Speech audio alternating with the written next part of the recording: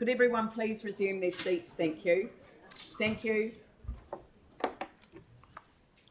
It is with profound sadness that we learned on Friday, the 9th of September, of the death of Her Majesty Queen Elizabeth II at Balmoral in Scotland. As a nation, we stand together alongside the peoples of her other realms in the Commonwealth to mourn and remember a much-loved and admired sovereign. Our Queen dedicated her life to the service of her people. Her 70-year reign was remarkable. It is hard to fathom that when Elizabeth ascended to the throne, the major leaders of the world were Winston Churchill, Harry Truman, and Joseph Stalin. In New Zealand alone, the Queen had 16 Prime Ministers during her time on the throne. As a city, we were fortunate to have the Queen visit on 10 occasions, the first being in 1954, 7 months after her coronation. She returned to the city in 1963 and 1970, and that's my fondest memory of seeing her arrive as a 10-year-old. In 1974, the Queen again made the long trip to Christchurch, accompanied by the Duke of Edinburgh, the Prince of Wales and Princess Anne to attend the Commonwealth Games. The Queen also visited Christchurch in 1977, 1981, 1986, 1990, 1995, and in 2002 for her final visit. While the Queen had not been to Christchurch for 20 years, the city had remained in her thoughts and prayers, with messages of support being received from her after the earthquakes and the mosque attacks. Our thoughts go to His Majesty the King and members of the royal family at this time, and we will stand and observe a minute's silence in tribute to Her late Majesty, Queen Elizabeth II, Queen of New Zealand.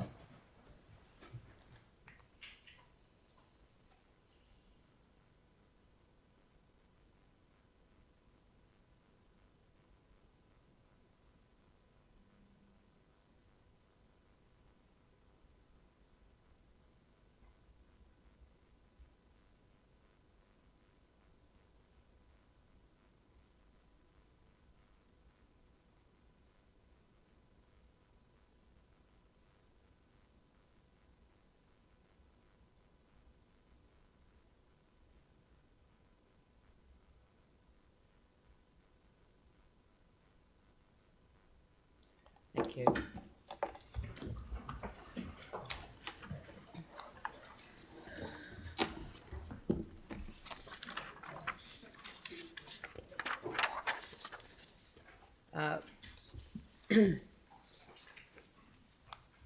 I have apologies for today's meeting received from Councillor Chen. Do I have a seconder for receiving that? Sarah Templeton. I'll put that motion. All those in favour say aye. Those opposed say no. That is carried. We have no further declarations of interest declared. An apology from Andrew Turner for lateness. Sorry? Apology from Andrew Turner for lateness. Oh. Can we add that to the resolution? Thank you. Sorry? Oh, okay, sorry. And can you add Celeste Donovan to that? And I see Councillor Chu, which I'm kind of surprised zooming in. It's a shame that you're not in the chamber this morning. The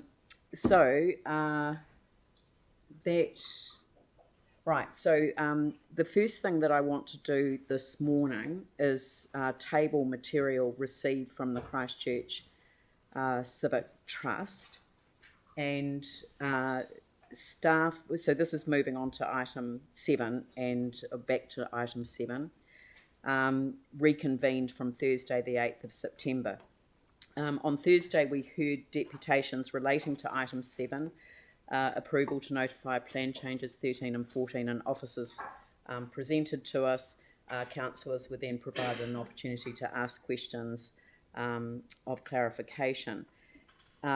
Staff are going to give us a short presentation in a minute, and they are going to remind us of our statutory obligations. They're going to cover some of the issues that were raised in the material we've just tabled, some of the other legal issues, some of the issues around trees, and also some of the issues around just the obligations that we have under the Resource Management Act. And I guess just to reflect on where we've got to, the deputations we heard last week have reinforced a lot of the feedback that we have received. And this was feedback, and I just remind councillors on the pre-notification, an approach which was designed specifically to draw our residents' attention to the issues we are required under the Resource Management Act to address.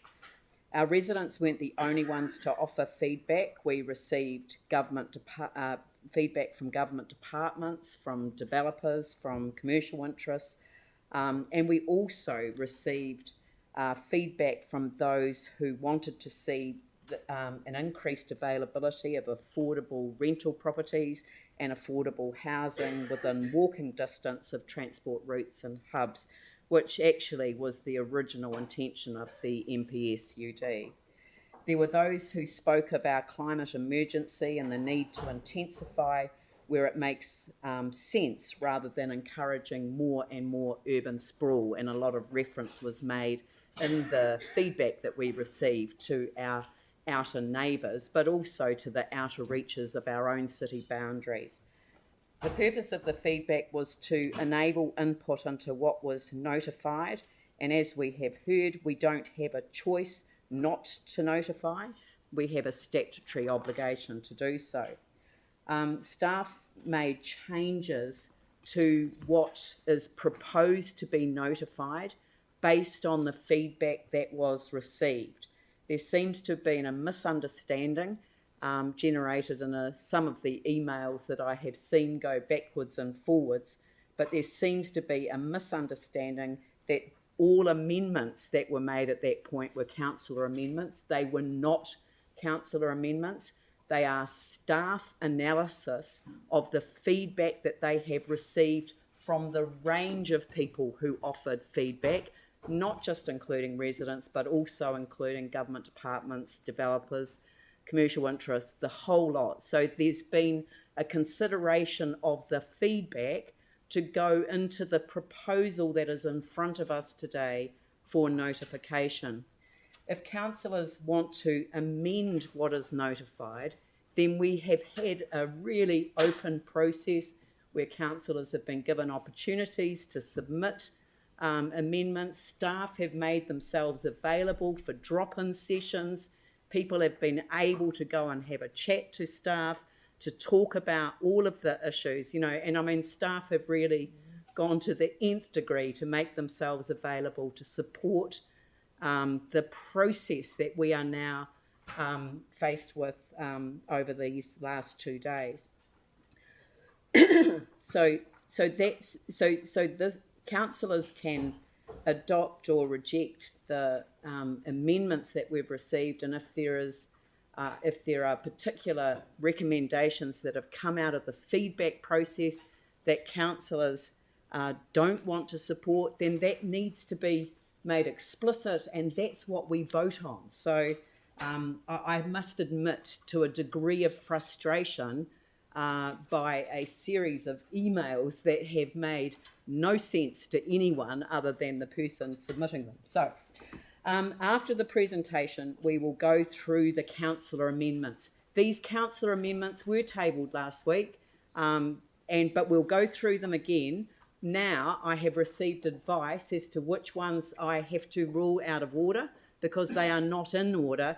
They are not capable of being considered by the council today.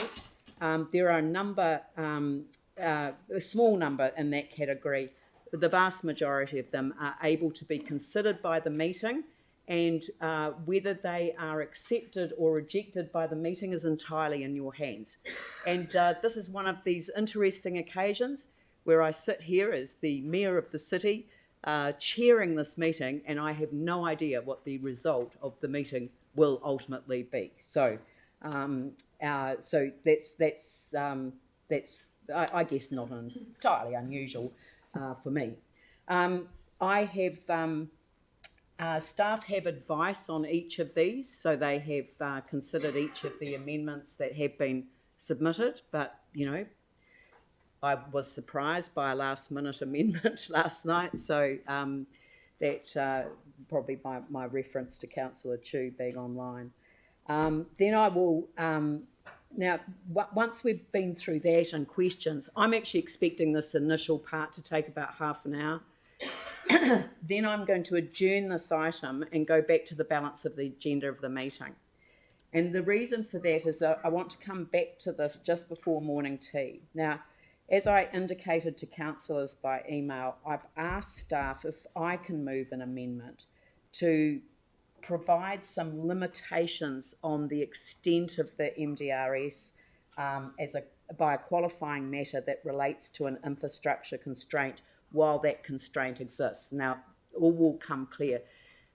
It's been very difficult to try and formulate this, so it's sort of kind of been down to the wire late last night. So if I'm in a position to do so, I want to table an option and then break for morning tea so that there's a half-hour break where people can have a good look at it, they can ask staff questions, and then we'll come back to the item straight after morning tea. And in some respects, you know, it's really been listening to what people have had to say and what the concerns are, but across the breadth and the depth of the issues, and not all of those have been covered, excuse me, in the deputations that we've heard. So gone back to the feedback that we received right across the board.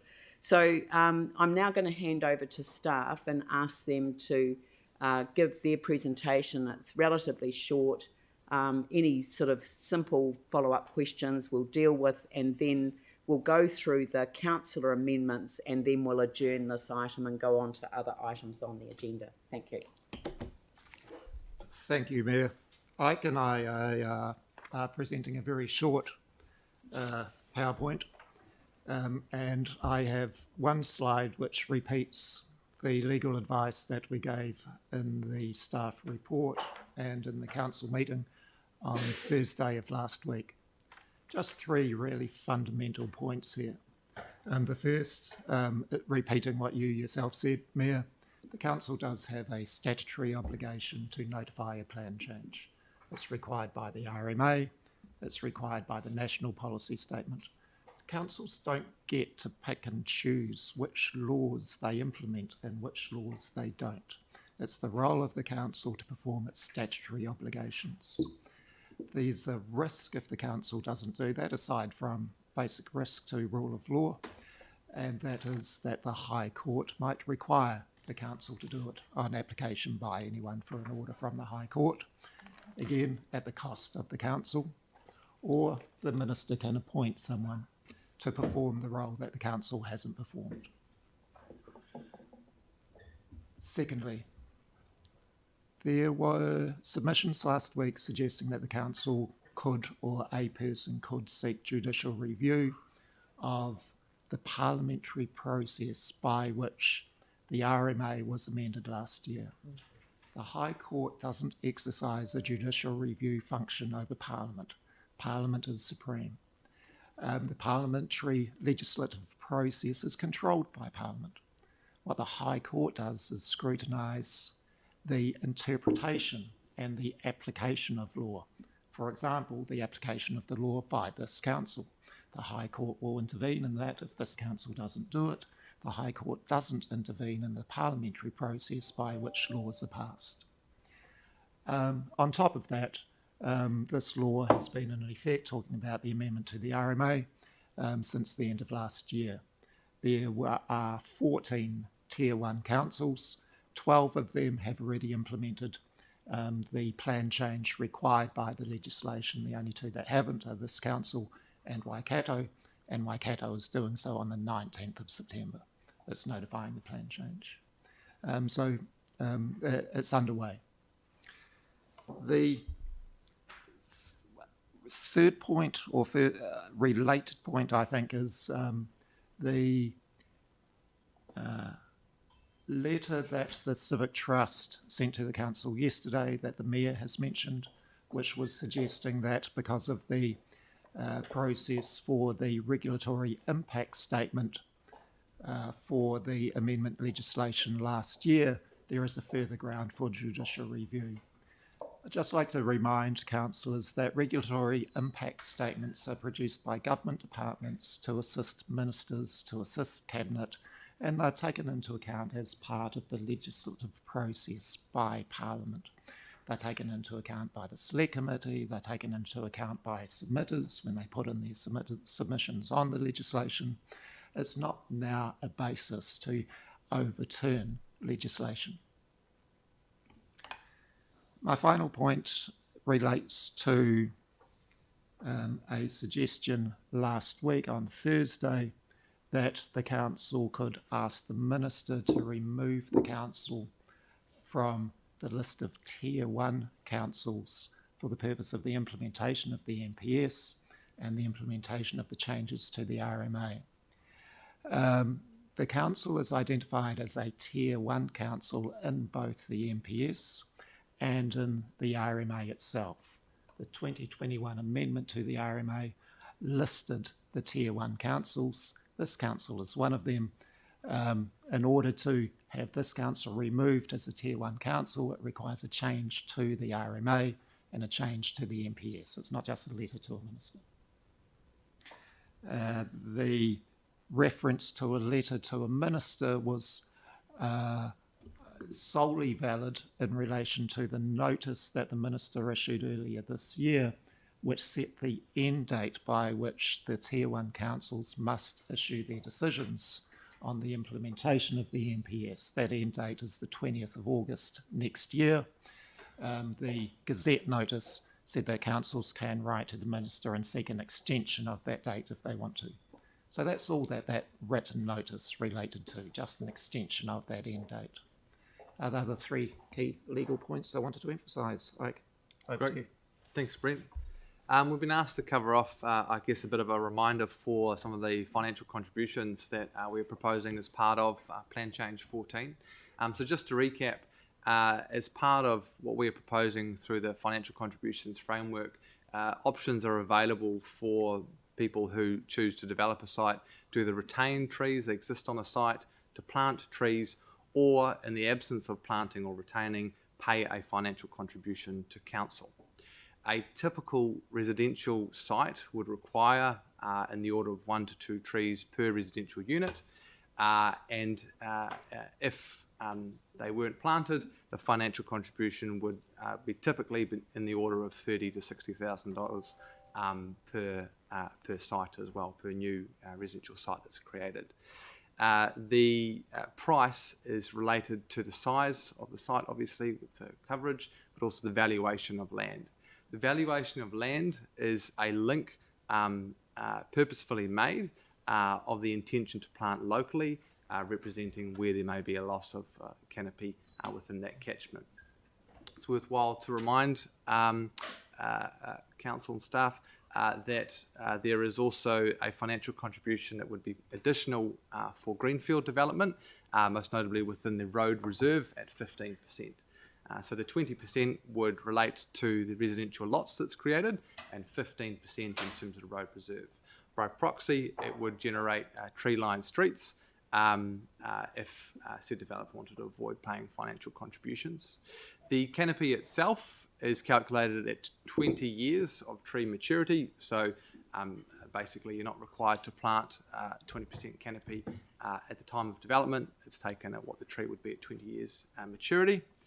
And the 20% canopy cover aligns with the MDRS national regulation for medium density residential standards for landscaping. And this protects the integrity of the policy because there is an alignment there in terms of the overall direction for financial contributions and landscaped area under MDRS.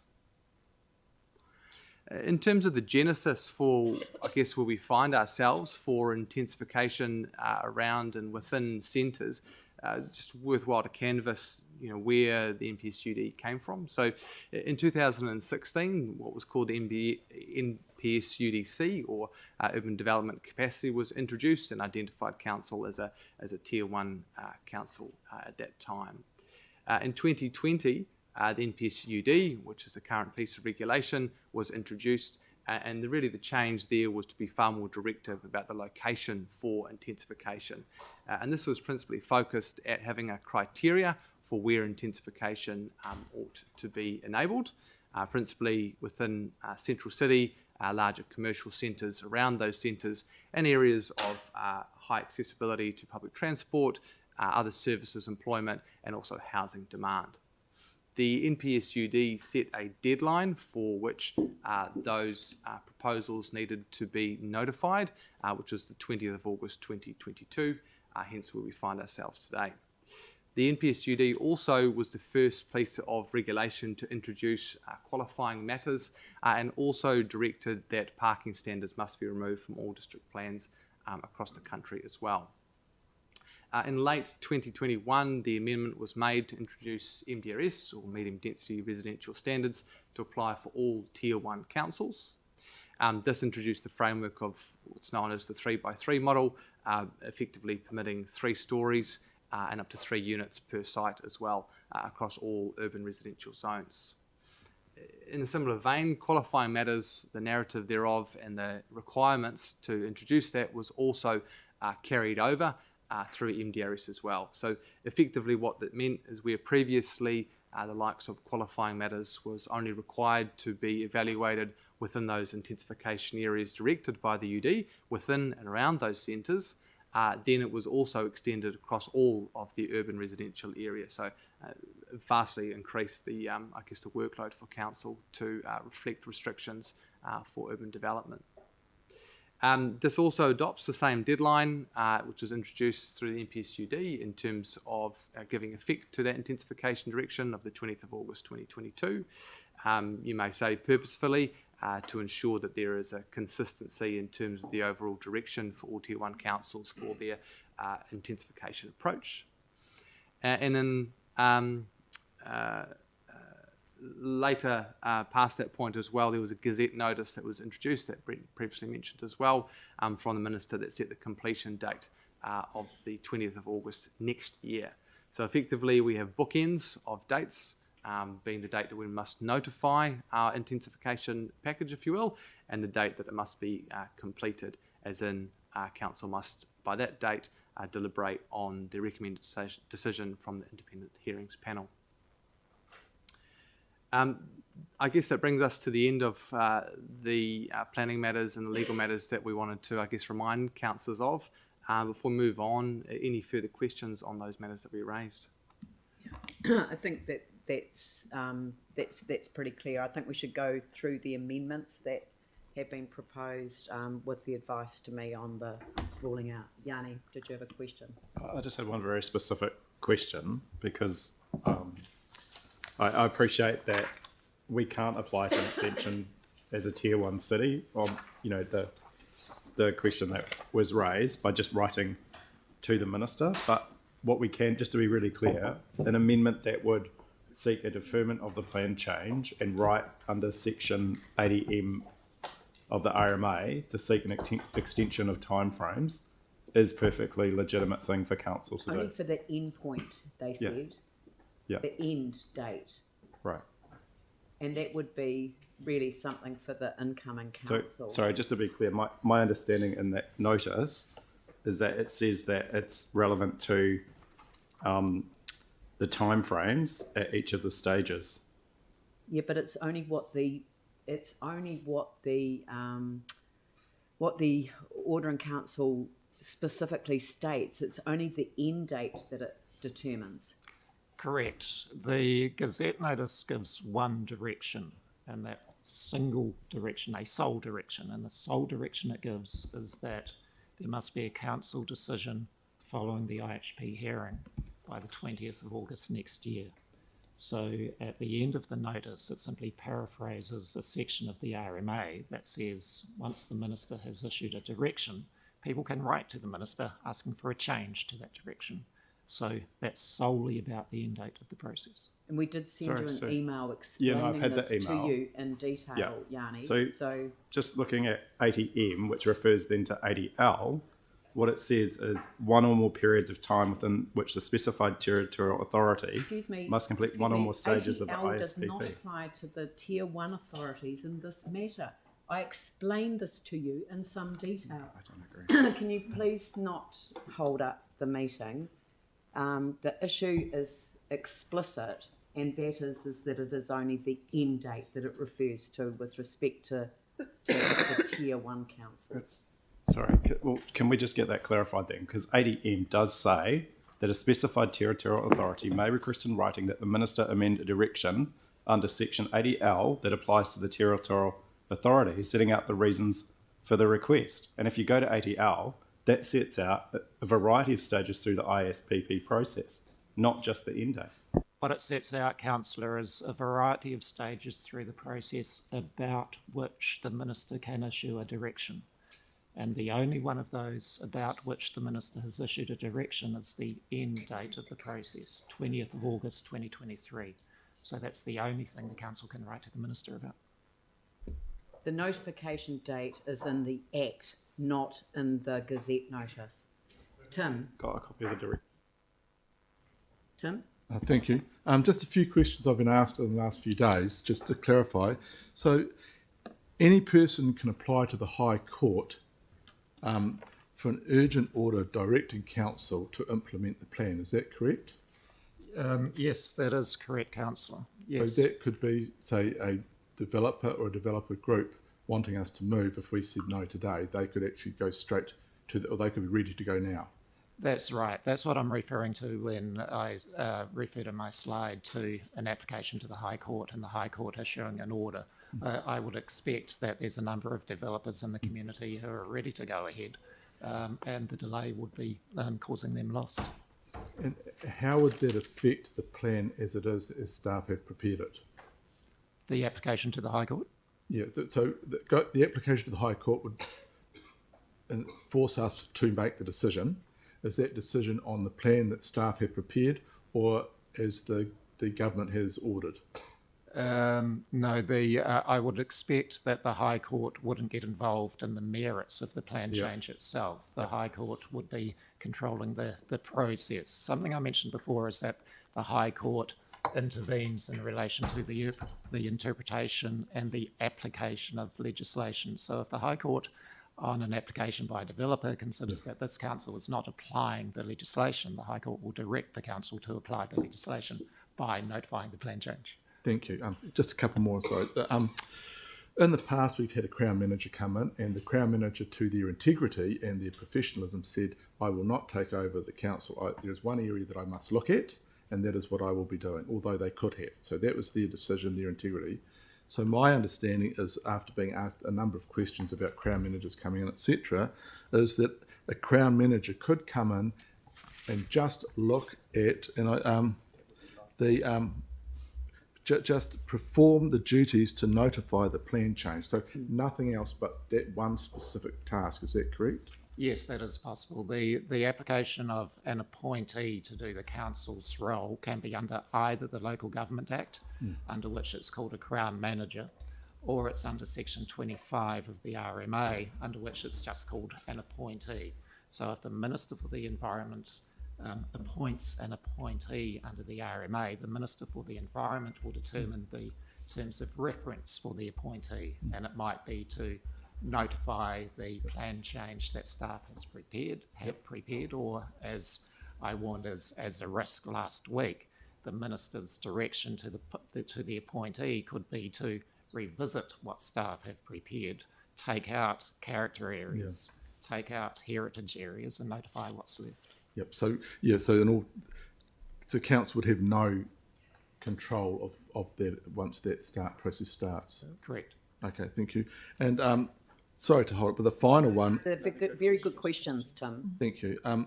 The final, with regards to judicial review, and I know it's you've gone with regards to government, but could judicial review be taken to council and look and review our process and our implementation of? My God, I've been going over this for half the time you have, I've realised, but so looking at the council's process for implication For notification. rather than the government. So could we be facing a judicial review?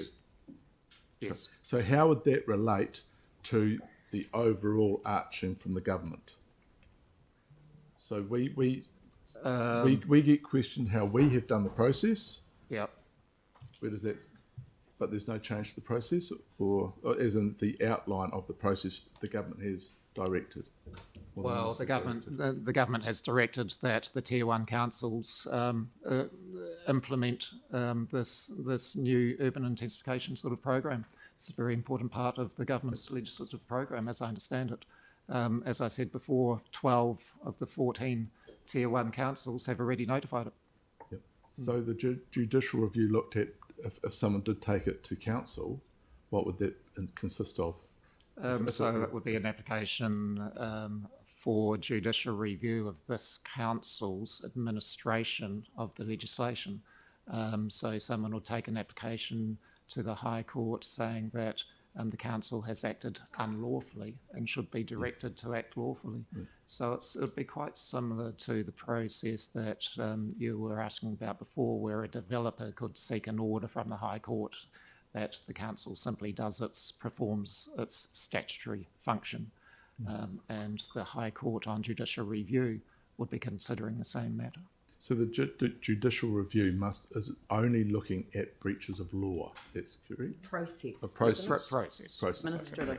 It's an administrative Yes. review, Yep. essentially. Yep. Judicial review. Yeah, just to clarify. Thank you very much, Brent. Cheers. Thank you. Yeah. Thank you. All right, we'll move on to the councillor amendments.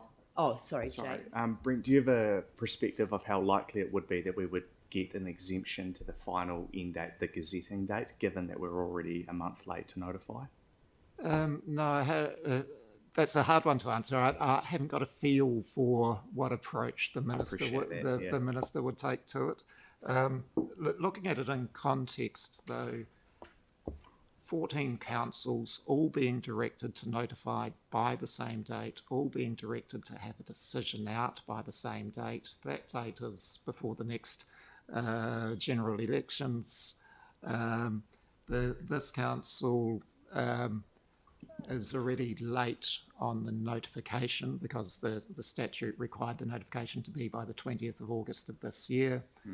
There was no formal process to get an extension of time. The council just said to the minister, hey, look, because of COVID and resources, we simply can't do it by the 20th of August. So I guess my point is that it's already happened once, plus there's the extenuating circumstance of we're already late at this stage, so you'd think you'd want to follow through with that at the tail end. But Yeah. I know what you're saying. You can't answer. That's fine. I can't answer for the minister.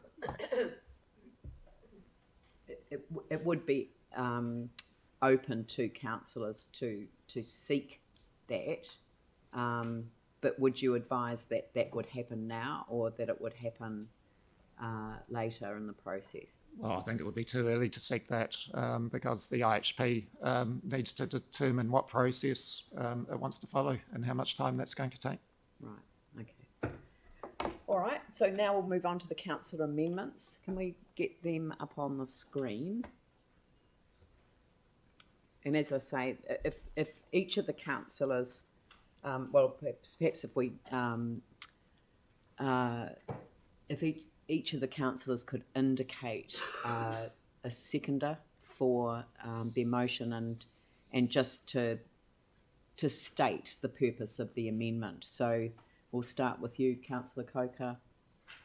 Proposed amendment number 7. Seconder is Pauline Cotter. Sorry?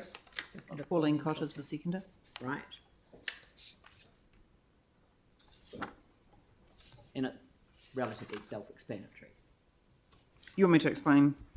So for number 7, at the moment, staff have put together a concept of having financial contributions required by developers if they do not put trees on sites to provide canopy cover in 20 years of 20%, acknowledging that at the moment no trees at all are required, and I'm seeking to increase that to 25%. So that way we can either have more tree canopy coverage or more money out of developers. Okay, and the 8A,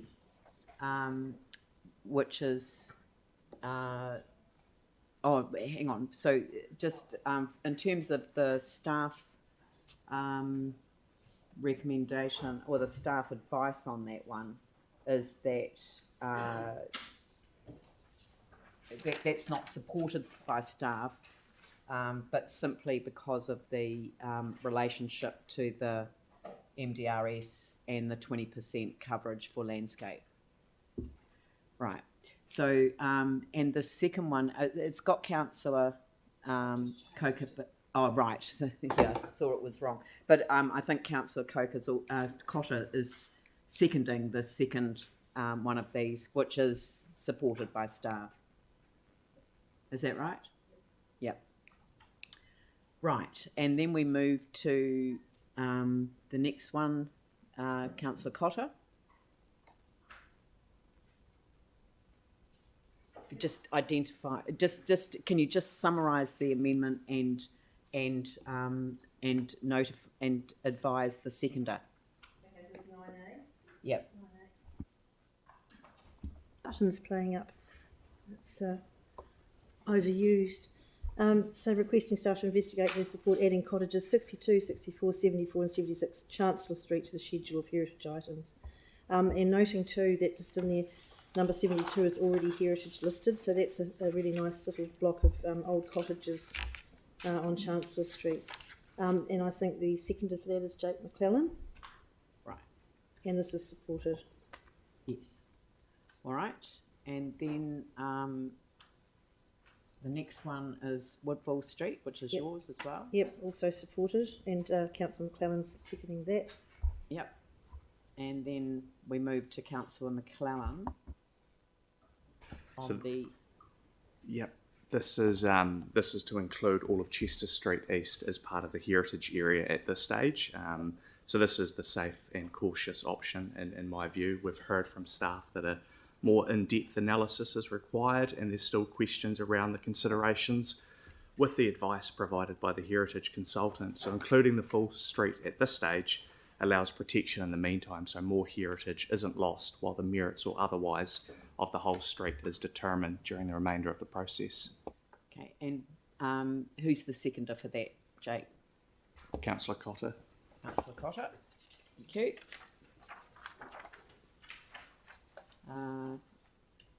Then we're back to Councillor Cotter for. Yep, this was a late one that came in from the residents down there, just wanting the southern end of Mersey Street included as a residential character area.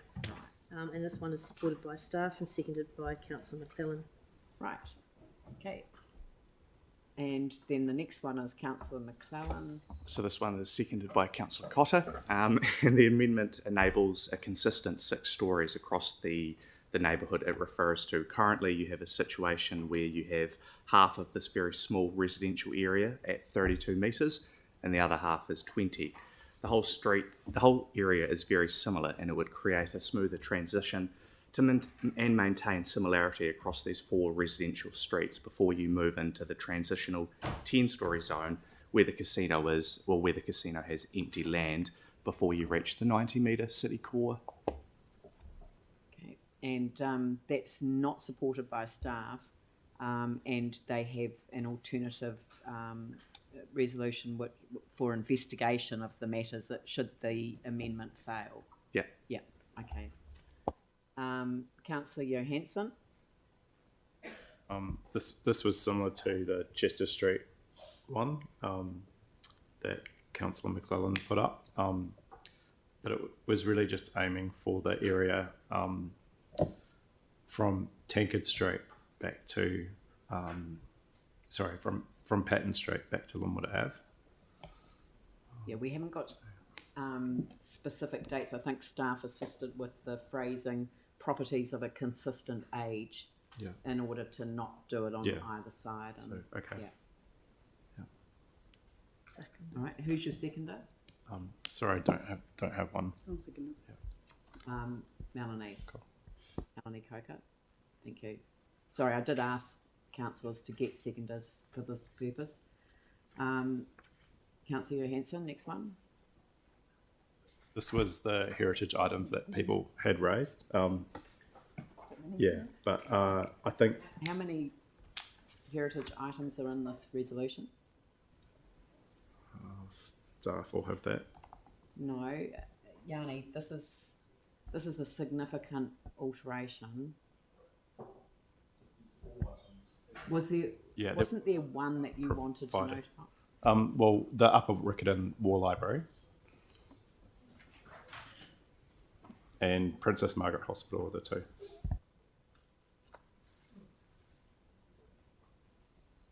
But happy just to do the Upper Riccarton Library. It's a shame Jimmy wasn't here.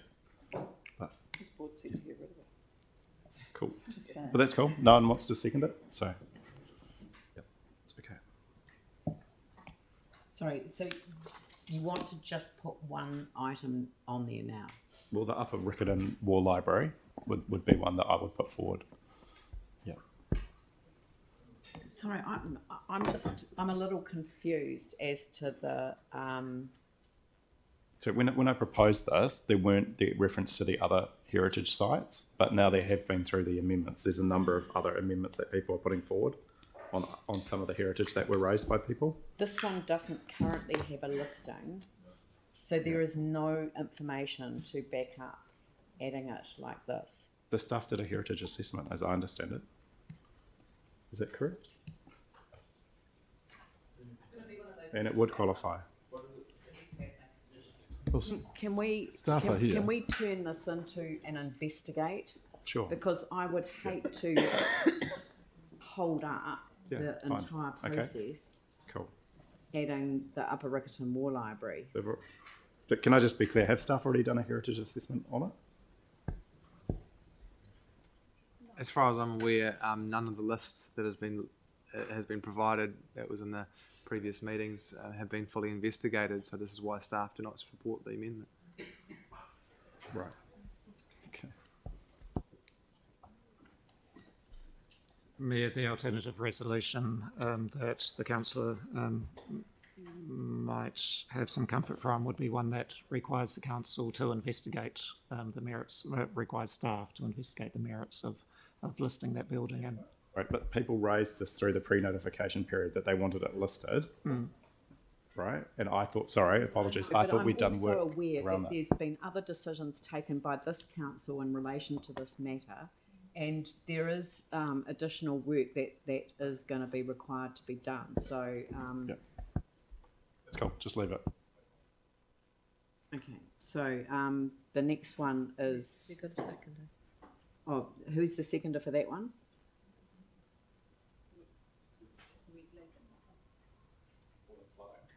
No, who's the seconder for the Riccarton War Library? National Geese staff at the Christchurch offices.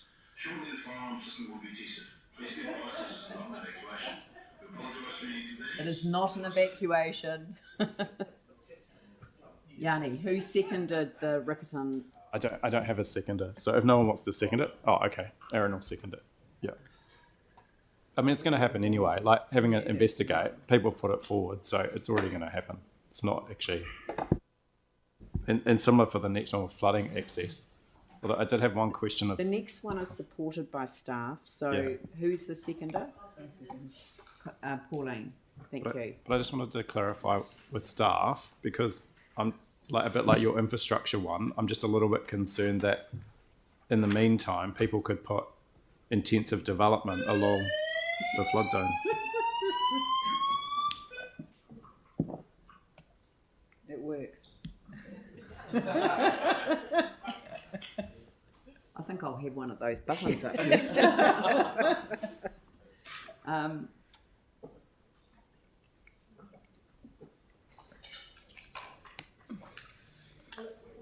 Yeah. No, but the concern is that in the meantime, people could develop in that area where we've spent money buying out flood-affected properties, and I just wanted to. High flood management areas are already got challenges around them. So you're talking about access to properties. This is not about the high flood management areas because that's already in the qualifying matters.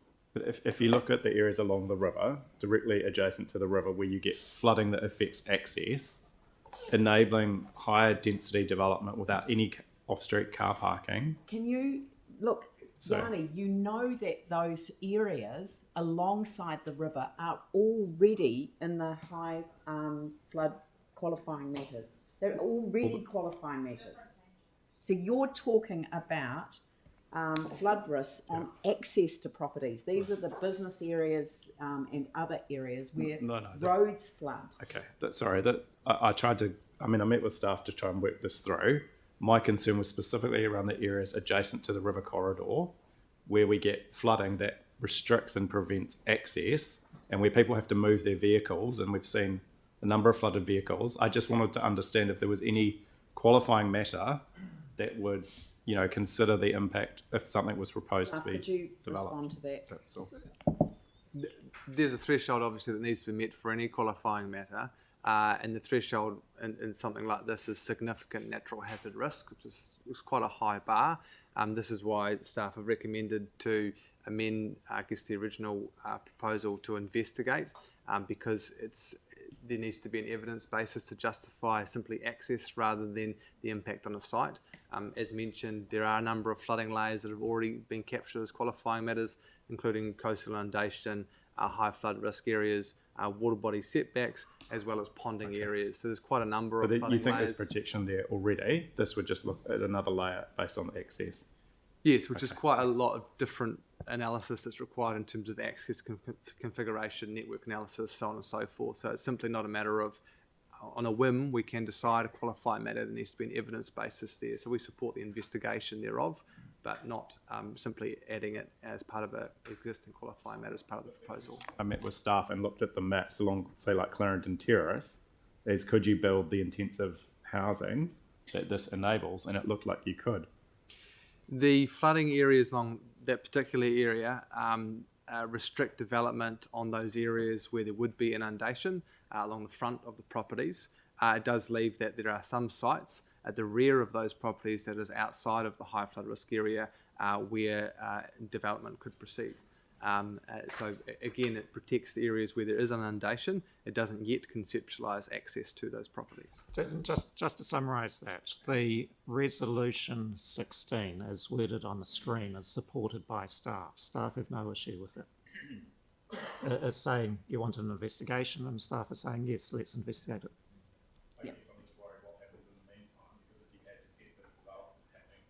Yanni, the protection of the qualifying matter is a 1 year protection, because if the qualifying matter goes in, then it will be protected thereafter. So it's only the 12-month period between now and the formal decision. So the next one is the effects from industrial zones, and again that's supported by staff. So who's the seconder for that? Jake McLaren. No, that's fine. The only other thing I wanted to clarify with staff, when I've read through the plan change, I see that we are making a number of changes to industrial zoning, but I was sort of under the impression that we couldn't do that. But there's things around commercial centres that are being changed. There's things around hospitals that are being changed. So I was just initially the idea was to put some protection or some changes to the industrial zones so that was more compatible with residential. But I was told that sort of wasn't able to be happened. It was out of scope, and I don't quite understand when we're making those other changes why that's out of scope but the other ones aren't. Sure. So the direction under MPSUD is to intensify any areas that are within those walkable catchments, and that is any building density or height. And it's not just limited to residential or commercial or otherwise. And that's why you see changes to the likes of hospitals, schools. There are numerous schools that will be uplifted, so on and so forth, when they are within those intensification catchments, if you will, from centres. And so that's why we have a brownfield overlay that has been inserted for a number of industrial sites around those walking catchments. And that is why we see the likes of the Sydenham area being proposed to change to mixed use zone as well, which is currently industrially zoned. And Tim? Sorry, just to go back to 16, when you're looking at that, when I was on the hearings panel with regards to high flood hazard management areas, the QC and the specialist planner from Wellington did mention about in a flood event getting access to properties with an emergency, so a heart attack or something like for emergency services. So could you look at that when you are investigating? Because I'd be interested in the feedback on that.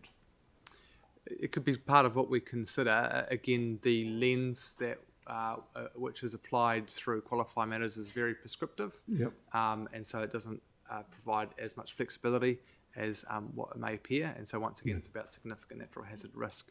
Some of those other things are tangential to that, but certainly part of what we will look at part of the investigation. I think the reference to investigators reflecting that there's further work to be done to identify the extent of areas where access is affected by flood risk. There's a range of factors that influence whether access is impeded, including the depth of flood water, the time that the flood water is present and until it recedes, the time available to people to evacuate or to get suppliers to isolate at home. So, and it's not limited to areas along the Heathcote River. It affects, for instance, the Port Hills with reliance on Main Road and Redcliffs for access from coastal hazards. And our advice is that we investigate it further, but it does require a comprehensive approach that looks at all areas, not just those identified. And Sarah Templeton's the next one. Do you have a seconder for that? Yep, Mike Davidson. Mike Davidson. And Councillor Chu, who's, could you run through your recommendation and Maybe to speak to it. name a seconder? So this one was one of the ones that we received from the Residents Association group. It's been split into two. One's been supported by staff, and one they said they needed to do some more investigation. Sorry, sorry, I've only got one in front of me. What's the other one? Oh, there should be two. There is a staff amendment that's been put forward in the resolution. Oh, that's resolution 1, isn't it? Yeah, no, we've incorporated the staff requested amendment into the main resolution. That's fantastic. So this one, it's just to extend the Riccarton Bush interface zone. So the one that's been incorporated was for the 11C Quarry Street, and this one here is for the east side of Kahu Road, from 17 Kahu Road right through to the north side of Christchurch Boys High School. It's just for consistency reasons, because the sites on the south side of Titoki Street had been included as well. So we're hoping it would be supported, but that's that one. Sorry. Councillor Sam McDonald was happy to see. Right. Okay. So that's seconded by Sam McDonald. I'm still not absolutely clear where it's intended to cover. Oh, okay. So it's specifically 117, 90, it's on the resolution there, 19A, 21, 23, 27, 29, and 31 Kahu Road. So it's only those properties? Yeah. Okay. All right. All right. And staff are not supporting that because it's not yet researched and analysed? Is that... That's correct, and people are freely able to make a submission in support of that, and we would have to consider that as part of the formal process. Right. Okay. So there are all the resolutions, and as I say, I'm just going to adjourn this item so that we can come back to it. But as I say, I've got an additional one, but I kind of want to get people focusing on the other items on the agenda for the council meeting. We'll come back to it before morning tea, and then we'll break for half an hour. I haven't scheduled a time for that, but we'll see how progress goes. So can I just again thank staff for the incredible amount of time and effort that they've put into this, and we'll come back to the item after morning tea. Thank you very much. Thank you. Right, so if we go to the agenda for the balance of the 8th of September meeting, the next item on the agenda is Northcote Road signalised pedestrian crossing to support the new Marion College on item number 22. It's a Part A report from the committee, and it has an updated recommendation in relation to the funding of the scheme design. So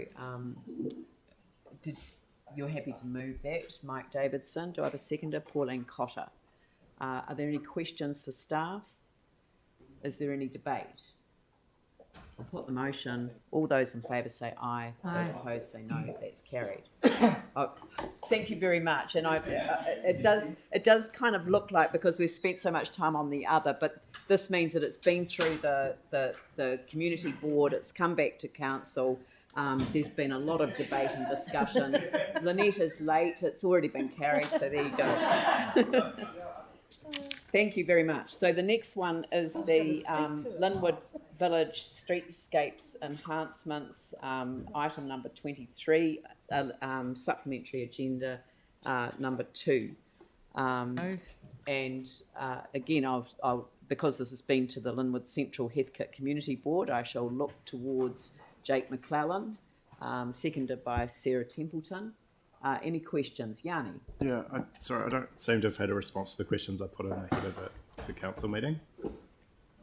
So I asked some questions around, Fens have wrote a submission that was raising concern with the street design and how they would be incorporated into, and so my question was around how they would be engaged in terms of detailed design. I also asked about the social impact and whether we could extend the central city security guards that council's paying for to go to the inner city East Village. Yanni, I'm sorry that, can we focus design on the issue that's in front of the council? And, sorry, Have you read the submissions? I haven't seen your questions. The reality is that This was a late supplementary item that was added with less than a day's notice. I put the questions in the morning of the meeting. It went to the community board, and the community board has gone through it in detail. That's why it's here. There was new things that came, like the security guards, that only came between the Yanni, time. the security guards is not part of this paper. Can you please focus on the paper that is in front of us and just try and address the issues? Sorry, so have staff not got the questions? We haven't seen the questions, no. Cool. So in terms of Fens, I mean, that should be something someone can answer. Yeah, I can answer that. So we did hold a kind of meeting with Fens and discuss the proposals and the design, and they did raise some concerns around things like what types of plants planted in the intersections and their flammability. But in terms of the operation of fire trucks through Linwood Village, they were actually happy with how it would operate. When we had a direct conversation with them, they didn't have any overriding concerns over our designs. So it wasn't a pro forma submission. It made specific reference to access along Stanmore Road. Yeah, so when we spoke to them, the widths, they were very happy with what was being proposed from that perspective. Okay. And then the other question I had was, if council wished to address the funding shortfall today, what's the best resolution to do so? Oh dear. I think it's an annual plan issue, isn't it? And that's the mechanism for bringing additional funding, as far as I understand. So why do we have to wait till the annual plan, given that we've had other projects that have come back when they've got a shortfall for funding outside of that process? I don't know. That's beyond us. Can the chief executive? Do you know what the shortfall is? Because how can staff answer the question at the moment? It's ridiculous.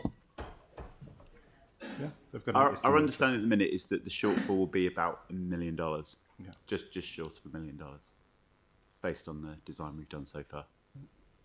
I mean, we've got a report in a few days' time where there's additional money that's needed.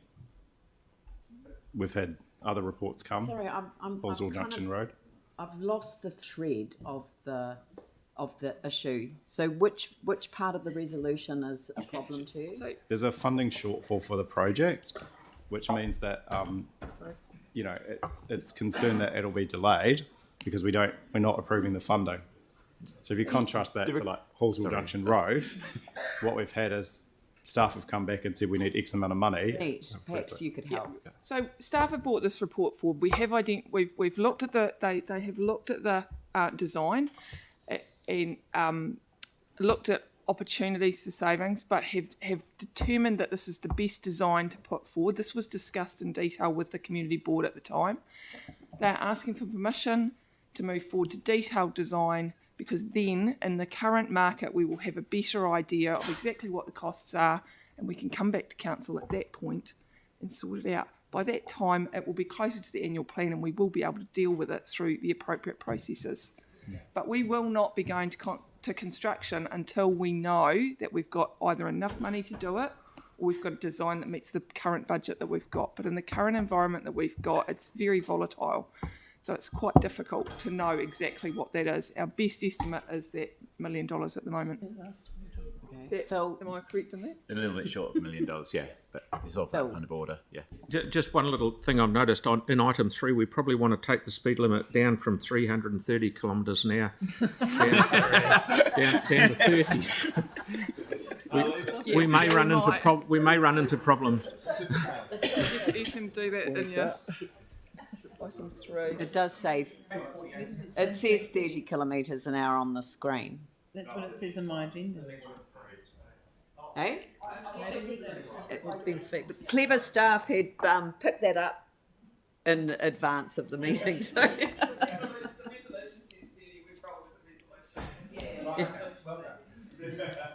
Good point though, 99. Chocolate fish. Yeah, chocolate fish for that man. All right, so that's the questions. Is there any debate? I'll just say a few words. I just wanted to thank my colleagues for agreeing to bring this forward as part of our first annual plan. This was a promise made to the Linwood community in 2012, and this vote today is us keeping true and delivering on that overdue promise. I know that during the detailed design, staff will work with stakeholders like FENZ to put forward a design that meets the needs of all users. The same is true of considerations when it comes to tree planting, which also come up in the consultation. Like so many projects Council is undertaking at the moment, this project is under cost pressure. However, I'm glad staff have not proposed to take from the project that only offers the basics to a community that has modest expectations. Thank you. Yanni? As the councillor said, this has been a project that's been going on for a wee while, and it was good to get the money on budget. But I am concerned, I don't understand why this community should be told they have to wait for sufficient budget to be found when other projects have come back to us and we've added the additional budget as part of the report to this council. But once again, this area is being told they have to wait, and I don't agree with that approach at all. If we know what the shortfall is, the estimated shortfall, then I think it should be incumbent on us today to put that money on budget if we want this project to proceed. Because I can't imagine when it comes back that as part of the annual plan, the longer we leave it, I think the riskier it is that the cost escalates. The other thing is that I would encourage councillors, I hope all councillors have read the submissions. The social issues was the most commented on thing that people raised around this upgrade. And to not be able to put a resolution to extend our central city security patrols that we're funding as a council in partnership with another organisation to look at this area, I think is just incredibly short-sighted. We should actually look at how we can address some of the social impacts in this community, given the overwhelming sense that people have raised through this process, that not just enhancing the street in terms of safety, but actually looking at the community perception and feeling of safety around the antisocial behaviour that's occurring is equally as important and valid. And so I'm really disappointed that I'm unable to move a resolution to address those issues.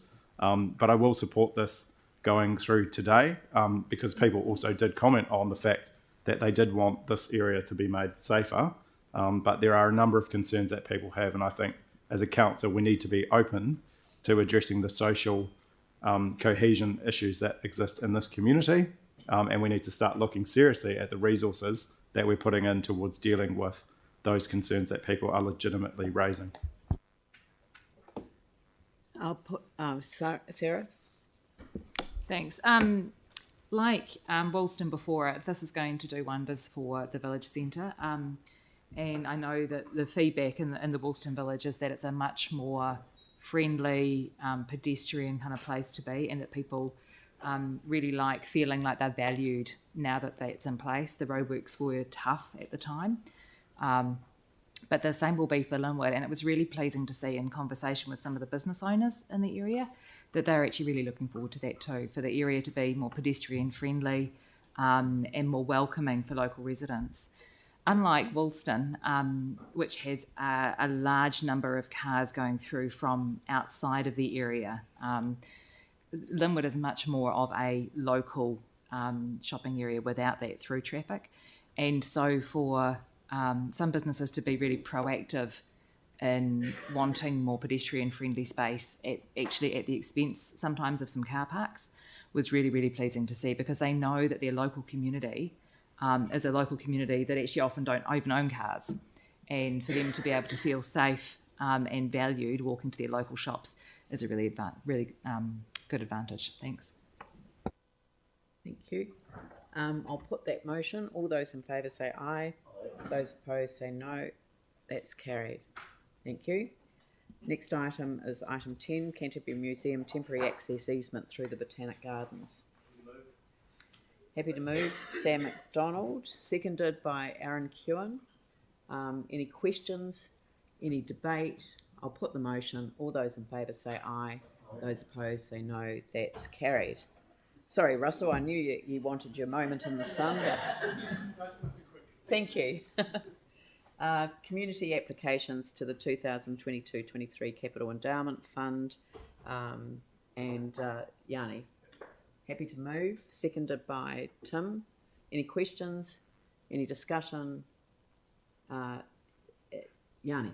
Yeah, just quick, I just wanted to acknowledge and thank staff for the work they're doing with both of these organisations who, have faced some challenges, and I just wanted to, just say thank you to the staff for working with them and continuing to work with them to find solutions to what are two really, I think, valuable organisations in our city, and enabling the work that they do to continue. I'll put the motion. All those in favour say aye. Those opposed say no. That's carried. The next item is item 12, Hearings Panel Report to the Council on the Devote Treated Wastewater Options. Councillor Davidson, over to you as the Hearings Panel Chair. Thank you, and I'll take the report as read. I'd just like to thank the fellow panel members, Councillor Cotter and also Tori Peden, the Chair of the local community board, and staff for all the work that they've done. Obviously, this had overwhelming support for the option that we're recommending, and was supported by the key stakeholders, including Onokururanga and the Akara Golf course. Thank you. So you'll move that? Yeah, happy to move. And seconded by Pauline. Are there any questions? Andrew? Thank you. And these are questions that I'd put through to staff already some time ago. So probably would be, in fact, I'd indicated that I would ask them in the meeting. So referring to section 8.2.5 in the report, the panel queried whether the resource consent for the irrigation system should be put out for public notification. Officers advised that resource consent may be limited, notified to immediate neighbours only. Additionally, Environment Canterbury will assess effects on the environment, including effects on neighbours as part of the resource consent process. All well and good. My question was, what does may be notified to immediate neighbours only mean? Does that mean it could be, or that it must be, or that it might be? So just some clarification as to what that wording actually means, because it could be read in a number of different ways. And realising that affected parties may be more than just immediate neighbours. There are some views, and I don't know to what extent they're held, but there are certainly some views that have been expressed to me by people in the community that believe that the notification should be broader than is suggested by this paragraph. So I'm just interested in the advice that was provided to the panel and what that clause actually means. Yeah. Essentially, the decision of is it limited notification or wide open notification to all the public is up to ECAN. It's not our decision. So the term maybe is leaving that open for ECAN to tell us what their position is when the resource consent goes out. So the role of the panel in this regard is to realise that ECAN have got that future determination, that future decision to make. There is nothing we can do at this stage to decide, suggest, request that a particular type of notification, a particular level of notification occur?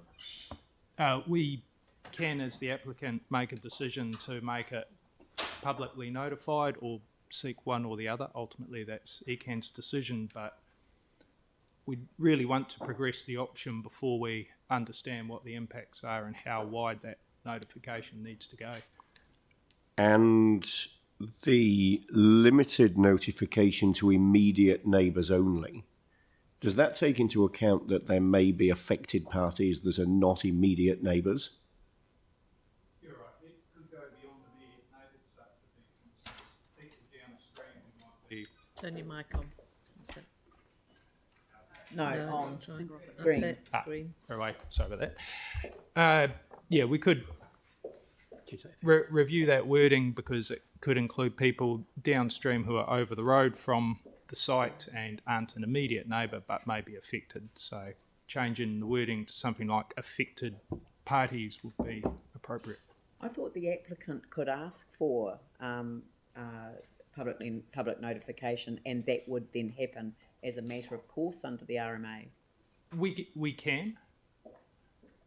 Okay, so that's the answer to your question. Yeah, but the advice provided as to why we wouldn't do that is the advice that's contained in the report. Staff don't believe that it would be helpful to publicly notify.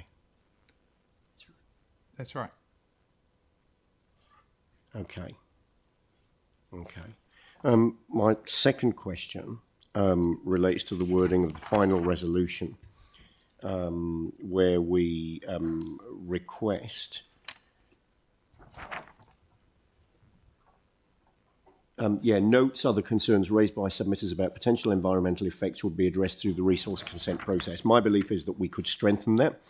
We could I was suggesting that we could request staff ensure that other concerns raised by submitters are addressed through.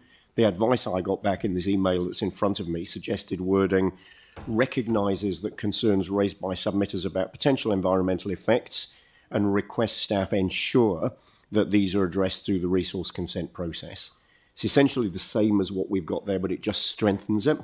And if the meeting were comfortable with that changed wording, I'd like to suggest, and I've spoken to Mike about this, that we change the wording of clause resolution 8 to this wording which has been suggested by staff. Should it be the application process, because we don't control the giving of the resource consent? Thanks, I was agreed. Oh, I read your mind. All right, so recognises that concerns raised by submitters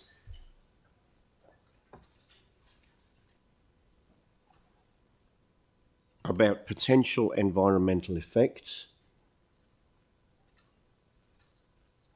You've got the words. It's all. It's most of it's there. Yeah. And requests staff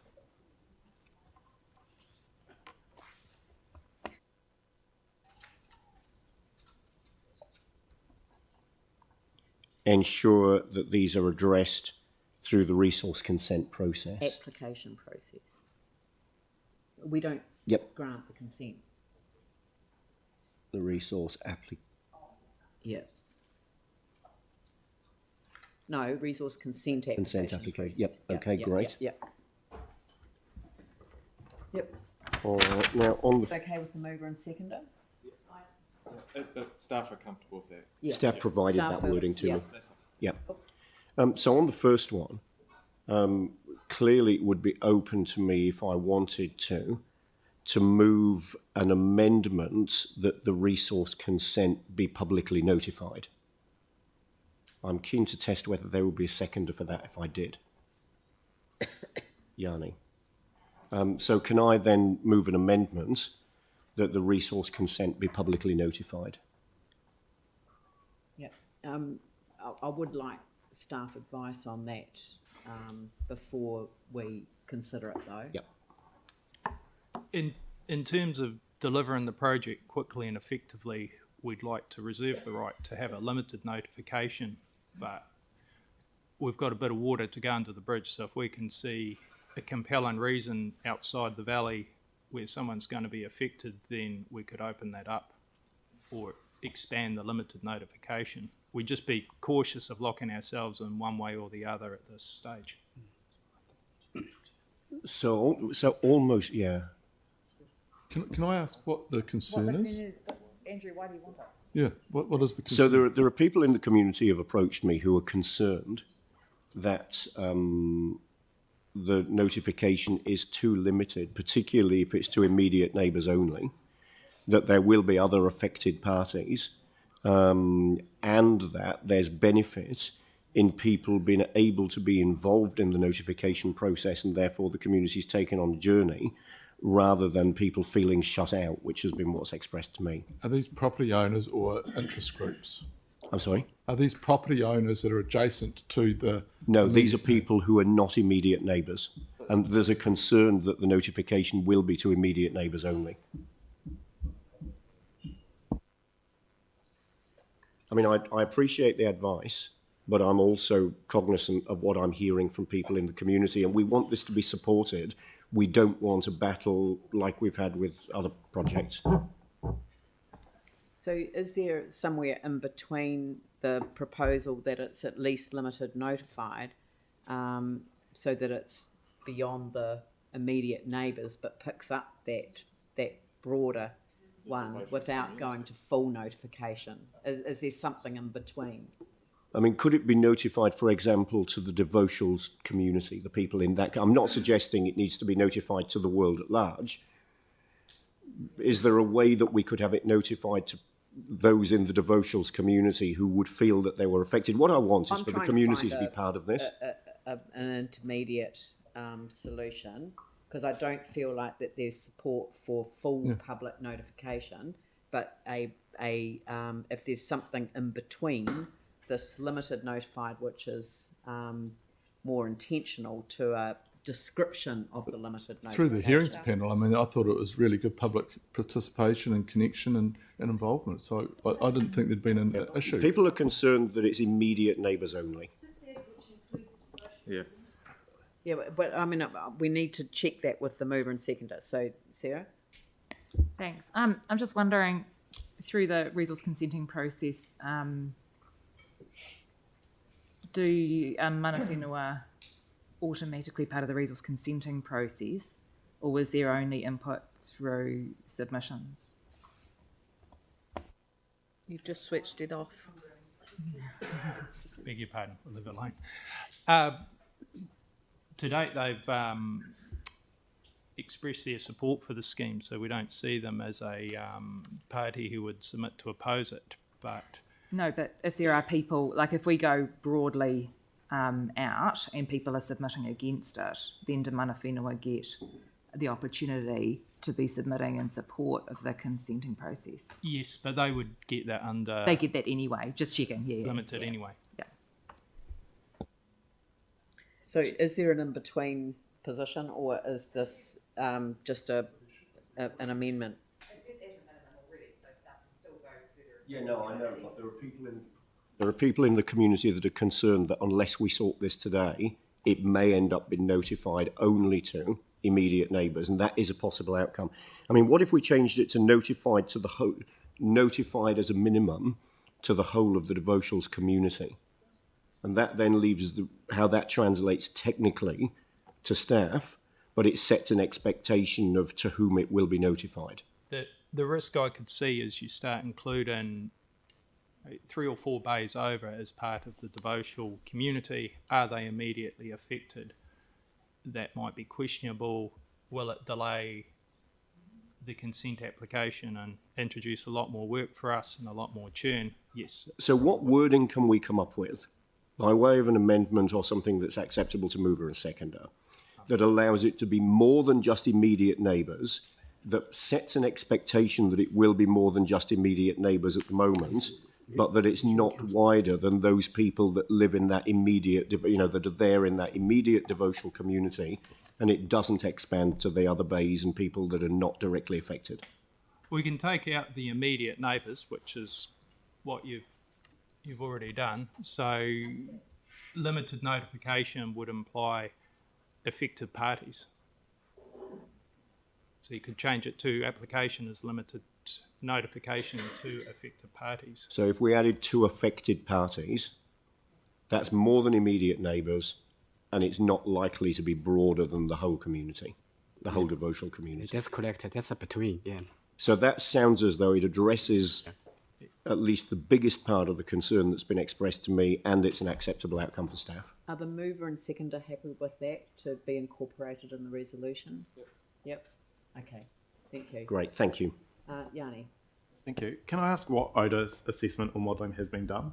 Because in the report under 8.23, it says that mana whenua have raised concerns around timing of irrigation and odour. And then staff say advised the odour risks are low given the level of treatment. But I just want to know what modelling you've done to come to that conclusion. We haven't done detailed modelling of odour or that sort of thing. What we're seeking to do is take the organic out the water so there isn't a source for odour, which is why we believe there wouldn't be significant odour from this exercise. But it's I guess for those of us who have dealt with communities where odour has been an issue and there's been an assumption that there's, and I appreciate it's not really the wastewater treatment plant, obviously that's got it's the a fire, completely but different issue. the organics part, Yanni. which at the time the decision was made, there was concern around the level of odour modelling. So, I'm just trying to get some understanding of what the process is then that you will go through, because I think that directly impacts on the notification question. Because if you know who's likely to be impacted, then obviously you'll notify. At high level, there's a technical assessment done by Baker, and the outcome is the effects will be very minor. Right. Yeah. In terms of odour. Odour, yes. Yeah. Given the high level of the treatment, and also other wind assessment and the distance, and between our irrigation area and the neighbour. Yeah. There's a high level assessment. And through the consent process, will there be odour modelling done to show what the impact could be on the community? It may not be modelling, but we would have to demonstrate there wouldn't be an odour issue and what controls and systems would be in place if something happens. What action do we take? So it would be highly unlikely for a wastewater process not to have scrutiny on odour. The water is to be treated to a very high level. When it is irrigated and the people still can play golf, so that water quality level is very high, and the odor, there can't be odor. Yeah. And just in terms of the notification, so like the limited notification, I mean, council could publicly notify it if it chooses to. It's our call as the applicant. We can We've offer. just had a long discussion about that, and we've got an agreed position here. So just please, can you focus your questions? I'm just trying to understand, again, because I wasn't on the hearing panel, but in terms of if it was publicly notified, what the concern would be around other bays making submissions. Yanni, we have already discussed that. Staff have already advised that the delays that would be caused were of significant concern to them. So they've already identified that. There's been a discussion that's occurred around an amendment, and it has now been changed in the way that it's being notified. So, and if you want to move an amendment to make it publicly notified, then you'll have to find a seconder for that. But I don't want to... I want staff to focus on questions related to the issue. Yeah, I guess from my experience though, like with limited notification, it is a very narrow threshold about who can be notified. It's limited notified to affected parties. That's very clear.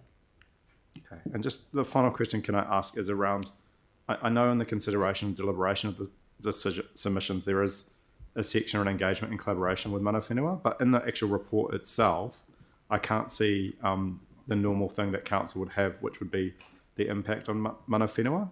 And so just given what we've heard lately around our decision making, particularly around Three Waters, I'm just curious as to why we don't have a section around impact on mana whenua, and whether we have any joint decision making that we would do, like that fundamental shift in terms of decision making rather than just we've consulted. In the working party, which looked at the various options and where we could go, mana whenua were actively involved in that process, so it was quite a collaborative approach up till then. There is a attachment to the report which has got a letter of support from Ngāi Tahu, and there was I believe a cultural impact assessment done through MKT in the sort of early investigations phase. So Inuku has been well in the mix right throughout the process. And they are supportive. Thank you. All right, I'll open it up for debate. I'll put the motion. All those. Oh, no. Sorry, just quickly. I think this is actually quite an important decision we're making today. But first, I'd just like to note actually this was well supported from the community, which was really pleasing to see. And actually, one of the reasons why we put in 7 was we actually wanted to ensure it wasn't, non-notified. Actually, that the affected parties, the community, did get an opportunity to actually be part of the process moving forward. So that was the concern, and that's why we put that on.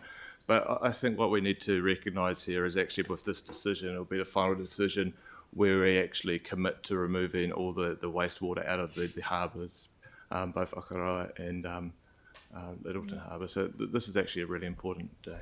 Thanks. Yeah, it is a big step. Right, I'll put Andrew. Yep, just very briefly. This is, and as Mike has said, this is a significant decision. This is a conversation that's been going on with this community for some time.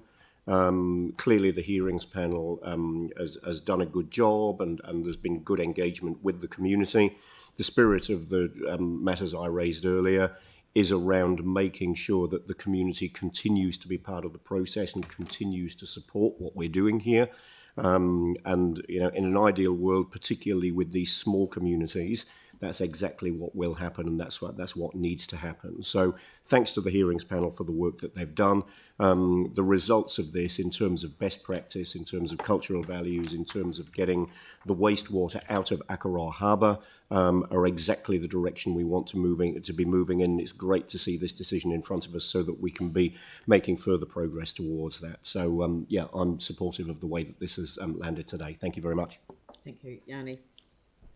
Yeah, thank you. I want to acknowledge the work that's been done on this, and particularly the work with mana whenua. And I do think that it would be important, if this goes through today, that council does write to Minister Megan Woods and Minister Nanaia Mahuta, just showcasing this as an example of where we are working with mana whenua to get good outcomes around Three Waters. I think this is a positive decision if this goes through today around coming up with a solution that addresses the issues that have been raised for a long time and looks towards a better environmental outcome. Okay, I'll put the motion. All those in favour say aye. Those opposed say no. That's carried. Thank you very much. Flood management options for Edgeware Road at Edgeware Village.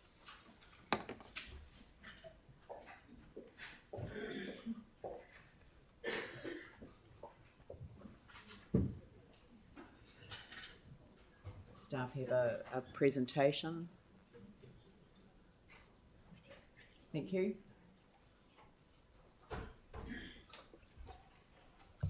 Kia ora. We're here to present the flood management options for Edgeware Road at Edgeware Village. A report which was initiated through a combination of community concerns around flooding issues in that area, and specific requests from the community board in particular to address these issues. The presentation is effectively in 3 parts. We're providing a bit of background, initially context setting for the issue of flooding in this area, surface flooding, which, as all will appreciate, is not unique to this area within Christchurch, which overall is a flat, relatively low-lying area relative to where the water can drain to. And hence, when we get any significant events, rainfall events, there will invariably be some degree of surface flooding. The second part is an outline of the steps we've taken in identifying and evaluating infrastructure options for addressing the surface water flooding issues in this area. And the third part is an assessment of those options and the recommendations arising from them. I have with me today, as you will know, Helen Beaumont, Head of Service for Three Waters, and Tom Parsons, Senior Surface Water Engineer. And Tom will lead us through the more technical aspects of that presentation. Fantastic, thanks Kevin. So I'll just quickly run through a bit about the drainage system to start with. It's a low-lying area. We have had frequent flood complaints from the Edgeware village shops or businesses in that area in particular, but there are other pockets of flooding in the suburbs surrounding. Essentially, the level of the street is below the flood level in the creek, and that's the primary issue that we have here, so that when it rains locally on the catchment, the water can't, and the creek is up, the water can't get away. And also, it's a long way from Edgeware village out to the outfalls in the Otakoto River, so there's quite a lot of open channel network and pipe drainage between the two, so there's a long way for the water to go before it can get away. Probably can't see this too well on the screen, but what it's trying to highlight is a bit of the topography, that the banks of the creek are above Edgeware village, and the red star shown on that map is the location of the Edgeware village shops on Edgeware Road. And the lighter colours, or the light brown colours in this map, show the lower lying areas that are below the top of the creek. And if we look at this, draw a line between the creek and that star and cut a cross section through, we can see that. And I'll just talk through this just briefly. On the right hand side there is the creek that I've just highlighted. If we draw a line down the centre line of Edgeware Road from the creek back to, say, the Peter Tim's Meats Butchery, that's the black line there. So you can see immediately that the top of bank of the creek is above the level of the road outside the butchery, and that there's crossfall on the road, so the road falls back towards the shops, which is this tan orange line below. And you can immediately see that if the water level gets high in the creek, not even at the top of bank, we start to have a problem, because that is above the curb level in the street outside their shops. And we can see that in photographs quite clearly. Here's a picture from July flooding, and you can see that there's water level ponding outside in the street. But if you look in the far distance up Edgeware Road, that's dry, and the photographs on the right are of the creek at the same time. So the water level isn't flooding out of the creek, but we are seeing problems in the street outside. So we can see from these photos that it really is about the water level in the creek rather than the pipes and the local curb and channel. In terms of investigating this issue, we had a study back in 2018 as part of the Land Drainage Recovery Program, and we found that there is significant flood risk in the wider catchment. There are about 16 properties at risk of above floor flooding, so where the modelled 50-year flood level is within 100 metres of the estimated floor level. So we don't have a whole lot of very precise data here, but it's not dissimilar to the level of investigation we've done previously for other catchments. So we've got 35 different buildings we believe to be at risk in a 50-year flood event in the wider catchment. Of those, about half are commercial buildings and half are residential. And this prompted some funding being proposed through the previous LTPs. We had about 6 million sitting, not in the current LTP, but in the previous LTP, starting out near at the end of that program to start this project, but that's been pushed back through the current LTP. The project still sits in the infrastructure strategy beyond the 10 years, so we're not anticipating progressing this project immediately. And in fact, you'll see through the recommendations, which I'll talk to later, that we consider the timing of this project through the next LTP when we can consider it in conjunction with a whole lot of other flood risk and flooded areas throughout the city. And that funding was pushed back through the last LTP because of our constrained financial envelope for a whole lot of reasons that you'll be well aware of at the time. So we've looked at three options here from an engineering perspective. Prompted by the community board, we investigated replacing the existing curb, but as we found and shown in those earlier slides, it's not really the curb height that's causing the issue, it's the level in the creek. We've previously investigated back in 2018 a large area catchment scheme, and we also looked at widening the creek downstream. So I'll touch on these options just very quickly. In terms of raising the curb, it's very challenging there with the levels of the shops. They back on the footpath, so we can't really raise the curb without lowering the road. That comes at a very high cost, and as we see, that would actually make the road closer to the flood level of the creek, which would make it more prone to flooding if the creek's up, which would obviously be a disadvantage. However, you'll see in the recommendations put in the staff report that we're not ruling this out entirely. We'd like to keep it sort of on the table through the master planning process. There might be some bright ideas through there, and they might want to move or change the curb through that process anyway, so we wouldn't want to preclude those sort of options through a resolution today.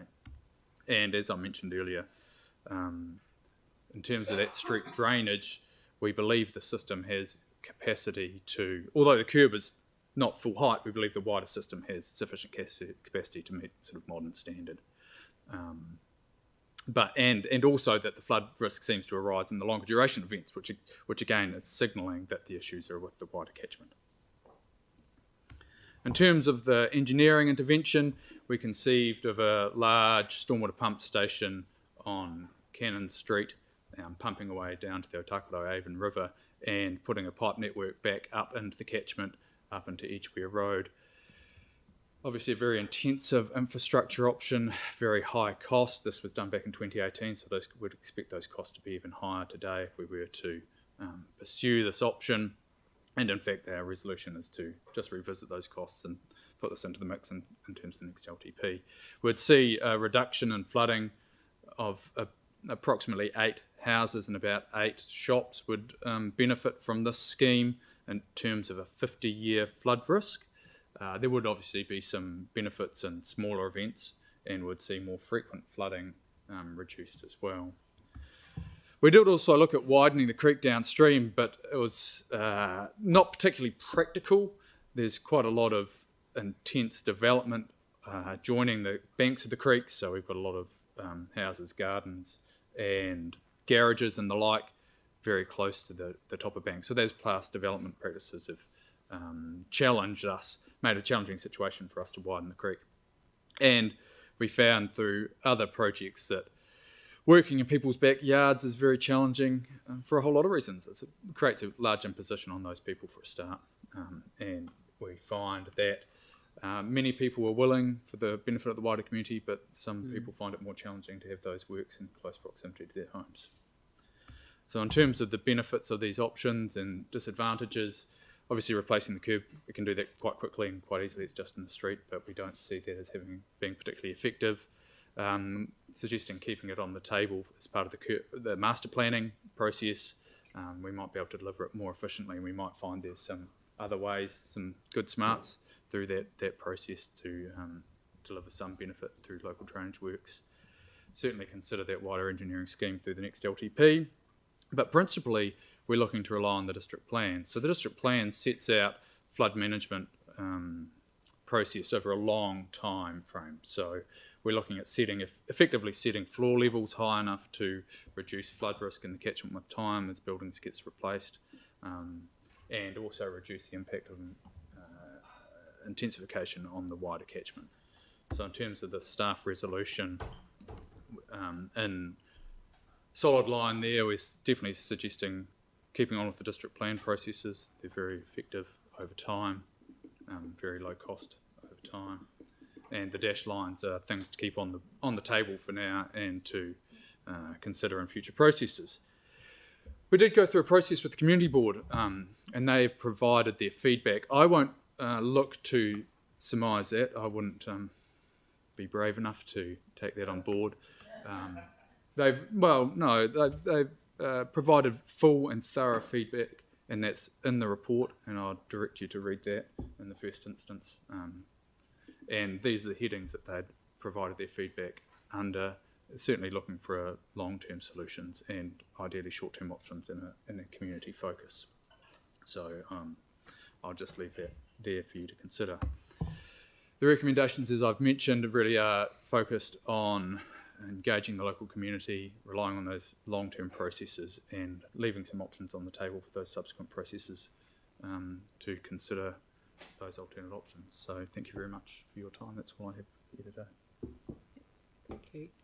There are a number of other areas which have been raised by councillors in relation to this specific issue, and I know that Yanni's got his hand up, so the area down Maces Road is one of those examples. There were a number of other areas that flooded in the last event, but there were specific reasons why they did. So this has to sit within a wider program of work, surely, and I'm not sure why this one has come forward to council at this stage, you know, ahead of all of those others that have been raised. Well, I certainly agree with you that there are a number of areas across the city which are subject to frequent flooding, and as people will be aware, they do pop up and come to our attention with disappointing frequency, I suppose. But council's come a long way in the last 10 years in terms of investment in flood infrastructure through the Land Drainage Recovery Program and through the LTP process. We've spent hundreds of millions of dollars on addressing flood risk, and that's gone a long way. The original focus was on residential properties, so this is moving into another area. So just why this one? And yeah, it came out of direct result of, as Kevin mentioned, from the community board asking some specific questions about particular interventions, and we sought to bring it to council given the idea that we could get a firm decision to enable the community and communication with the community to start with a very strong footing. But this will go alongside the occurrence of similar flooding in other parts of the city as part of the consideration of potential LTP candidates. Absolutely. I kind of you've put in highlight other words, but the words that I think I would rather have highlighted is the occurrence of similar flooding in other parts of the city as part of the consideration of potential LTP candidates, because that to me is the key to what we're talking about here. Yeah. Yes. Sam. Hey, just a quick one, and it might be for you, Helen. Just how will this tie in with, I mean, I appreciate we do the work in the lead up to the LTP. How will this tie in with the Three Waters reform? Under Three Waters reform, the stormwater work is proposed to move across to the water services entity, so this work would move across. So this is about the stormwater network. It's not really about the large floods. So it's not a stop bank project, for example. Yeah, so just in terms of the priority, though, within this new entity, there's sort of, as much as we could go away, I'm just thinking of the work you're going to do now. So the new entity would do exactly the same job that we propose to do in the next long-term plan. So the next long-term plan, whether the asset management plan for stormwater is delivered for this council or for the new entity, is still up in the air. Right. And so it would prioritise all such projects. So this won't be a wasted effort as such if we were to look at getting something into the next LTP? No. Because we would literally hand over, or the council at that time will hand over our program of work under our LTP, which will have been signed off before the transfer. Yes.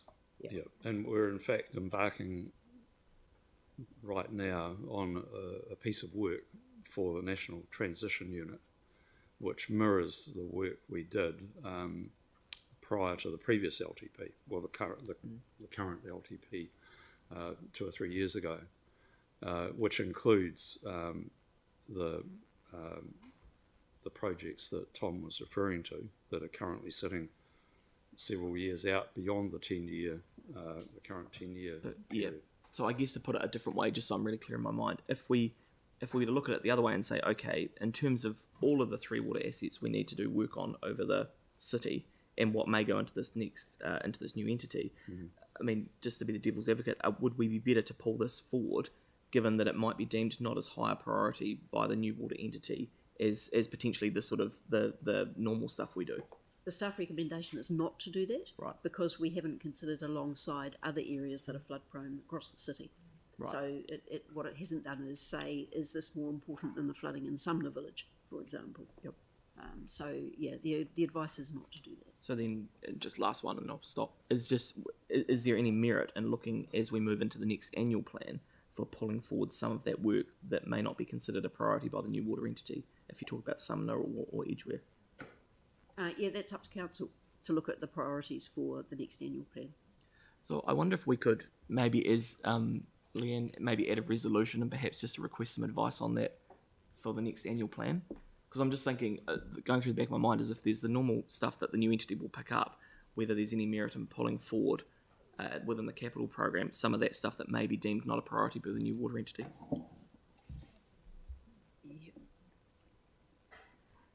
I mean, this asks for sort of analysis of the occurrence of similar flooding in other parts of the city. You know, I'm kind of reluctant to say that this stands out on its own as the only focus of attention, because there that's are what I'm saying other too. areas that have been raised as well. So what you want is to. I just think it would be helpful to inform the next annual plan if there are things, whether it's Sumner or Edgeware, that we go, actually, they might miss out on these new entities. This asks for an update of the cost of the engineered option. So, I mean, that is not going to happen before the annual plan, I would assume.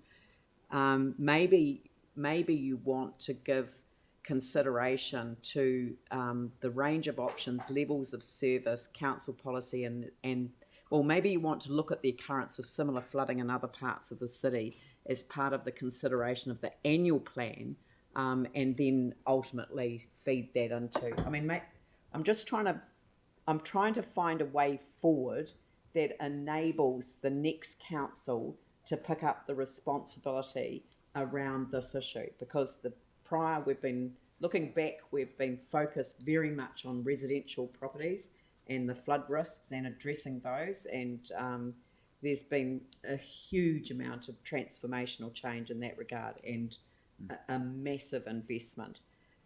This is a different set of issues, but there's more than one area that's affected. So I don't know whether some wording could be done around separating the cost, because updating the cost of the engineered option for this one alone doesn't seem to me to make sense ahead of the annual plan.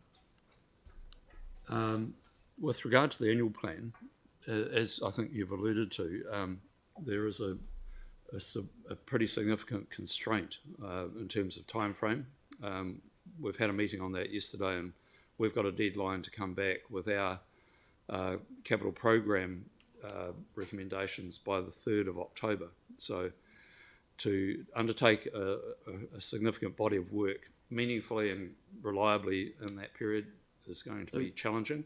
And we actually had some thought of that with regard to that component of the recommendation, and pulled back to the LTP, as that is a more probably a more reasonable time frame and process. Could we update the sort of the flooding information in other parts of the city as in order to inform discussions at the annual plan and then to feed into the LTP? I'm trying to pick up on your point, which is to get something, give something a bit of impetus, but not that updating the cost of the engineered option is a massive amount of work, and we've seen the presentation. The engineered option may not be the solution for the long-term investment profile I'm not. of the city. Yes, I think weirdly Sarah and I are probably on the same page with this. All I'm saying is that if there is in later years capital program for other flooding issues, given it may not be a priority, then why wouldn't we look to pull some of that forward, or at least have the ability to, if we choose in the next annual plan? That's.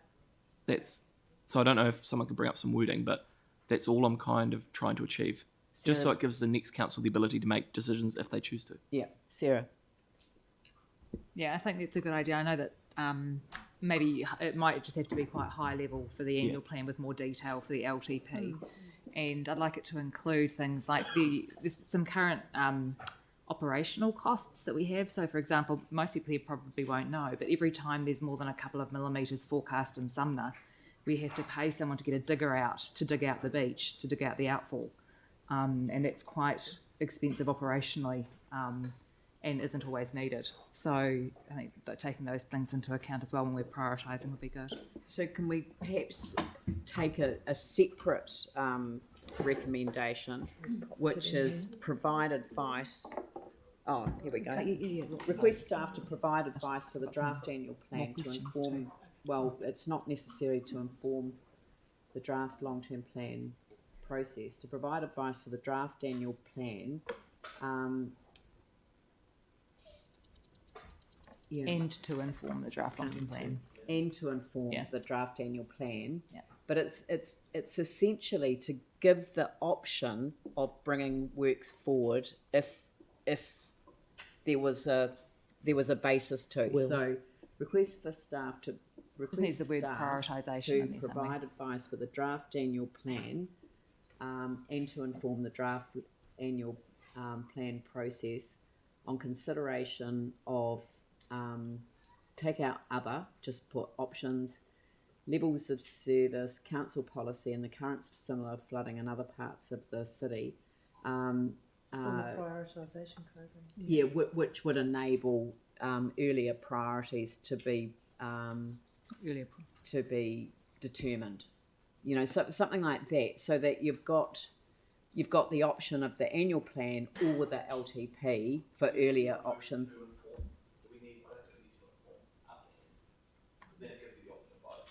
To provide advice for the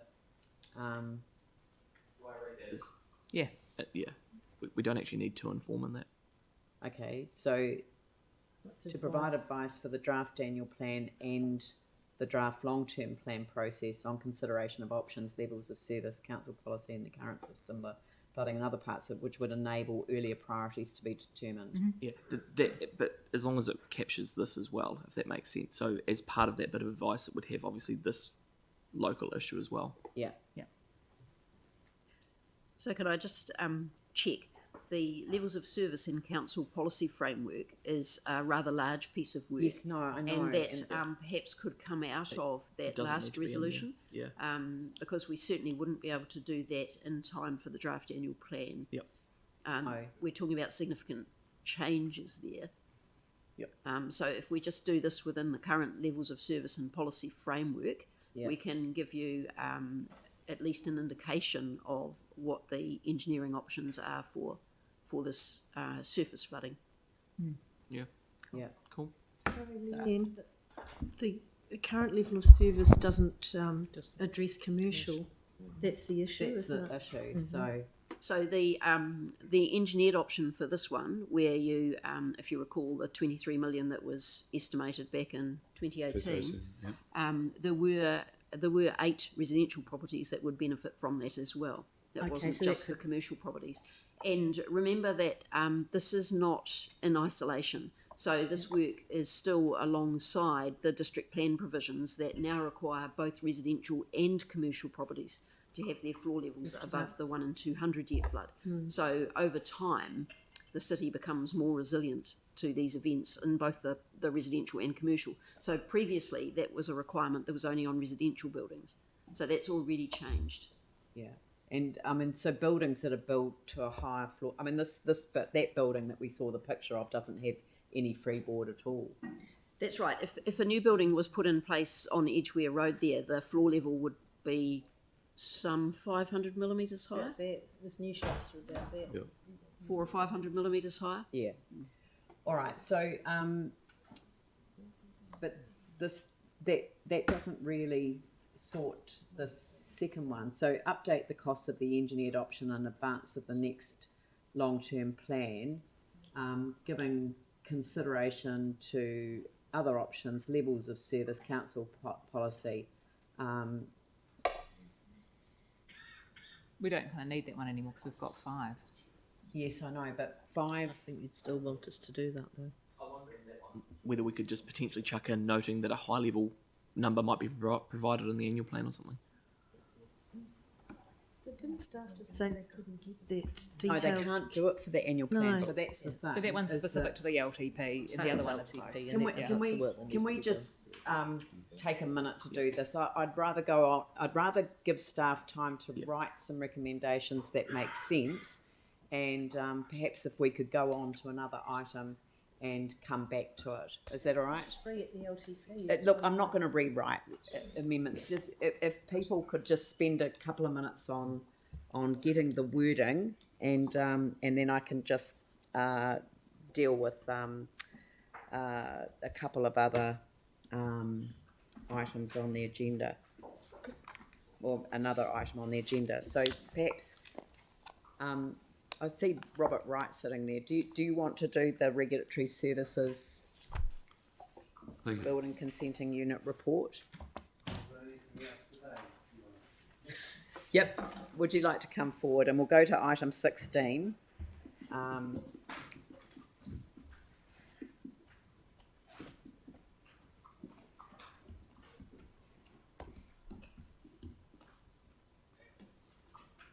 Sorry, I'll just open up my...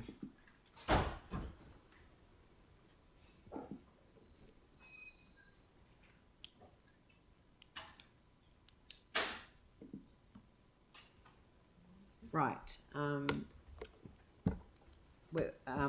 We can take this as read. Is there anything that you wanted to highlight, Robert? Just a couple of things quickly, because obviously the consenting timeframes have been topical. You can see there that from there's 2 tables, one ending June and another one for July. All of the KPIs except building consent processing are in a pretty healthy position. And on building consent processing, you can see a marked improvement from 1 month to the next.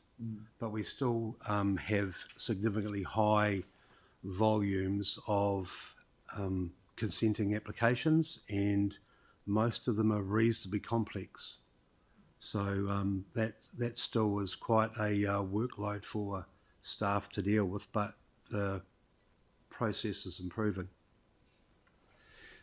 Also in the report, there's 2 tables of information that were requested of the previous committee, one looking at community housing. There was a request to break down some community housing construction over a 2-year period. That is provided in under item 6. So identifying last financial year 8 community housing new units were built, plus an additional 209 by Kaingoroa. And of the other housing units constructed in the city, there were 4,356. When you compare 22 to 21, you can see why it's been a busy time. Probably an increase of 1,400 new homes built between those 2 financial periods. Also requested of us was some subdivision activity, and the second table there identifies the number of new allotments created across the 2 financial periods. The table identifies those allotments created by Kaingoroa, and then the the other allotments, and once again, you can see a fairly significant increase from 1,935 in 2021 year to 4,436 new allotments last financial year. Mm. So it's that residential activity that's underpinning a significant amount of growth. They're probably the main points from the report, but I'm happy to take questions on anything. Yeah, thank you very much for that. And I think it's kind of a stark presentation that enables people to see the extent of the increase in applications. Tim. Thank you, Robert. With regards to the Kiwi Bank analysts, the Reserve Bank analysts and Westpac analysts are saying that there could be a surplus of property within the next 12 to 18 months. With this kind of build, what would your thoughts be on that? Have you seen any shaking or any trembling with regards to slowdown? Obviously, this is going the opposite way.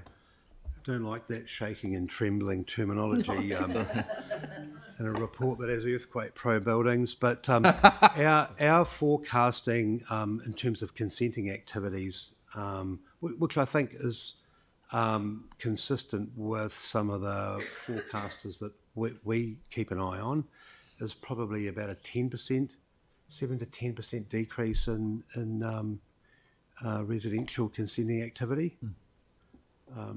So, yeah, in terms of allotment, creating new allotments, I'm not sure what that impact will be, but there certainly is a view here that there is an oversupply of housing, but it may not be oversupplying the portion of the market that needs the housing. Yeah. Because earlier, some time ago, we got a report when we were looking at Airbnb about some individuals having large numbers of properties, but they were empty because they were exclusive. They were going to use them exclusively for Airbnbs. So I guess these numbers are purely with regards to social housing. In the first table, the community housing is identified, and then Kainga community housing. The other is all of the other new dwellings in the city. And just to clarify, the lots have been they've been given so they are able to be built on, but they are only lots. They are the first table with the 4573 are actually dwellings being built. But the second table, the 4497, they are lots that have now been given. New allotments created by way of subdivision. Yeah. So, but are yet to be, the building consent is yet to be applied for. So there are lots. Some of those lots will have builds on them. Oh, right. Okay. Yeah. Cool. Thank you. Thank you, Yanni. Thank you. I see that MB has granted an extension for the insulation requirements, which is nice because there's too much pressure, which I guess is not too dissimilar to some of the other issues we're facing at the moment. But it's good that they've done that. I just wanted to check though, with the changes to the planning laws that are coming in, I guess as soon as we decide to notify, what's the implications in terms of building consenting? Like what assessment has been done around the impact that will have on our consenting? Interesting. Some people are suggesting there could be a surge in consenting activity. I personally don't share that view. We haven't analysed it to a great extent. When we look at the multi-units that are being built now under resource consent, I don't know if that not requiring a resource consent will necessarily result in a surge of new builds. Right. More than likely, the deadline for change of insulation requirements would probably have a bigger impact on applications for new builds. In that people would rush to do it before the new requirements come in? Correct. Yeah, I mean, there's going to add a significant cost to a new build. I'm not sure what it would be in terms of insulation, but in windows, it could be double the cost of windows alone on a new build. So if we do get into a situation where we do see a rapid increase of activity, how would we mitigate that given the current stresses on the consenting staff? I think we will see one area go down and another area go up. So our low and moderate complexity applications are starting to decrease, whereas the complex applications are tending to remain reasonably high. So it depends on how that dynamic plays out and where we're at with contractor support. So we have procured a number of new contractors to support complex applications. So it appears that those contractors tend to do work in the North Island. That work is slowing down and they're becoming available to other markets like ours.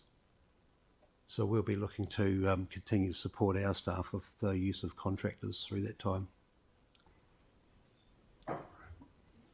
And just the final question I had was around the eco design. Is there any sort of evaluation? I mean, obviously it's good that people are using the consultations, but is anyone sort of monitoring what the result is of those consultations in terms of the impact on the design and what that means in terms of what's been built? Not in a tableized form, but we can get that. We can provide that information if you want some. Yeah, I mean, we have the individual feedback from various applicants who appreciate the service, but other than reviewing that feedback, we don't tend to survey. Okay, and does that include advice around things like rainwater tanks or greywater collection tanks? No, this is usually aligned to energy efficiency. Okay, thank you. Okay, would you like to move it, Tim? Yeah. And yeah, I'm going to come to that. But would someone second it? Yeah, Pauline. Right, I've got Pauline and then Phil. Questions appropriate? No, I'll ask it anyway, and if you can't answer it. But I was following on from Yanni's water one. I noticed that during the Edgeware flooding information that came back from staff, the question was asked that there was a big set of units built right adjacent to the stream, the St Albans stream, and what was the effect of that on increasing the water going into that waterway? And it turns out that they'd had to put water tanks under the units. So is that an occurrence that's happening quite frequently, or do you know?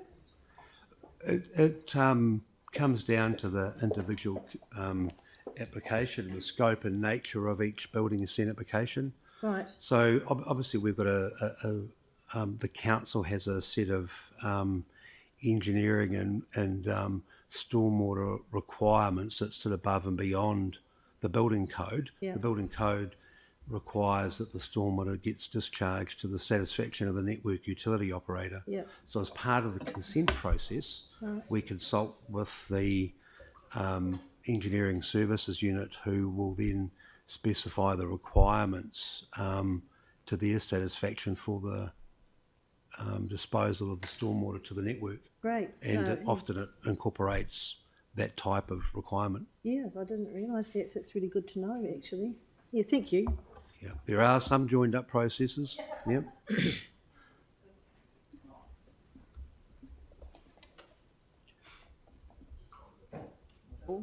Thanks, Robert. Hey, just following along when you said the capacity of the rest of New Zealand is dropping off a bit, so it gives us a wee bit more people to play with, so to speak, down here. Is it helping the pressure on staff? Because you guys must have been really under the pump over the last long time, a year or so. Is it making it slightly easier for you guys?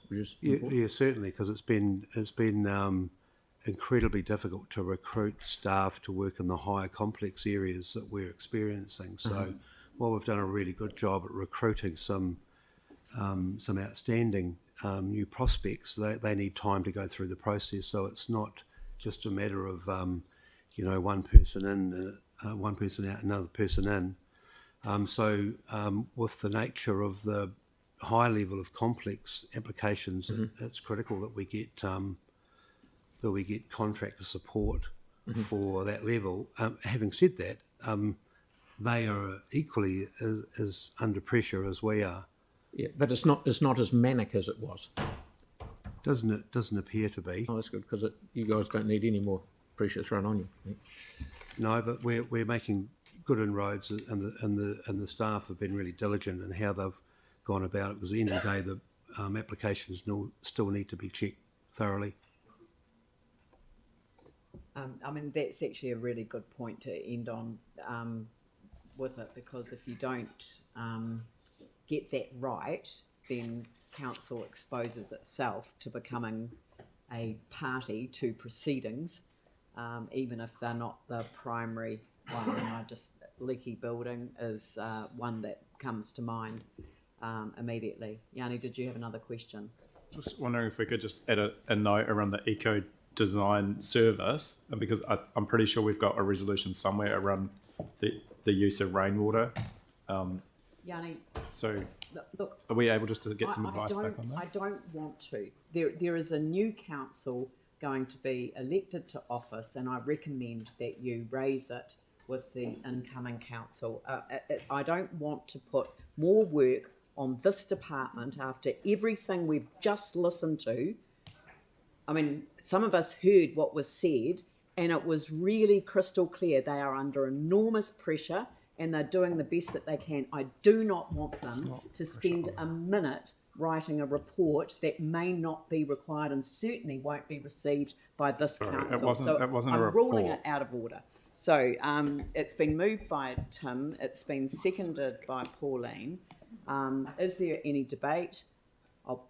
Yanni? Yeah, so I don't think it was fair to have that ruled out of order, but it's really good that we're doing an eco-design service. I think that's fantastic. And for those of us that supported the thing and have heard submissions from people in the past over excess water charges, over our water strategy, we've heard really clear, and climate change strategy actually, we've heard really clear that people want us to improve and make it easy to understand how people can actually collect rainwater and reuse grey water on their private properties. And so I think that we should be looking to do that. We've got a great service set up. It's not to create more work on the consenting department, but the eco design service that we have, I don't know why you wouldn't actually want them looking at how you could encourage the uptake of rainwater collection on individual properties. And if that's something that we've already asked as a council for advice on, we've already got it in our strategies as something that's important, and yet we haven't somehow joined the dots. So, but anyway, I appreciate the work that staff are doing. I am a little bit concerned with the notification that we may see a huge influx, and I just hope that at the appropriate point, staff would be able to let us know if they are seeing some trends based on that, and make sure that we can try and support them to mitigate any sort of targets that are being challenged because of it. So, but thank you for the update from staff. I think it's really good to get the feedback on the eco design service. It would be good at some stage in the future to get more information on it. I just want to make a couple of comments myself, which are in relation to the fact when I arrived as the mayor, the building consent authority status was being run by a statutory manager. And the reason was that we'd lost our capacity to issue consents, which is appalling in the biggest rebuild ever. This department has reinvented itself, reimagined itself, and is now operating at an extremely high level. We've seen the reality of the number of consents that are coming in and the impact that they've had. But if anyone thinks that consents is the only part of their role, when they're responsible for earthquake-prone buildings, when they're responsible for all of these other issues that are highlighted in this report. And I just wanted to take the opportunity very briefly to say congratulations. Very proud of the work that you've been doing, and keep up the good work. I'll put that motion. All those in favour say aye. Aye. Those opposed say no. That's carried. Thank you very much. Thank you, Robert. And can I reply with a gratitude of the support we've had from around the table, and particularly the top table. Thank you very much. Thank you. So how are we going with that? The other one, are we ready to go back to the resolution? So we've got request staff to prepare a report on surface flooding across urban Christchurch and recommend potential stormwater projects for consideration in the annual plan. How's that? All right. And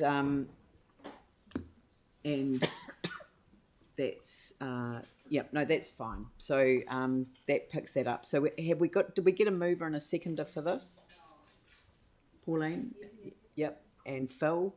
So are there additional questions? Everyone had a chance to ask them first questions. So it's not additional, it's just question on the report. All right, Tom? Yanni? Thanks. Look, I really appreciate the work that you've done around Edgeware Village. There's obviously been a huge amount of thought put into it.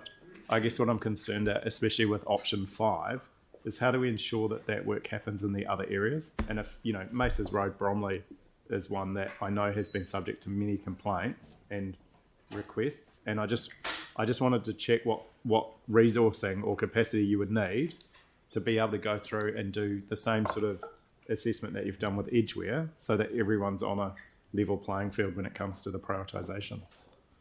So I'm happy to address that. So first of all, a report that's in time for the annual plan won't be as comprehensive as one that would be prepared for the long-term plan. So it won't do everything across the city. However, we will be able to pick up a lot of work that's been done over the past decade since the earthquakes through the Land Drainage Recovery Program, and that had a lot of investigations that didn't make the cut in terms of priority for works. So we can pick those up relatively simply and bring those up to date.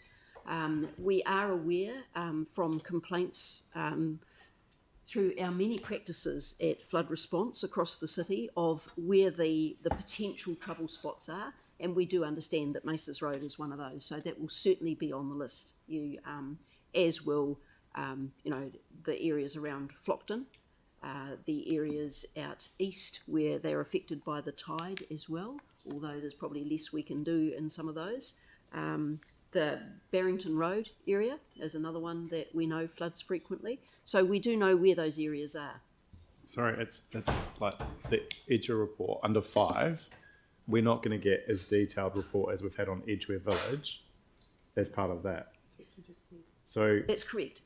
We don't have time to go into all of the intervention options before the annual plan. However, we do have time. Yanni, we do have time to identify the high priority areas. Right. So for the high priority areas, like Maces Road, the person that's made deputations, the community board that's passed a resolution, how do they get the work done similar to Edgeware Village? What's the process to do that? We'll look at that as one of the candidates and bring it to you as part of the annual plan with a recommendation as to the priority for it. Right. So we would expect the same level of assessment as Edgeware Village on that. No, one. only if it gets to the top of the list will it then get the same level of assessment.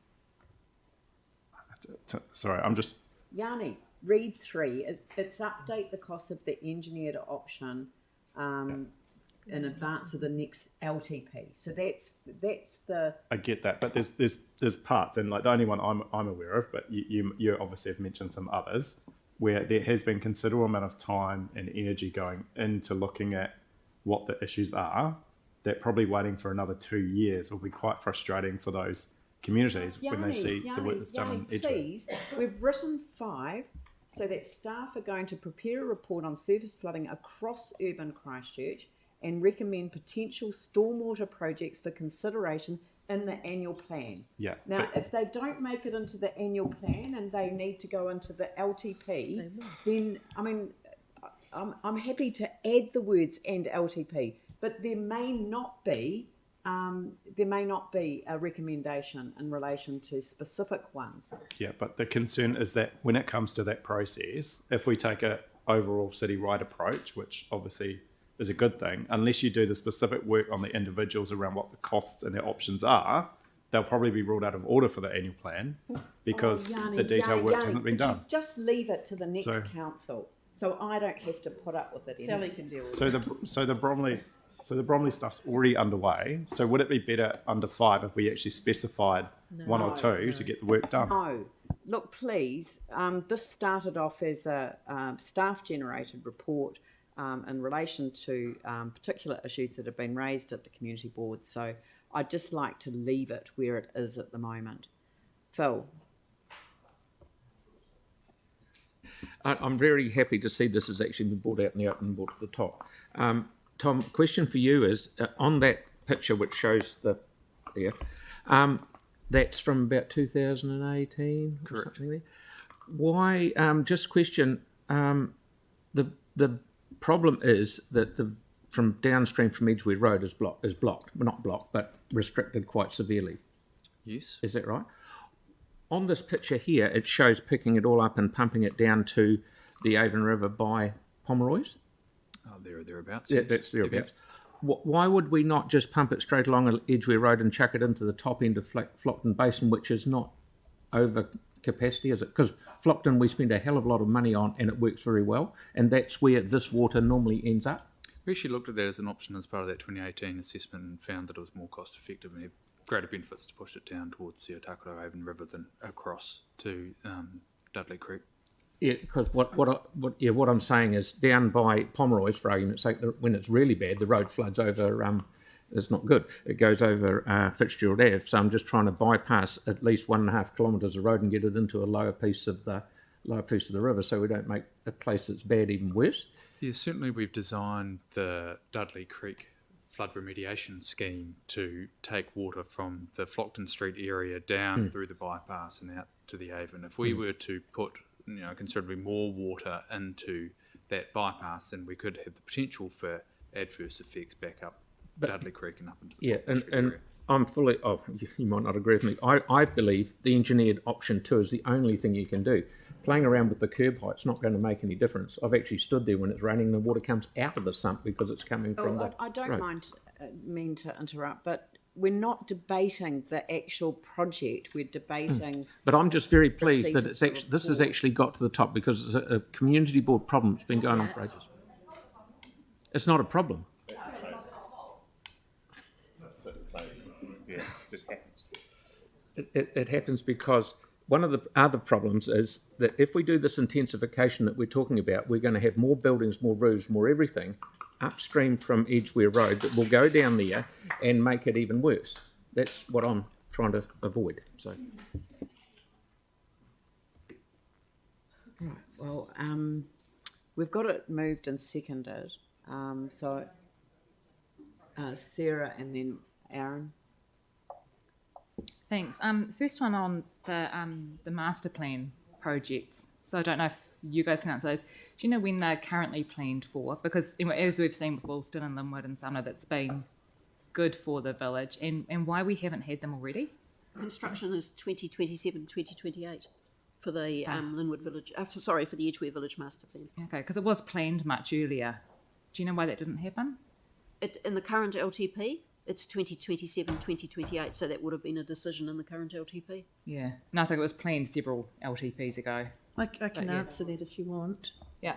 That the community, the business community, didn't want any more disruption. They wanted a rest because of all the infrastructure work that had gone on in that area since the earthquake. They were struggling to survive. Oh, because it was all past the floodworks and stuff too. Okay. Yeah. And the other question was on 3.5 with the district planning rules and things like that, and new commercial builds now having to have the floor heights, which is really good and protected for everyone. Do we know if some of those buildings that are being impacted at the moment are due to be rebuilt, or if that's in the plans and things? No, we don't. Okay. Yeah, I had heard online that that one was due to be rebuilt, but we haven't had that formally. I'm not aware of any consent application that's come in. Yeah. No. No.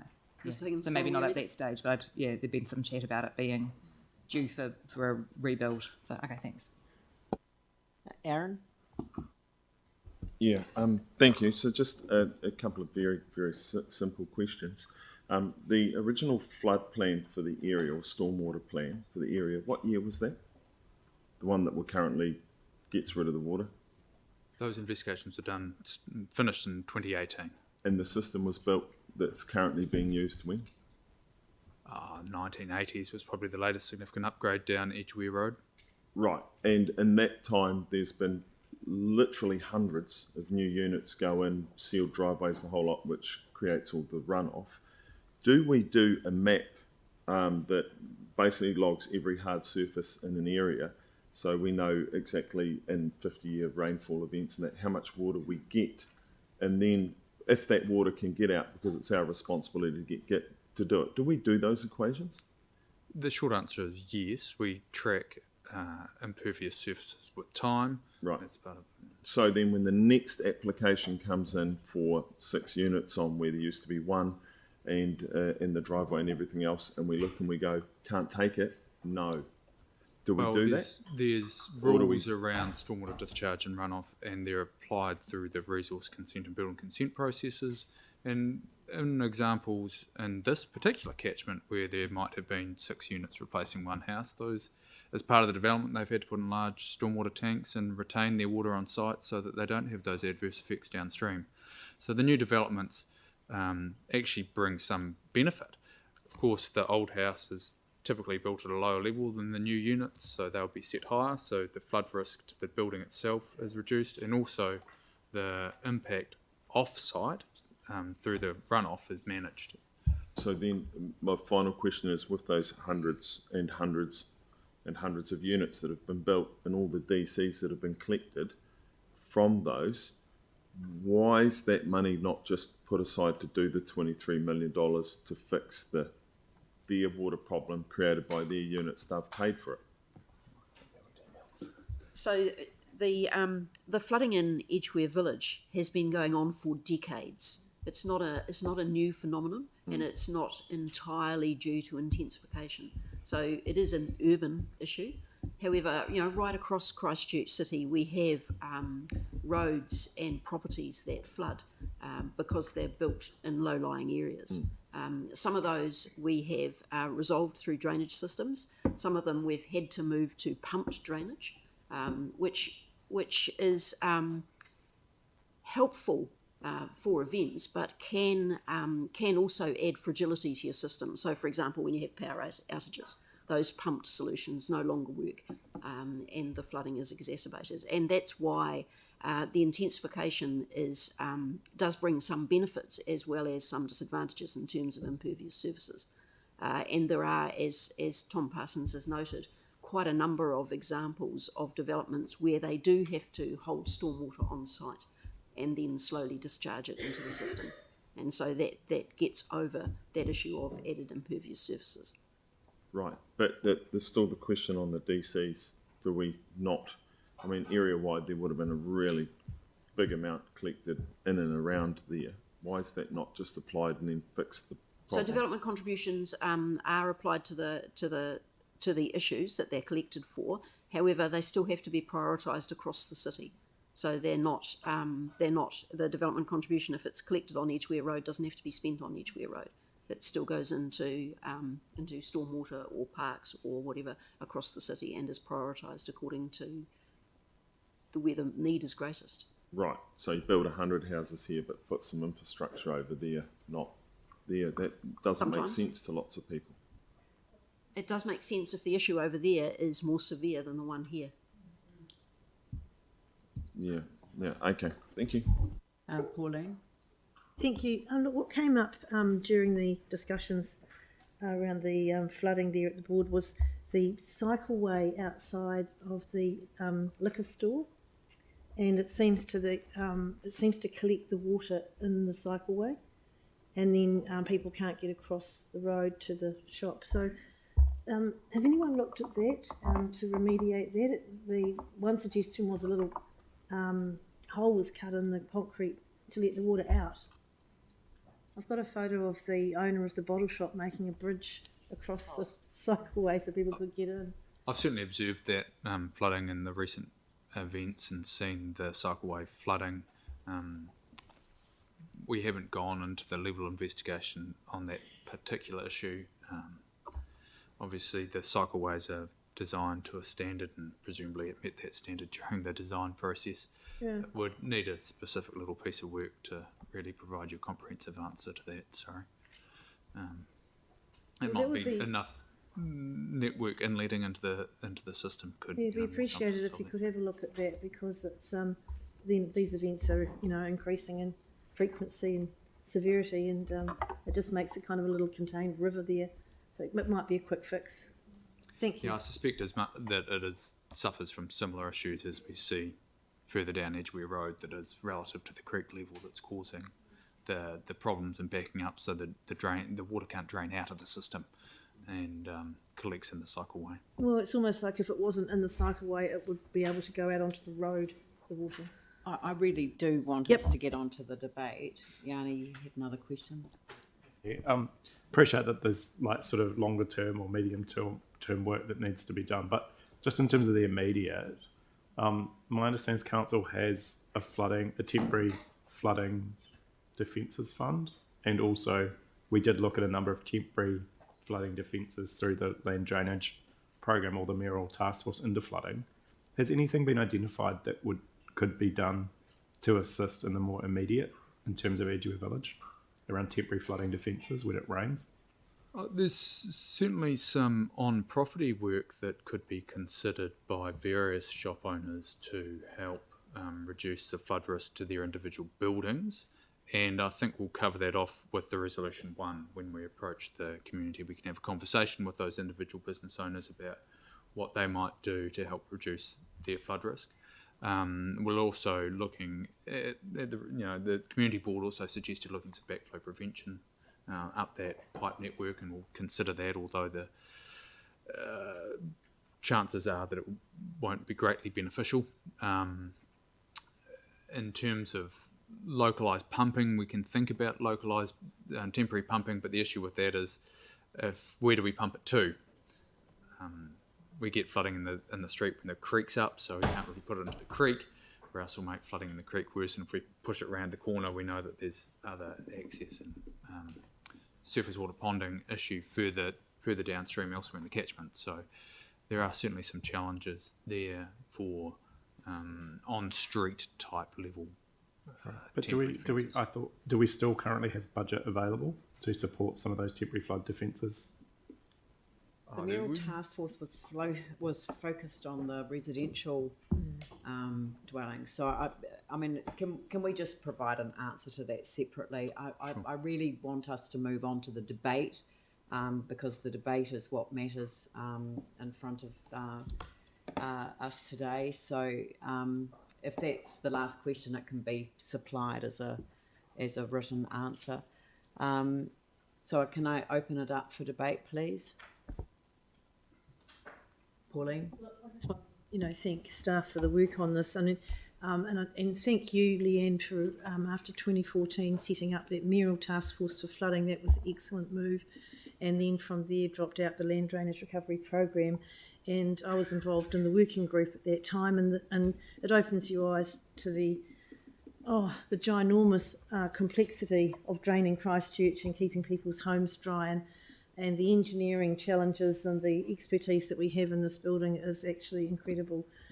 So I guess Edgeware is lucky in a way that that area benefited from some of the work around Flockton, and it was discounted to address that area at the time because of the challenges with the St Albans Creek option, and it wasn't the best option, as Tom has just told us. But look, bringing this work here today has actually showed us all the complexity and the fact that there are other areas around Christchurch that also have these problems. So I think it's great to see it's all clarified for us, but we do need to put it into a priority program, and looking forward to, if I'm here, picking that up and continuing that both in the annual plan and the LTP. We spent quite a while at the board looking at one there and encouraging staff to actually get a really good relationship with these businesses affected, and to work with them to try and work out any small things they can do to mitigate the impact on their business. No one wants to see businesses suffering, we all want to help where we can. We do have to have a citywide lens, as you know, Yanni and Sarah also have issues in their areas. But I'll be doing my best to make sure that this gets looked at as soon as possible, along with other areas. So once again, to recognise the staff for the incredible work here. It's massive engineering options that you've explored. And that 23 million in 2018, it's anyone's guess what that would be now. Could almost be double. But that will be revealed in due course. So I'll be supporting this today. Thank you. Thank you. Anyone else? Sam? Just really, really briefly, I think this is a really good example of why three waters should remain in council's management, because if you take a really basic example where it's been raised by local people, gone through the community board, comes to a democratically elected council, where we've made decisions to prioritise stormwater flooding issues right across the city in terms of our next budget round, I think we would be at grave risk under these new entities should they proceed. So I just think it's a good timely reminder that local democracy does work, and actually this will provide options for the next annual plan where we can make informed decisions after talking to the community, and I'm not sure you would get this under what they're calling Entity D. So I think we should always be mindful of that. I'll put the motion. Oh, Aaron. Yeah, I agree with both speakers. I'll just be really quick. It is our responsibility to get rid of the water around people's homes and around the businesses and on the streets to keep them safe. And this has been a problem for decades, and we've been collecting all of those DCs in that area for all those years. We need to stop spending as much on some of the nice to haves with the DCs and spend on some of that core infrastructure that lets your city keep operating. And we need to get it right and spend it in those areas a lot smarter and quicker. Yanni? Okay.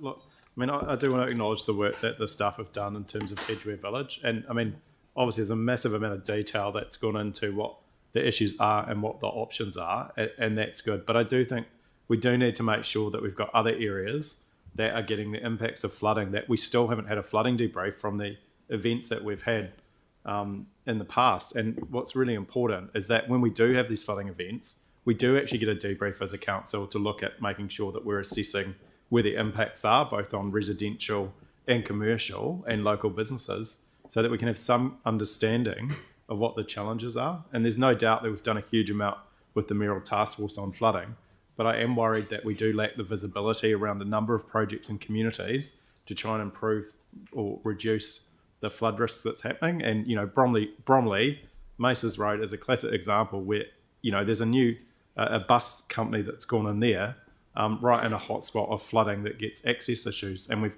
enabled some land use planning to happen there. So, you know, I just think we need to get it on top of the city-wide approach, and we need to make sure that we have resources to do the assessment. I was going to say that obviously, you know, the Three Waters is of concern. I totally agree that, you know, there's no way that these local priorities in terms of a big entity could be taken into account in terms of the representation that's currently proposed. And also, you know, I did wonder whether in terms of stormwater, whether we still need to be making the case that that gets taken out of what's being proposed. I'm not quite clear where LGNZ's position is, but it would seem to me that having stormwater remaining with council is pretty integral to a lot of the things we do, because we've just heard, for example, like the master plan projects, you know, they actually have an impact on stormwater. So you can't do roading, village upgrades in isolation of looking at the impact on stormwater. So yeah, I agree with the concern that Councillor McDonald has raised.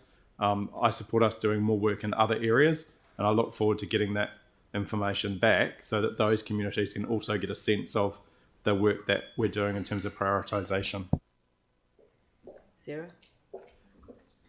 I wasn't going to speak because I thought this was relatively straightforward. I will, however, point out that development contributions that go towards stormwater help pay for over $50 million of Dudley Creek work in that area. So, thanks.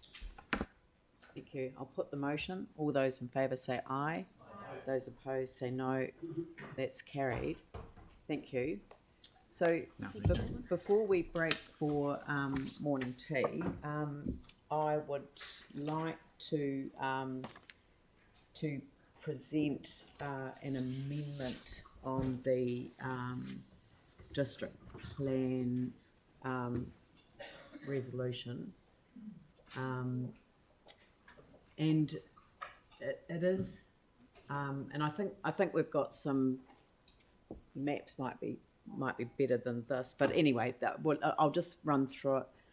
What I've tried to do is and it's listening to what people are saying. I mean, and it is also based on the fact that we are obliged to notify a plan change. And if we don't notify a plan change, I don't think we should underestimate the fact that the government will appoint somebody who will, and the government's appointee will not feel constrained by the advice of our council staff. So this is not supported by council staff because it doesn't have sufficient information to back it up, and this would require council staff to gain that.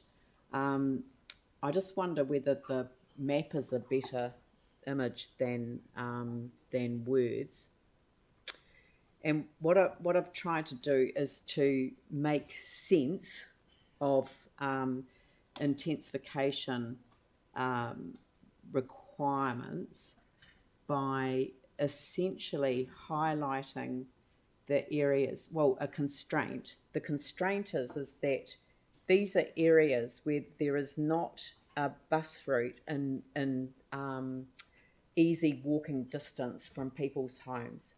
And so if you create intensification in those areas where already all over the city, there is no requirement for off-street car parking.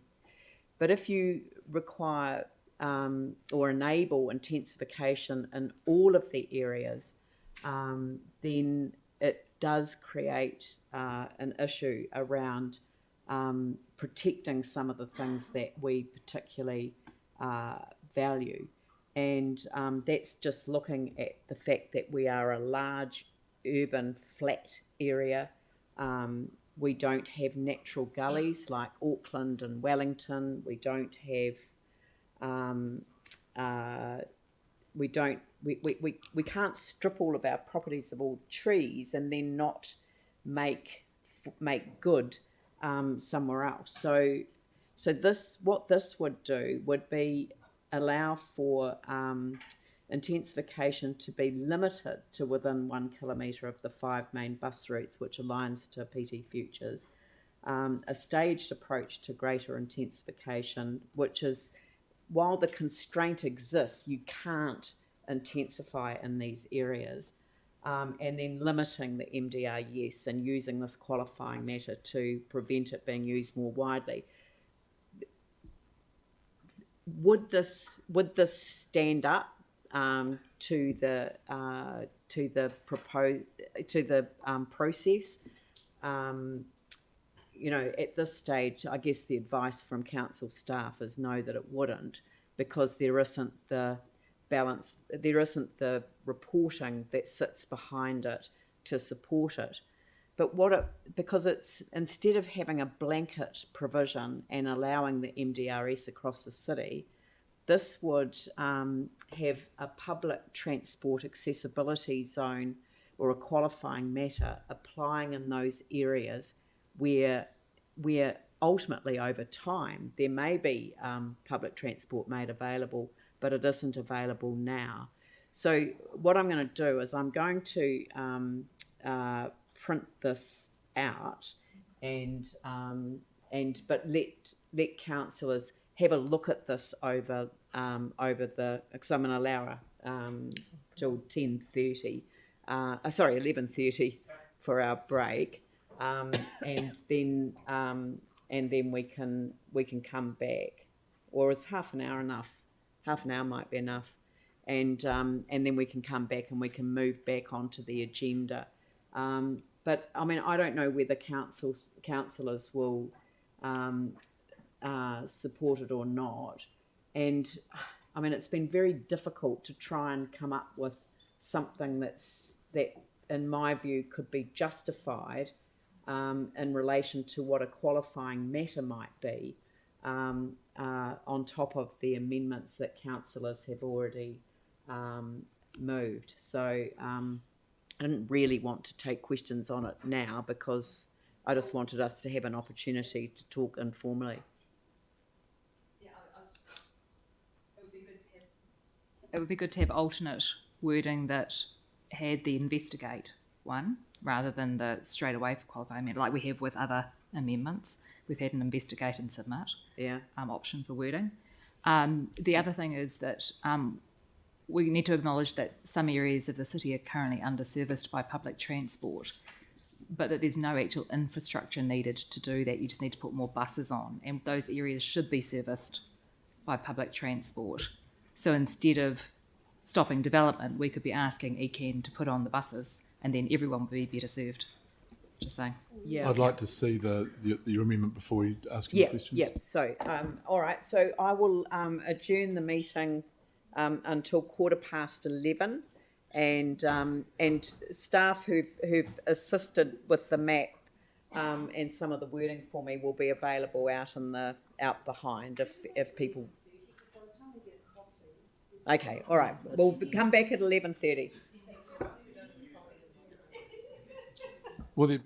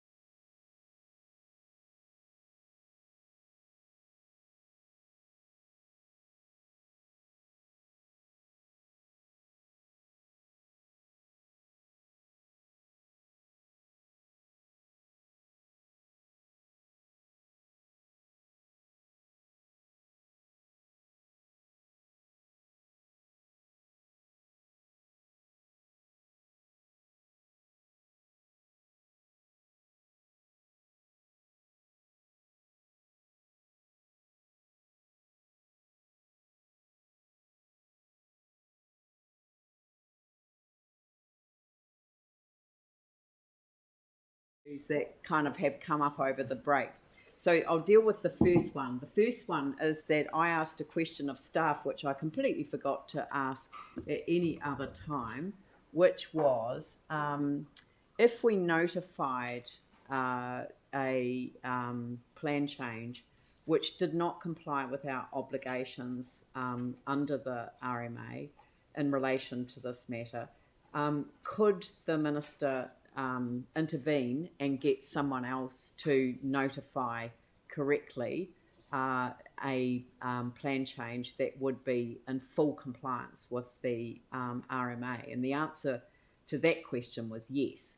And I had not contemplated that because the whole purpose for looking for solutions, as other councillors have with their amendments, has been to look for ways of getting the most that we possibly can out of pushing back as far as we can against the one-size-fits-all approach that has been imposed on us.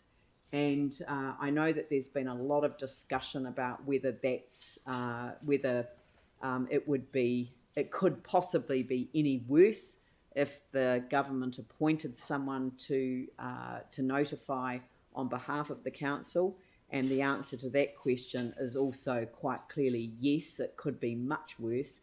And the qualifying matters that we have worked on and also received feedback on could be substantially minimised by a requirement with the terms of reference imposed on someone to do that. So as a result, I have moved back to what we've done with a number of the other resolutions, which is to staff investigate making a submission to limit the extent of the area. So the map would make sense in the context of the staff preparing a submission to limit the extent of the area enabled for medium density development, but it does not limit it at the front end of the notification.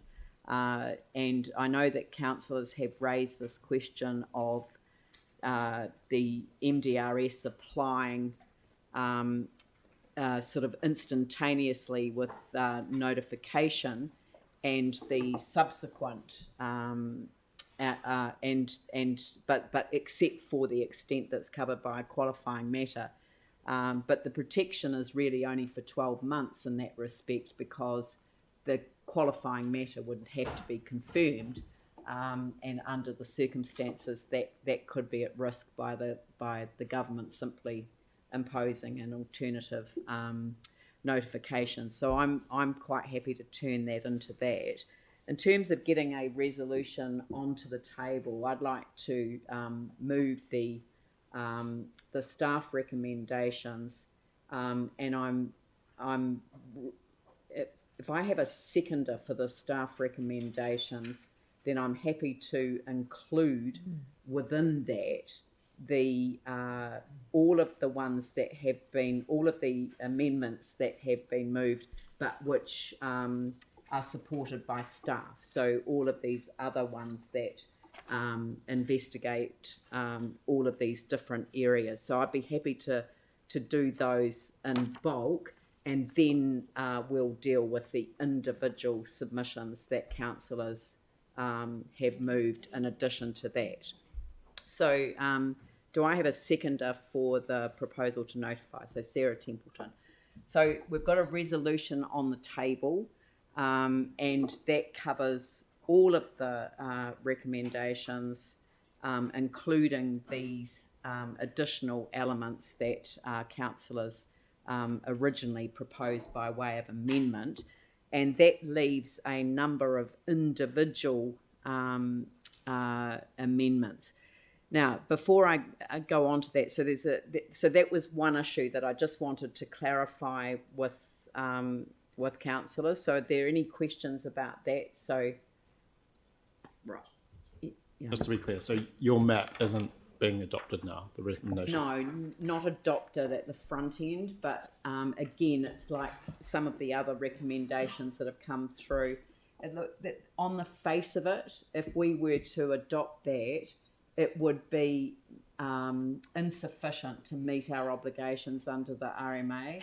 So by asking staff to investigate making a submission to limit the extent of the area and then picking up all of these issues, I have added an additional request, actually, thank you for reminding me, request that ECAN undertake an urgent review of public transport in light of the requirement to notify Plan Change 14, and that way that's a signal to the regional council, which is responsible in the area, to actually recognise that it needs to do some work starting pronto, not just in relation to the areas that are underserved by public transport, but actually the areas that will be imposed on, as it were, by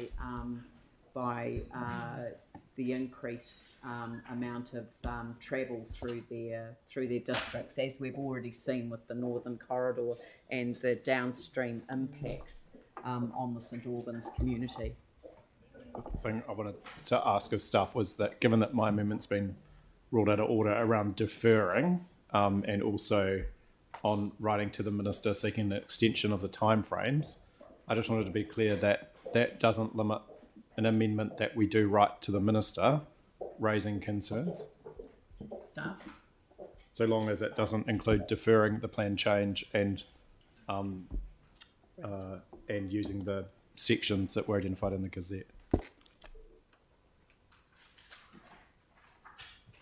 Yep. Brent, can you help? Can you repeat the question, please, Councillor? Sorry, so the amendments that I've put forward around deferring, so just the deferring a decision to notify and writing to the Minister around the Gazette notice to extend the timeframes, I've been told it's been ruled out of order. So that doesn't preclude us from having an amendment, or from me putting forward an amendment that would still write to the Minister, as long as I don't reference deferring the notification decision. Correct. So long as the council is performing its statutory functions, they can write whatever it wants to the Minister. Right. Okay.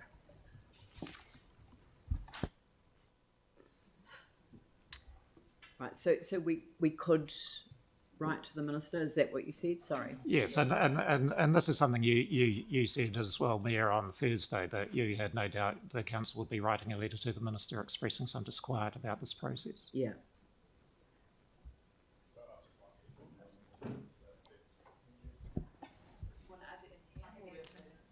Yep. It's the mover and seconder are quite happy for that to be included. Oh, cool. I'll send you the wording then. Great. Okay. Yep. Okay. Right. Now I'm literally at a loss as to what to do. So I've received some advice during the break and sought to confirm that advice with the councillor. I just don't know how to do this. So yeah, I was kind of expecting something to happen, and it's not going to happen. So I don't know how to. Yeah,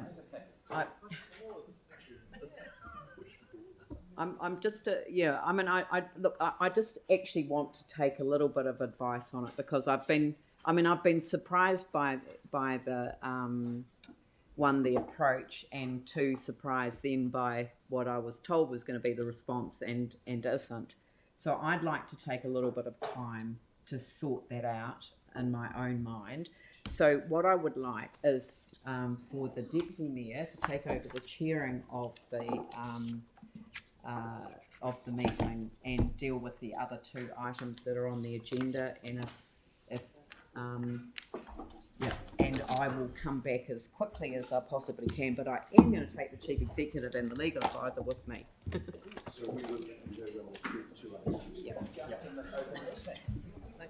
Okay, thank you. All right, so have we got a one sheet?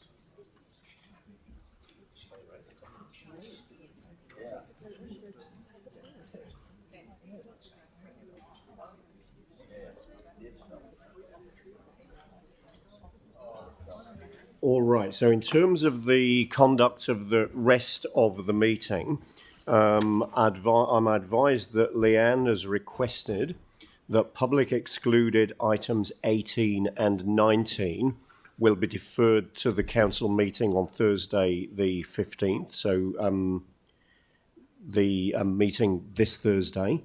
So that means we won't need to go into public excluded to deal with those items today. They'll be transferred to Thursday. So we've got two other open items to deal with. Item 13, flood management, item 14, Central City Shuttle Update, and item 15, Central City Biannual Report, January to June. I propose that we deal with those in that order. And then, depending where Leanne's got to with the discussions that she's having, we would go back to the Plan Change 13-14 matter. Or if she's not ready at that time, we may need to take a short adjournment, and then we would come back with Leanne in the chair to continue that matter. So now let's move. So that's kind of the geography, the choreography, the planning of the meeting. So now let's move to item 14, the Central City Shuttle Update. All right. So, Sarah, you're indicating that when we get there, you'll be happy to move this. Are there any comments? We take the report as read. Yep. Are there any comments from staff? The only comment, kia ora koutou, the only comment I'd like to make is this was heard, a very similar report to this was heard by Ecan Council. Last week. It was the Transport and Urban Development Committee last Wednesday. And they had a number of recommendations put in front of them by their staff, and they ended up resolving to work with the City Council and incorporate all our shared aims of improving patronage within the central city as part of their normal public transport work program in this 2022-24 period, and to inform the next LTP without disrupting existing priorities. They didn't want to put any funding towards a central city shuttle feasibility work. So is there anything inconsistent with what ECAN decided and what we've got in front of us here? I mean, this is really just receiving information. Is number 2's the substantive? Number 2 is the substantive, and that would be heard as part of the annual plan. ECAN didn't put any money on budget or propose to put any money on budget. That would be a discussion that we would be coming back with to the annual plan. I would imagine it would be a discussion for any informal governor-to-governor meetings at ECAN with a view to what they might want to put into their annual plan after the election. Yeah. All right, now that's good.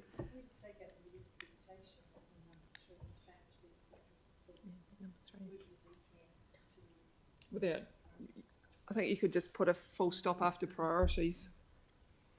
Acknowledge this work will occur without disrupting. Yep, and then we pick up the other in discussions that would occur between now and our annual plan and their annual plan. All right, so anything? Yes. Yeah, all right. So that's all of the commentary from staff. We'll move to questions. So Pauline, Tim, Aaron, Yanni. Pauline. I don't know if you have the answer, but the old shuttle that we used to have, that was just council funded, wasn't it? Yes, on its own. Yes. So we could actually just go back to that system as well, because it doesn't actually have to sit in with the public transport strategy or program that we have. It could be a standalone project. So, yes, it could be, and we've had that discussion previously along annual plan LTP processes. Yeah. We're also looking to work together with Christchurch NZ, so they're looking to do some work over the next wee while to help inform the next annual plan as well, and make sure that the sort of urban development, central city requirements, business development requirements can be built into whatever decision you make at that point. So yep, that's excellent. going to carry on. Thanks. All right, thank you. Aaron and then Tim and Tim and then Aaron and Yanni. Tim. So 3.5.6 the e-bus charging infrastructure. So it is guaranteed to be an electric bus? No. No, it's not guaranteed. That would be the decision, but we do understand the desire to do that. That's part of what any report that comes back to you will need to include. Okay, so we're not deciding, so we can, You're when not that comes deciding back, because I can only support an electric bus for this. Okay, Aaron. Yeah. Or hydrogen, Tim was meant to say as well. The sitting together so long you can read his mind after a while. Yeah. So the suggestion had been made for a while about having like a zone zero thing on buses, that inside the 4 Avs you could catch any bus essentially for free, or whether that would be triggered by even a receipt from anywhere in the central city. Get on, oh look, I bought a coffee, and you can catch a shuttle. Has that been talked about? That's different. What you're talking about is the fare review. Yeah. So it's the fare review that ECAN are undertaking. There's a shuttle and there's the PT network. Right. If we're gonna align them and work them together, that's different to running an independent central city shuttle that does what you as council want to do. So that's all part of what has to come back. So there is a desire to integrate it with the PT network. If that decision is made that way, right, that's what would need to happen. Because I thought that suggestion, it's not mine, but I thought it was quite a good one. But that's ECAN. It's not us. ECAN do the fares, not council. Okay, so as the work's done working on the shuttle, is that an option or is it not an option? It's in the option mix. Yes. So it is that it might not be a single shuttle, it could be the use of the existing PT network, and it could connect with the PT network as well. That's all of part of what needs to come back to you. There's actually a really big piece of work to figure out what is right, where it's right, what it connects, because the route that we used to have, or the shuttle that we used to have, may not be the right one now. It might not connect the right businesses, the Central City Business Association and the businesses in it might not be what they want. So there's quite a big piece of work to do to move this forward. Does the work ask the public as well what they actually at some want point to it and will need use? to. Yeah. Right. Yeah. Would we not do that at the start? Go, hey, do you want a shuttle? And then if we get this overwhelming yes, then we go, cool, let's go on with it. Or I'm sorry, but isn't that the reason that we've got this report today? Because you had feedback through your LTP process, as did ECAN. That people wanted a shuttle, and you asked us to do this piece of work because of that feedback. Yeah, but 3 submissions isn't a big survey. I mean, it could. Okay, the question's been asked and answered, and you've also made it very clear, Lynette, through the answer to a couple of questions already. There's a sizable amount of work to do. There's a report coming back, and that'll have a whole heap of detail into it. Today isn't necessarily the opportunity to get into, today isn't the opportunity to get into that degree of detail. There will be an opportunity to do that when that report comes back and when the thinking has been done. So, Yanni and then Pauline. Yanni. Yeah, I was just interested in what impact this will have on other work that we've got going on, like the Bromley Transport Project, which seems to be very delayed, like the craft projects, which we have a lot of work still to go. So I'm just, in the report it talks about not having an impact on our existing work program, but it doesn't mention those other projects that are delayed and that are struggling to get up to timeframes. So your resolution acknowledges that it won't disrupt existing work priorities. So it won't disrupt existing work priorities. They're prioritised and they will get going. and we're here to talk about the shuttle, not the other projects. So this project will not have any effect on those other projects that Yanni's mentioned, all be it that some of those projects are already delayed. This won't cause any further delay. No, this will not cause further delay to those projects. Will it stop us from actually being able to speed up those other projects and getting that work done? No, it will not. Why not? Disrupt our existing priorities. Can we say that it won't affect them at all? This It won't won't speed them up, it won't slow them We know down, that. it won't have any effect on them whatsoever. No, doesn't mean that other things won't, but this won't. Yep, which is what we're talking about today. Yes. And why won't it? Because it's a new resource. Because we're not prioritising this work over other work. We're doing this work behind other priorities. Right. So what confidence do you have that we can get this work done in the timeframes that This sits in the work memo? done. This work done. Yeah. This work needs to be done. I'm sorry, I don't even know I don't know how to answer that one. This work will be done. You've asked us to do it. We've prioritised it in the work program. We have other pieces of work that we're trying to do, which I understand that Right. around the table you all have different priorities. We've prioritised that in line with what's required in the annual plan and the long-term plan, as you've required us to do.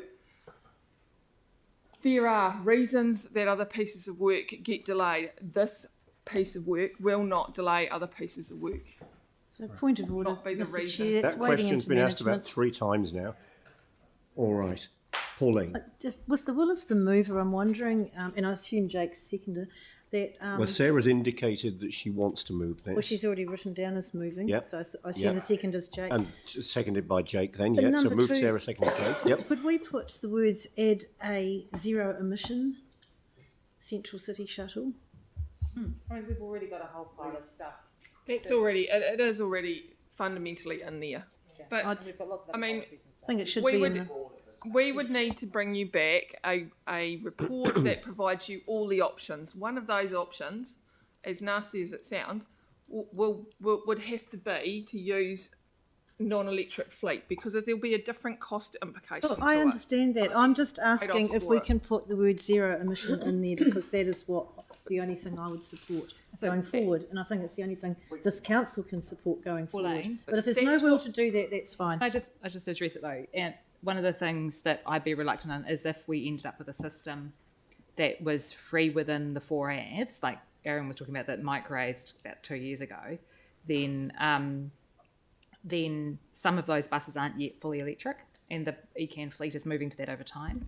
If we said zero emissions only, then that would preclude that option from the system and using the existing bus network for free. All right. So without getting into a big debate about this now, Pauline, you've asked would the mover and seconder be comfortable with that wording change. I'm getting a sense that the mover wouldn't, for the reasons that have just been explained. So the answer is no. So I'll make it an amendment. If you wanted to move it by way of amendment, it's open to you to do that if you've got a seconder. Yeah, I don't know. All right. So you're signalling an amendment. Yes. So you'll need to let staff know what the wording of that amendment It's is. exactly like 2, but with a zero emission in front of central. So your amendment is just to add the word zero emission If to there clause is 2. fleet available. Or By the time this gets happening, we will have zero emission. That's a good indication. then they won't. Like the ECAN ones won't. All right. We'll get to debate in a minute. So Pauline, have you got a seconder for that? I think, were you? Yeah, yeah.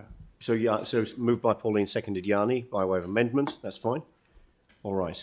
So Can I just check though that specific wording is not an amendment because it's different to. You could including that as an option would be an amendment. So can But we it's just not? that it's number 2. It's a different number 2, which means it's not an amendment. Why is it not an amendment? Query to number 2. Yeah, it Which is. means it's- Yeah, because it would mean So that what the you other could, so options your wouldn't be allowed to be amendment could be, included. Pauline, Foreshadowed to add version. the word zero emission Should we just do a to noting existing provision clause instead? 2. Yeah, that's the idea. It's the same thing.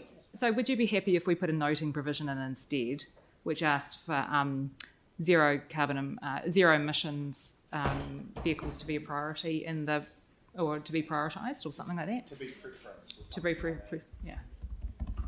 It's just we don't want to preclude the free PT and the 4 AVs option. I do if it's not electric. If it's not zero emission. It doesn't hurt to know. This is the first time this. There's still other decision All right, points we're in this debating process. an amendment that hasn't actually been. Mr. Chair, if that's going to be palatable to the mover and seconder, I will go with the noting provision. Okay. All right, great, thank you. So if we can come up with a noting provision then that you, Pauline, are comfortable with and the mover and seconder are comfortable with, then we can remove the need for the amendment. That's good.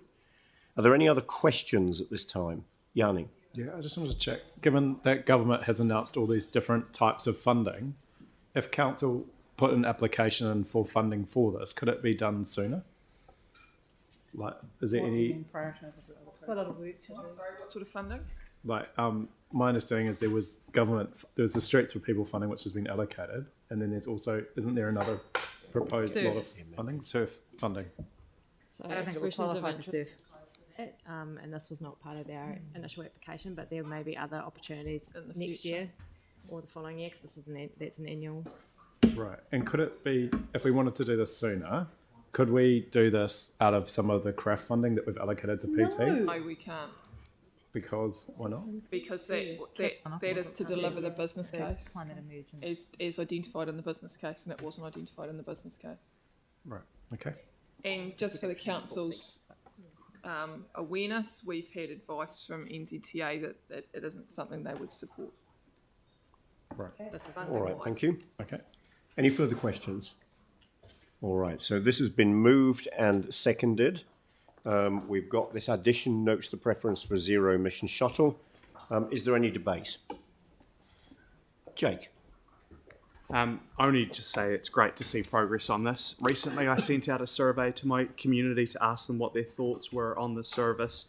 I flicked that onto the transport team, and I can absolutely assure my colleague to the left of me, in the physical geospatial sense, that the demand for this service is absolutely real, and he will soon see that in time as well. And yeah, I'm really happy that we go out with a broad range of options and consider all different types of bus and engine types, because I mean it's obviously going to be the preference of this council to support a zero emission service when this gets up and running. Thank you, Tim. You know, a central city shuttle is essential in a modern day city, and it's as much for locals as it is for tourists. I've been in Sydney, Melbourne, Bath, London, Edinburgh. They all have them. They're all free and they are wonderful. And I think it's an absolute must for a modern city, which we are trying to be. Thank you. Jan.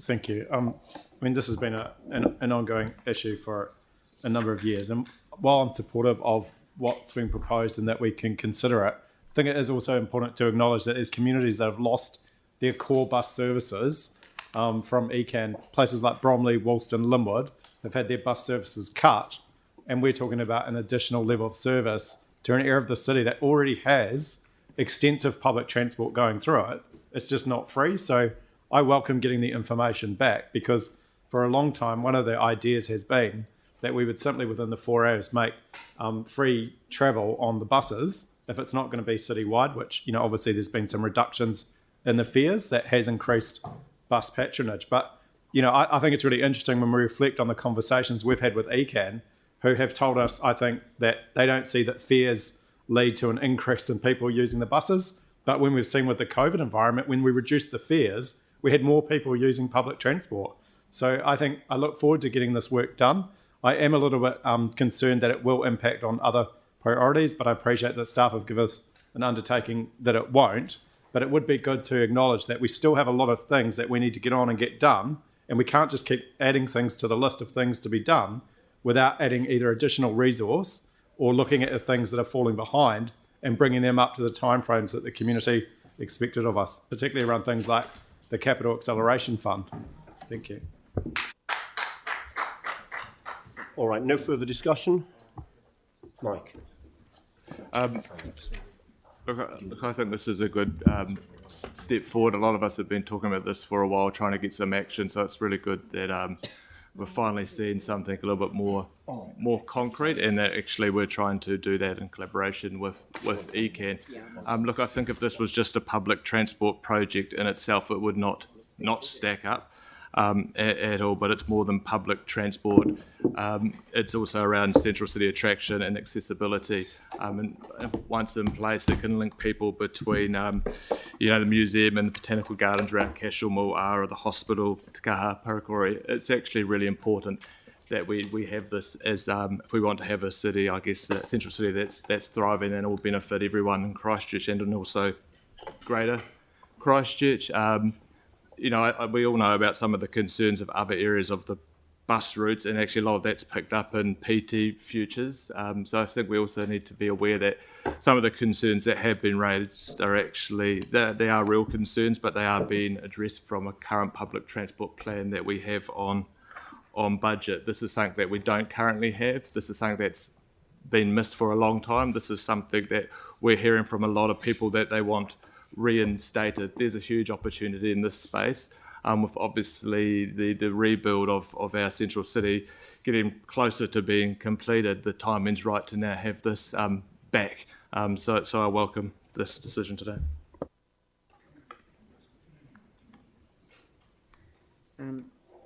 I'll put the motion. All those in favour say aye. Aye. Those opposed say no. That's carried. Right, we'll return to the item number 7. So, and I do apologise for taking some time, but it's always difficult when people raise issues that could impact on our decision-making ability. So I had to take advice. And it's in relation to Councillor Phil Major, and I'm going to give Councillor Phil Major an opportunity to respond to it. So I think that a number of us had been aware of concerns re the ownership of property within the airport contours and conflicts that often arise in relation to the airport contours. However, I received advice on this the other day, and it was not asked for by me. It was provided to me that there was no conflict of interest in respect of that property.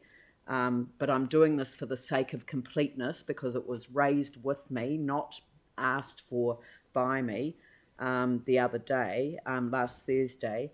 How it is zoned rural and therefore it is not affected by the proposals that we have in front of us today. So that was dealt with on Thursday. It wasn't raised at the council meeting. It was raised with me by council staff, the legal advice, and I simply noted to myself that there was no conflict of interest. It wasn't an issue, but because of the next element, I really wanted to make sure that I took a belt and braces approach by telling you everything that I have been told.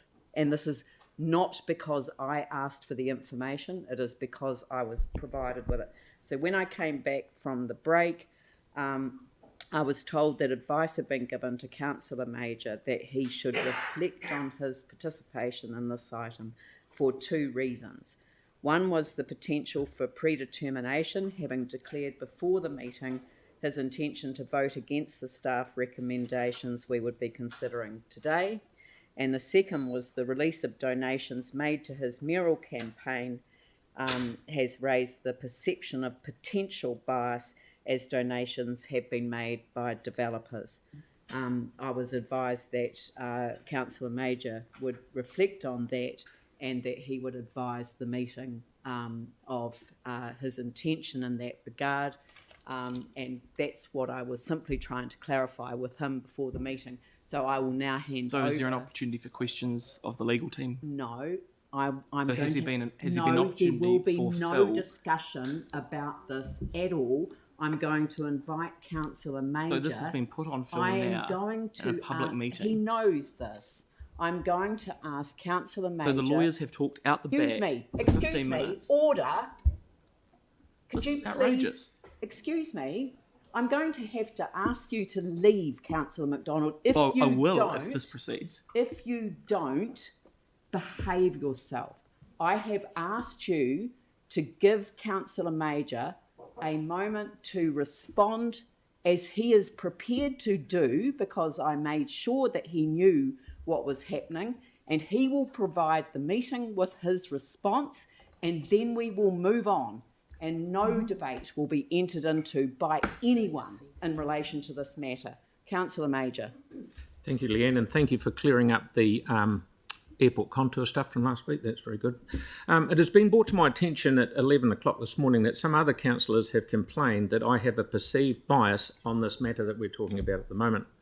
Because I was transparent and published some of my donors that have donated to my campaign, the legal team have advised me to withdraw, but if I did this, I'd never be able to vote on anything again. This plan change is important for the future of Christchurch, and I'm going to continue. This is an Auckland and Wellington problem that has been forced on Christchurch, and we need to stand up for ourselves. Thank you.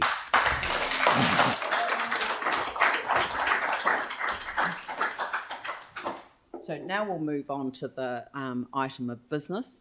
And perhaps it's probably a good idea just to clarify for people that when people are asked to reflect on whether there is a perception or a conflict of interest in any way, shape or form, it is up to the individual councillor to make that call, not the mayor or not the chair of the meeting. Right, so I will now move on to the actual notification, and it's been moved and seconded. And so now we'll just, it's probably appropriate that we just move on to the debate, and we'll do the amendments. We'll vote on them individually, but we can deal with the amendments as we go through. So just moving on to the debate itself, I don't think that anyone is entirely happy with the way that this has transpired. Local government, unfortunately, though, in this respect, is a creature of statute. We don't have a general power of competence. We can only do what statute allows, and we must do what we are directed by statute to do. And in this particular instance, we are required by the Resource Management Act to notify changes that give effect to the intensification provisions that were put in place last year. And this council took a different course of action from the course of action that we would normally take. We actually went out with a pre-notification, and as a result of the pre-notification, we received considerable feedback from our residents. We received feedback, as I said before, from government departments. We received feedback from developers. A whole range of people have actually indicated to us that they have a specific interest in different elements contained within this plan change. And I'm referencing Plan Change 14, of course. Plan Change 13 is part of our approval for public notification as well.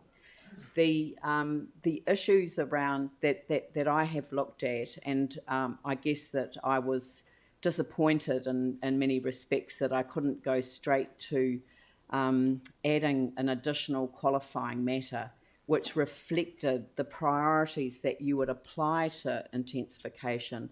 But that's because there is a distinct possibility that the Minister would intervene and notify a plan change that was far more restrictive and not taking into account the qualifying matters that we have worked hard on. There are a number of amendments that councillors have put through, and those amendments I think will enable the organisation to really focus its submission on a range of areas that will, I believe, improve the process as we go. Unfortunately, as I said, there was a decision taken by central government, hand in glove with the opposition, to notify or to change the law requiring us to notify these elements, the medium density residential zone across the city.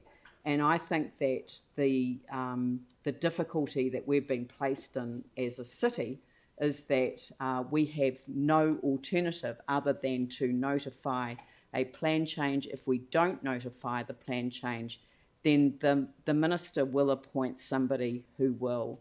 I know that there are many people who out there feel like it can't be worse, but I can assure you that it can be worse, because the significant number of elements of the qualifying matters that have been put in place that we are considering today are at risk if, in fact, it was simply to meet the obligations set by central government.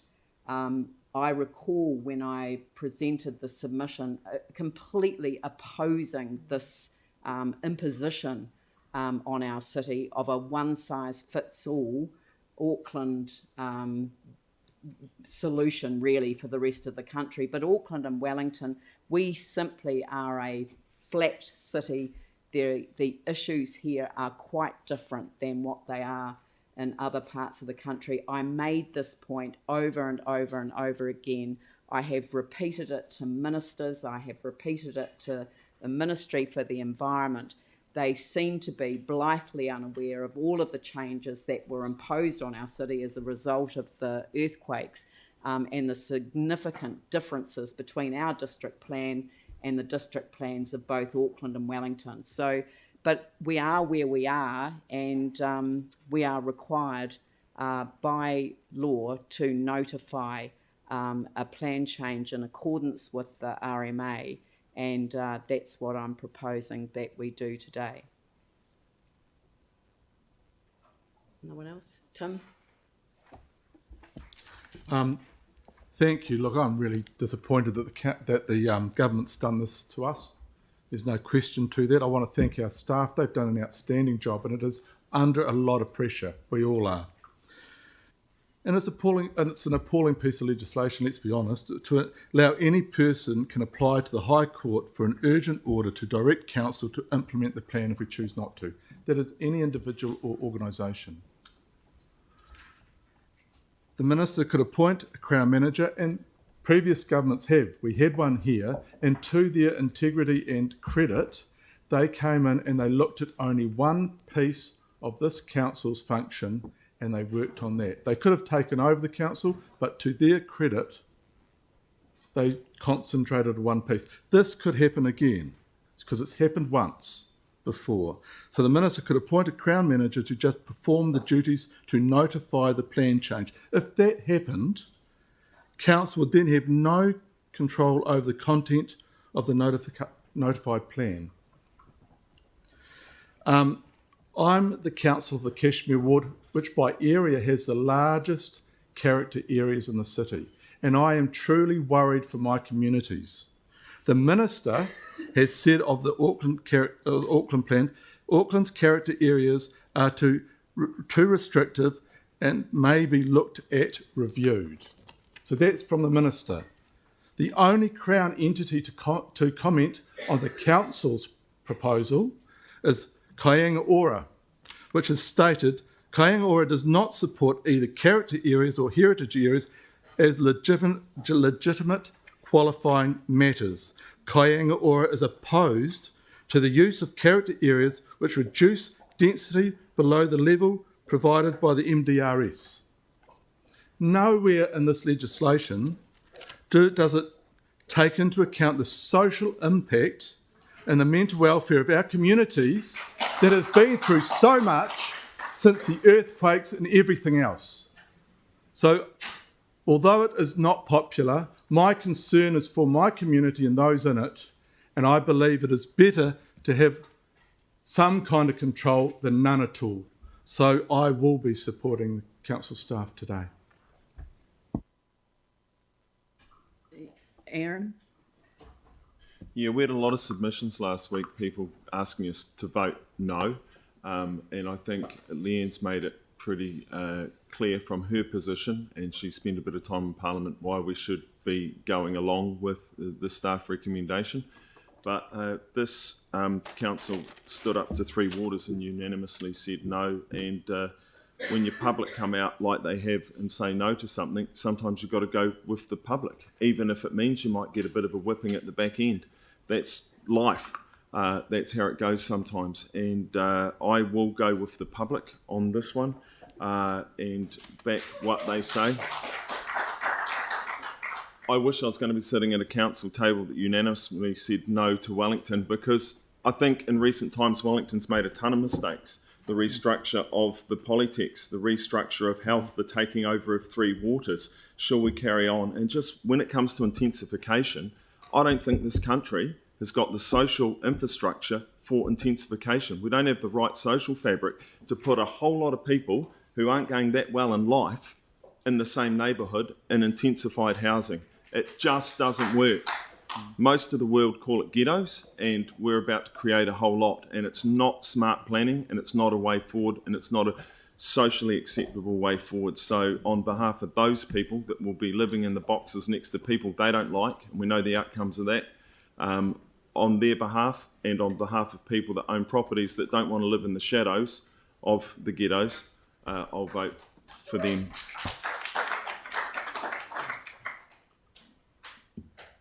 Pauline. Thank you. Look, I'm questioning whether the extent of the enabling of the intensification is appropriate for Christchurch, or whether we need these drastic changes right now. And I don't want to expand on all the reasons, because the submitters have done such an incredibly brilliant job, well-informed, passionate and clear in their messaging. The rationale for a one-size-fits-all seems to be to increase supply, and together with an assumption that there will be a direct correlation with affordability. There's also an assumption that councils have too many regulatory barriers to housing intensification. And yet we know there have been almost 5,000 dwellings consented in the past year in Christchurch, and that these tiny cramped boxes with no gardens are selling for 600,000 to 700,000 plus. So I'd hardly call that affordable. So that correlation doesn't seem to be working in my view. And there's also a concern that we're reaching housing capacity in the next year. In the light of these observations, I'm saying Christchurch doesn't need this. We risk costing our existing residents a loss of sunlight, privacy and general well-being, as well as reducing the attractiveness and amenity of neighbourhoods. Yes, there is a risk in not notifying, and this is a risk that submitters have clearly stated they fully understand and still choose that way forward. Today I'll be voting against notifying as a statement to government that this is the only way I can emphasise my dissatisfaction on behalf of the residents of Christchurch. Anne.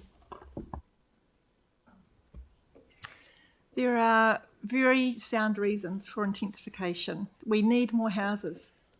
We need to protect our valuable growing land from urban sprawl.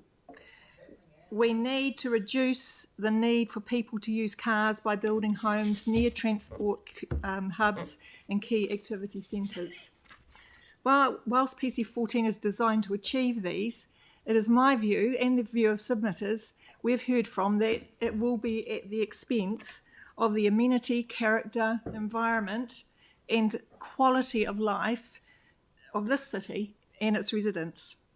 The dilemma we face is that by voting against notifying, we risk handing over the process to others, that we lose the opportunity to work with the government to get the best outcomes for our city, ideally collaborating with them.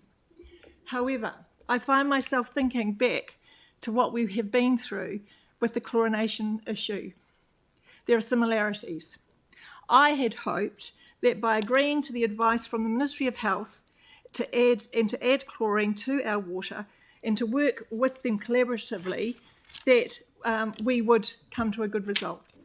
Almost 6 years later, involving hours and hours of work by staff and elected members and millions of dollars, we still have chlorine in the water. The government has continually moved the goalpost, making it almost impossible to meet the requirements to remove chlorine from our water. And I am fearful that we will have a similar experience here. Despite the goodwill we bring to this, our voice will not be either respected or listened to. So given my lack of trust and confidence in this government over this, I am prepared to take the risk of voting no to notify. As I believe that the greater risk is to vote yes and to live in a city monstered by this poor policy that this council has very little control over anyway.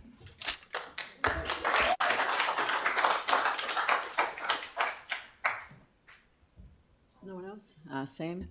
Look, just really briefly, I agree with the sentiment shared by both Anne and Aaron. And the only thing I wanted to add, I don't want to repeat things, was that earlier this year we had a public meeting in Avonhead where over 400 people showed up of their own accord to engage in local democracy and to share their views. The biggest theme, and I've got the letter here that they wrote through to government, and I will it would be remiss of me not to say I'm equally as disappointed in the National Party as I am the Labour Party for this. I genuinely think they have let the city down, and so I don't want it to be seen as a political thing at all, because I'm equally as disappointed in both. But I just wanted to read 2 paragraphs they sent through to Wellington, which effectively said, Christchurch is known as the Garden City. Most suburban houses have a front garden and several suburbs have low-density housing. Under the new law, Christchurch will lose its unique character and risk becoming a concrete jungle. I think no truer words could be said. The second one, and the one that I agree with most, is that when people bought their houses, they bought into suburbs knowing the intensification rules within them. To have this lack of consultation by central government, to have it rushed on everyone, and to ultimately change the fabric of the city is not right. So, look, I agree with both Anne and Aaron. There is an inherent distrust there, but equally, I think we need to take a civic leadership role and say, actually, we've had enough of Wellington. We need to take local ownership of this stuff, and I think the only way we can do that is oppose this.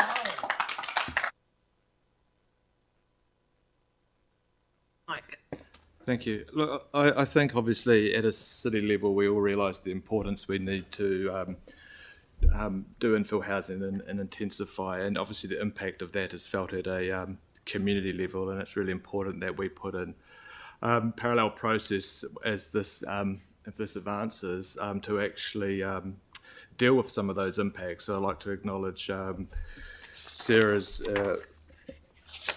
amendment that's been included around the social impact assessment, because I think that's going to be hugely important. But I just think, and we just got to remember that the council in itself, we're not above the law.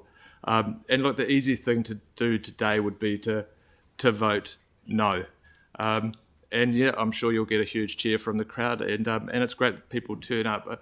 I also don't think that the gallery is actually representative of the people of Christchurch, and I also want to hear the voices. I want to hear the voices of the people that rent. I want to hear the people of the younger people, voices of the younger people. I want to make sure that we have provisions in our city that last for 50 years for future generations coming through as well. While I'm very concerned about the Enabling Act that's actually doing a one-size-fits-all approach to Christchurch's urban planning, there's actually some very good things in here that will help the city actually be more sustainable in the future. But it's important that as these plans are put in place, that council actually work at what they can do to mitigate some of the impacts. But what I guess concerns me the most is if we vote no, there's that real possibility, a strong possibility, that a minister will be put in place to actually notify this plan. And what will happen is all the qualified matters that have been put in place, that have been worked through the feedback received by many people, will actually be disregarded. And therefore you'll end up having more intensification where we actually are trying to limit it as a council. So therefore it is unique for Christchurch, and doesn't represent just a approach that's happening up in Auckland and Wellington. So look, I urge my fellow councillors to think twice. Voting no could actually have a much worse outcome for this city than voting yes. That's the reality. If you really want to protect the people of the city from intensification over the whole of the city, then don't risk losing the qualified matters that actually staff have worked hard to incorporate into the plan. Thank you. No one else? Celeste? I'm not going to repeat what's been said. I want to acknowledge that people are impacted differently depending on their situation, and obviously it depends on what part of the city you're in.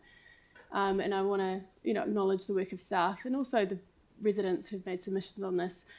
I also want to speak to those voices that we probably aren't hearing from, which are renters and people that can't afford to buy homes and are being shut out of the housing market. There is a silent majority of people that aren't being heard on this debate. And I think it's important, and it's incumbent on all of us, homeowners or otherwise, that we consider that there are many people that can't get into rental housing, and that there's a section of the market that just isn't performing for our residents. And we know that renters are residents and they pay rates. So it's important that we also take into account their needs. So I'll be voting yes on this. Yanni?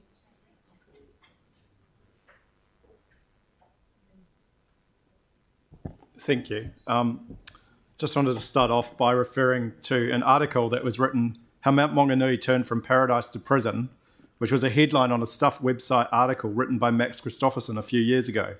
He made reference to Mount Maunganui being destroyed by too much growth, too much greed, too much development, too many subdivisions, too many people, and not enough land. He went on to complain that large councils have increasingly seen themselves as quasi-corporates rather than community gatekeepers, and that the development and growth continues with little regard for the loss of lifestyle. Many years ago, I also heard a radio interview with Dick Smith, the founder of Dick Smith Electronics fame.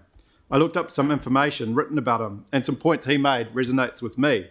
These thoughts came as he flew a helicopter solo across the Atlantic in 1982.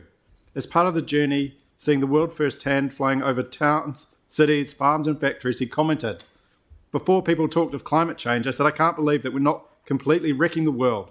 Because as I flew, most of the time, it was in smog or smoke, the amount of clearing that was going on, the huge cities, you could just see 5 billion people damaging the earth tremendously." He also noted an alternative to perpetual growth is an economic system that values quality, not quantity, and that it should be about the quality of life rather than consumption.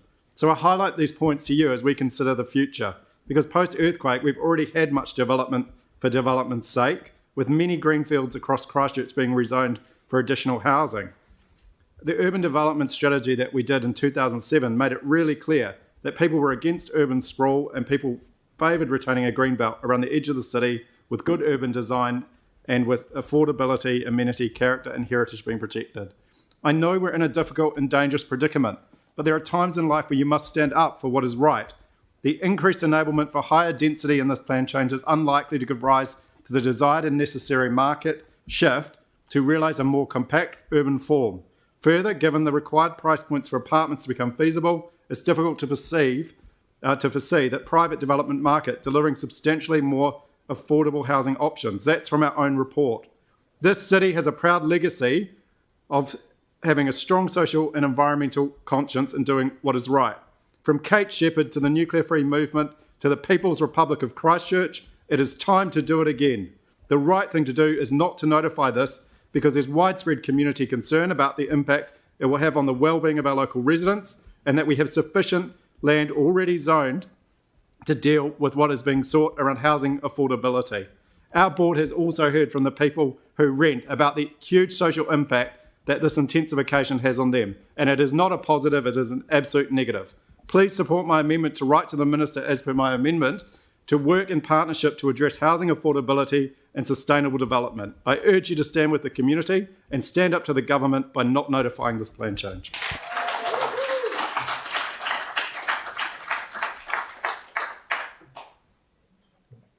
Sarah? Council is a creature of statute, and when we are sworn in, we make an oath to execute and perform the powers, authorities and duties vested in or imposed upon us in a way that is in the best interests of the city. And that is what we should do today. Call me old-fashioned, and people do, but I take my oath seriously. To simply vote against this because you don't like those duties is a fundamental misunderstanding of the role of council and risks further distrust in council by central government at a time where we want things from them too, including infrastructure funding and mass rapid transit. Our plans currently allow medium density in some areas without any incentives to keep trees or to add new ones, and we can change that today. We need to continue to increase density to address climate change and housing affordability, and let's be frank, the median house price of $690,000 is by no means affordable, and to protect our productive soils from sprawl. However, areas like Riccarton have shown clearly what happens when areas intensify without the focus on trees, without mitigations like buying properties for pocket parks, and without street trees and without enforcement on parking on berms.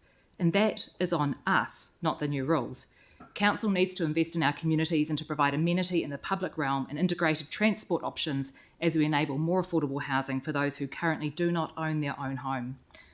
Today I put forward an amendment to have social and environmental impact assessments undertaken so that as a council we can support our communities as they grow. We must make decisions not only for current property owners, but for all residents, for now and for future generations.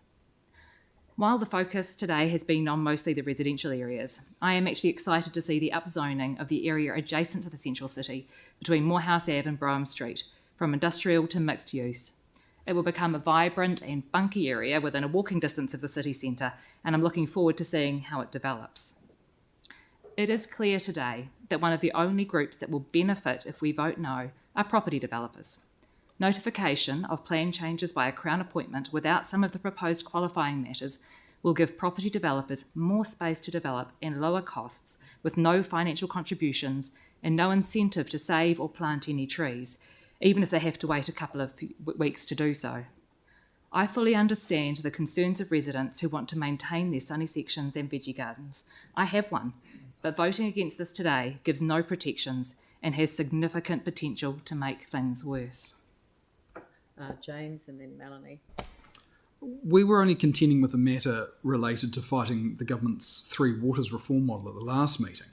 Now we're discussing nationwide planning directives from government and the impacts it will have on the quality of life of our communities.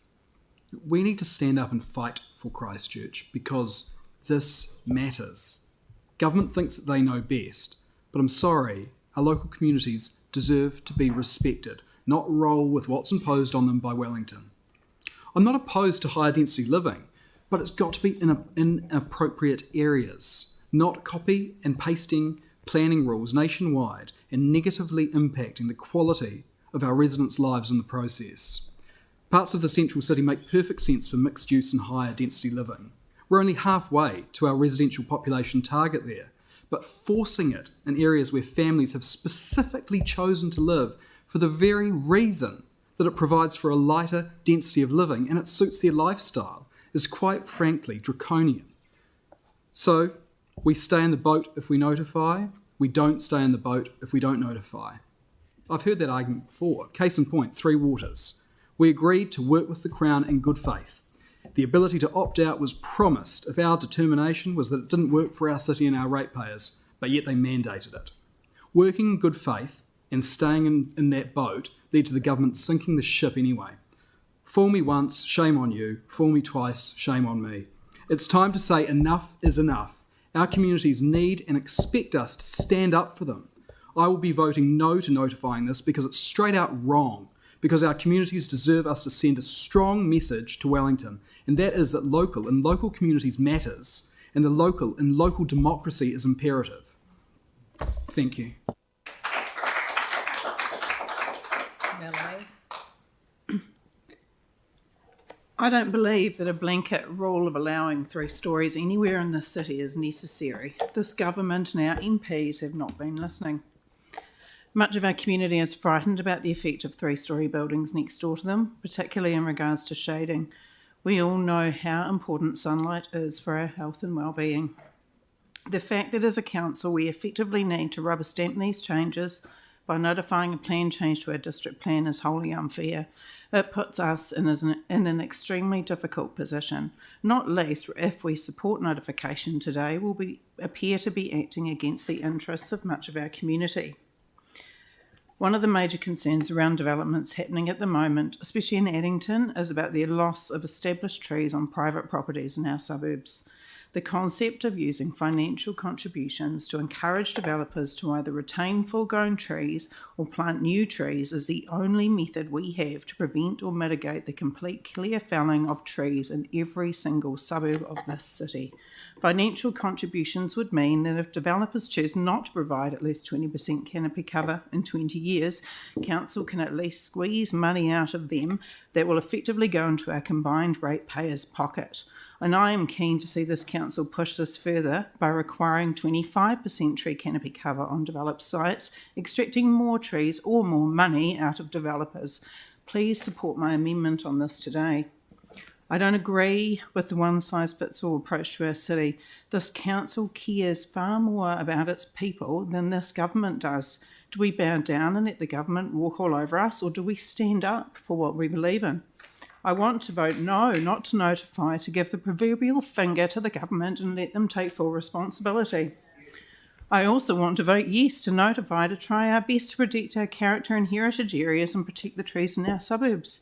In 30 years' time, I don't want to see no trees in our suburbs. I don't want it to be the responsibility of ratepayers to fund trees in our public realm to make up for the lack of trees on private property. This makes the decision today incredibly difficult indeed. I've been swinging back and forth like a pendulum. On balance, though, I believe that the inability of the government to listen means it's incumbent on us to control this process. Let people have another chance to have their say and take money off developers who refuse to plant trees. It's the developers who make money out of all of us, and let's not let them have the last laugh.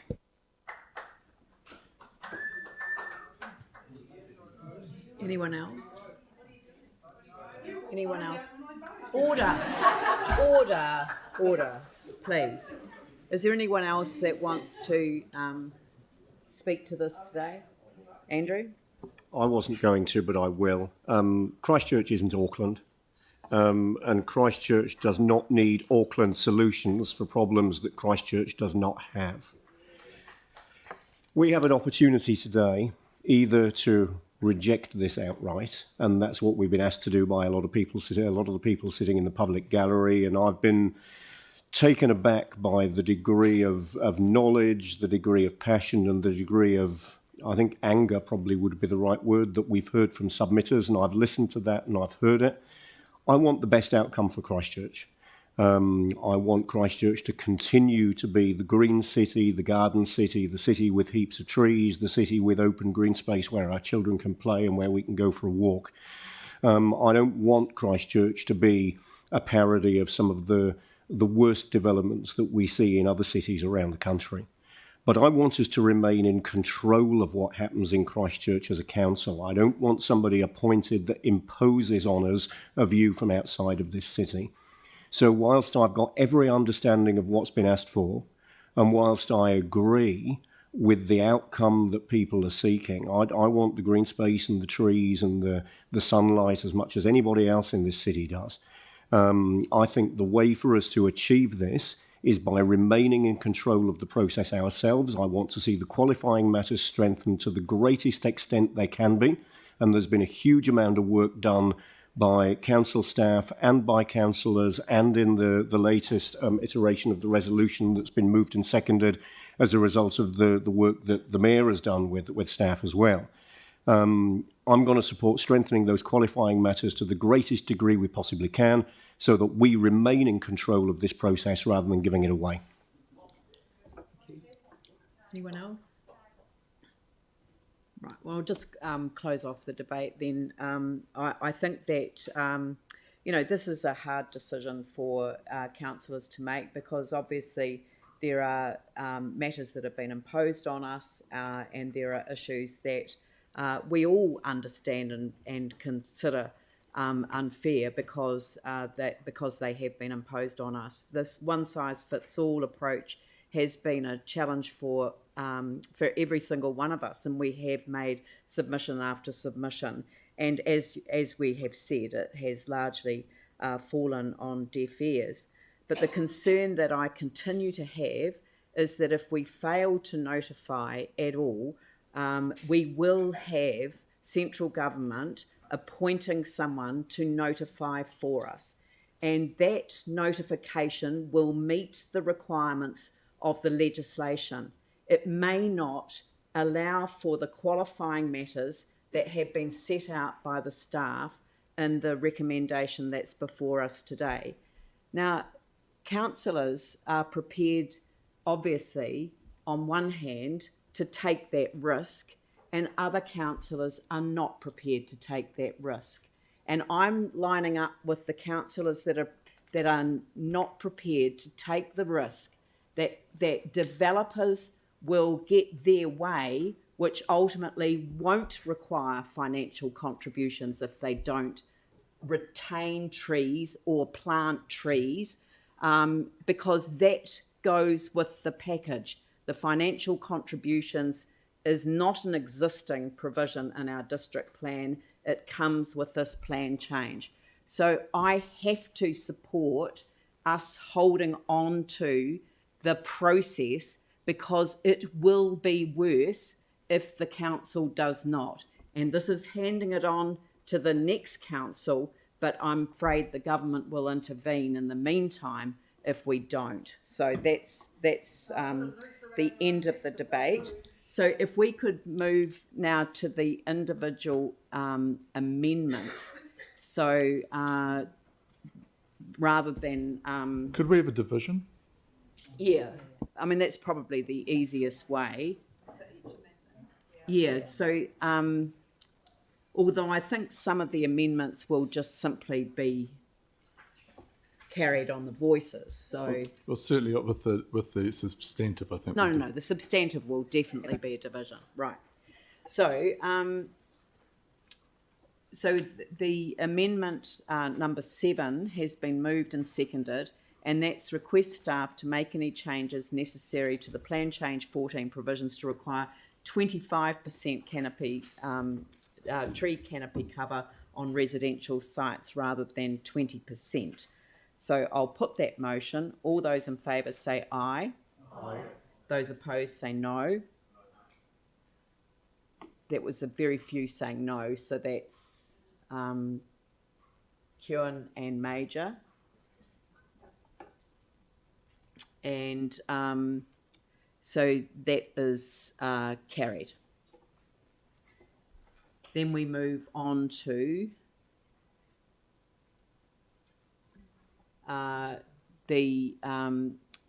it's been moved and seconded, McClellan Cotter, that request staff to make any changes to Plan Change 13 and 14 to extend the Chester Street East Dawson Heritage Area to include all properties with Chester Street East addressed east of the currently proposed HA2 boundary. So that... Is there another one underneath that if it fails? No, look, that's... there is an investigate one as an alternative, right? So, but that, can we not... Yeah. We went through the list before, and all of the ones that had an alternative were advised to councillors. Why is that one crossed out? Is it because it's supported by staff? Yeah. It's already been moved. So can we just deal with the amendment in front of us? Yeah. And that is the proposed amendment 11, Councillor McClellan. I'll put that motion. All those in favour say aye. Aye. Those opposed say no. So that's hands up for those no. So that's Donovan, Templeton, McDonald and Davidson. So that's carried. That is carried. That one's carried.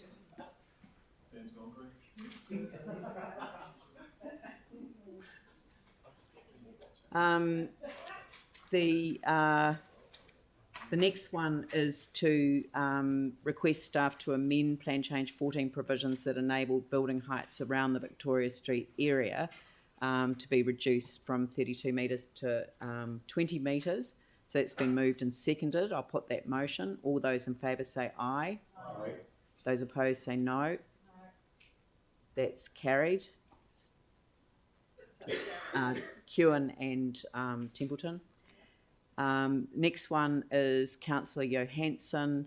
Request staff to add to plan change 13 and 14 a new residential heritage area consisting of all properties of a consistent age with a Woodham Road address. That also has an investigation option following it if it's not carried, but I'll put that motion. All those in favour say aye. Aye. Those opposed say no. That's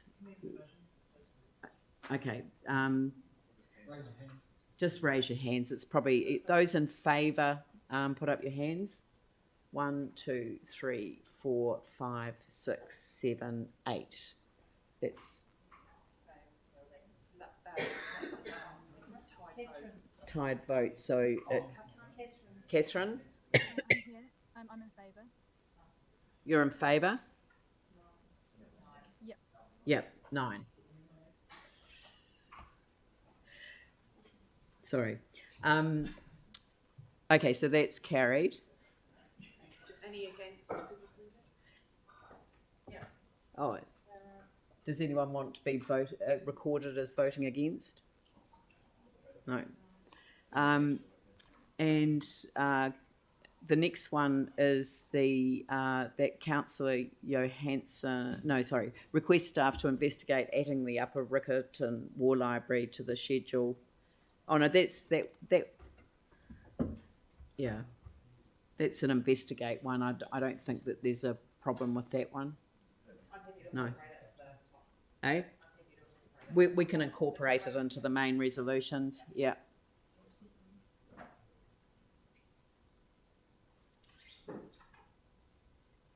And then Councillor Choose.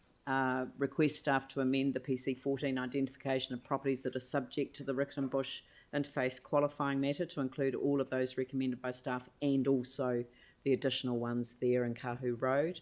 That's been moved and seconded. I'll put that motion. All those in favour say aye. Aye. Those opposed say no. Show of hands. Those in favour. 1, 2, 3, 4, 5, 6, 7, 8, 9, 10. Yes, carried. And then we next one. We don't need those. Those were the They were all of the alternatives. So that's all of the amendments. And so what I might do now. I had an additional amendment as well. Yeah. Well, we haven't got to that yet. Oh, okay. Can we just so. There's a number of amendments which are those investigate ones. So if we could go, because I mean, just to get on the record that there is support for these. So if we could go 8A, 9A, 10, 12,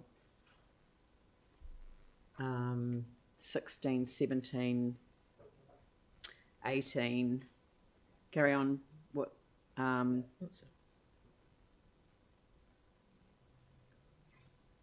Okay, so we've got all of those. They've been moved and seconded. So they're all of the other ones that came up by way of amendment that have been incorporated into the main resolution. And to confirm, it will include the number 15. The one you've moved up. Yes, that's right. Number 15 as well. So I'll put that motion. All those in favour say aye. Those opposed say no. That's carried. Thank you. And then we'll go back up. And we've got... So we'll deal with number 1 separately, which is the public notification of Plan Change 13 Heritage, which is separate from the Plan Change 14. So I will put the motion for the public notification of Plan Change 13. All those in favour say aye. Aye. Those opposed say no. That's carried. And just looking to staff for advice, but I think we need to determine the actually, we didn't do the 2.1, did we? No. So could I just test the council's willingness to add the limitation to the extent of the area by way of making a submission, which is what we've done with the other amendments. So I'll put that separately. All those in favour say aye. Those opposed say no. That's carried. And now we'll move to 2.2. Yes, yeah, that's the whole of that section. Sorry, yeah. And then we'll go back to. Sorry. Look, yeah. Can you go back down? Sorry, I do apologise, but you know there's been a movable feast here. So we've got. Request staff to amend the PC14 identification of properties that are subject to the Riccarton Bush interface qualifying matter to include all of those properties identified in blue on the following plan in 11C Kare Street. So that's the addition to the recommendation referred to by Catherine Chu and her one. And then request Environment Canterbury to undertake an urgent review of public transport coverage in light of the requirement to notify Plan Change 14. That isn't an acceptance of notifying Plan Change 14, it's just an acknowledgement that there is a legal requirement to do so. So I'll put that motion, those together. All those in favour say aye. Those opposed say no. That's carried. No. Pauline? No. Celeste. Right, so then we go back to the notification. Is that right?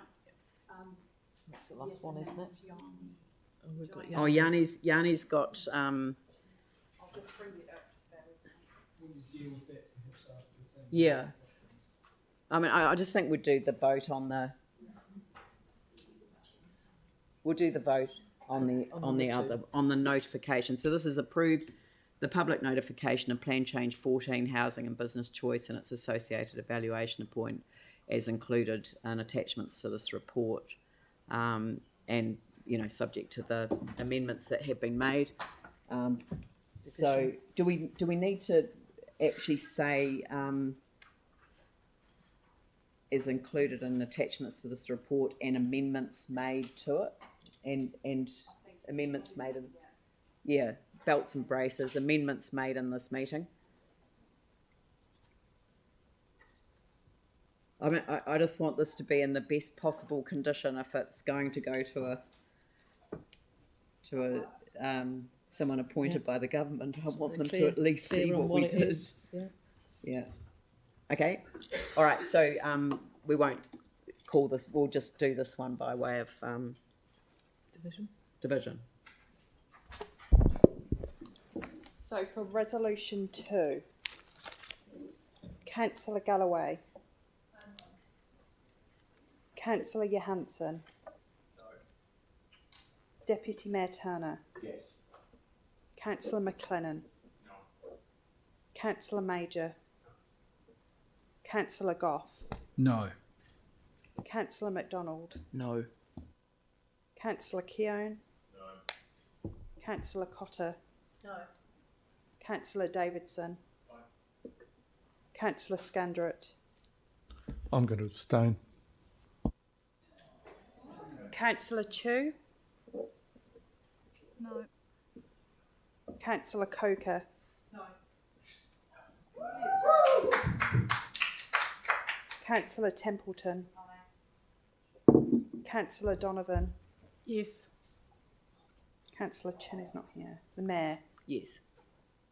That's 1, 2, 3, 4, 5, 4. 1, 2, 3, 4, 5, 6, 7, 8, 9, 10 against and 1 abstention.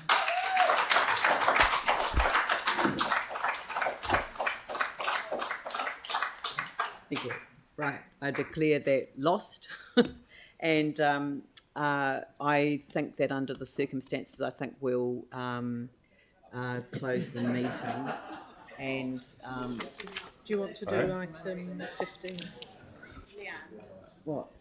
My amendment? Yeah. Oh, I think it's a bit late now. Yanni? Cool. So I'd like to move that the council write to the minister expressing its concern with this legislation and process. And 2, that the council request the minister work with us in partnership to remove Christchurch as a Tier 1 city, given our unique situation. That means we have sufficient capacity of land in the short, medium and long term available for housing, given our extensive land use planning changes to increase density and intensification post-earthquake. And 2, develop a bespoke process with council as part of the Urban Growth Partnership to look at land use planning that addresses the issues of housing affordability and sustainable development.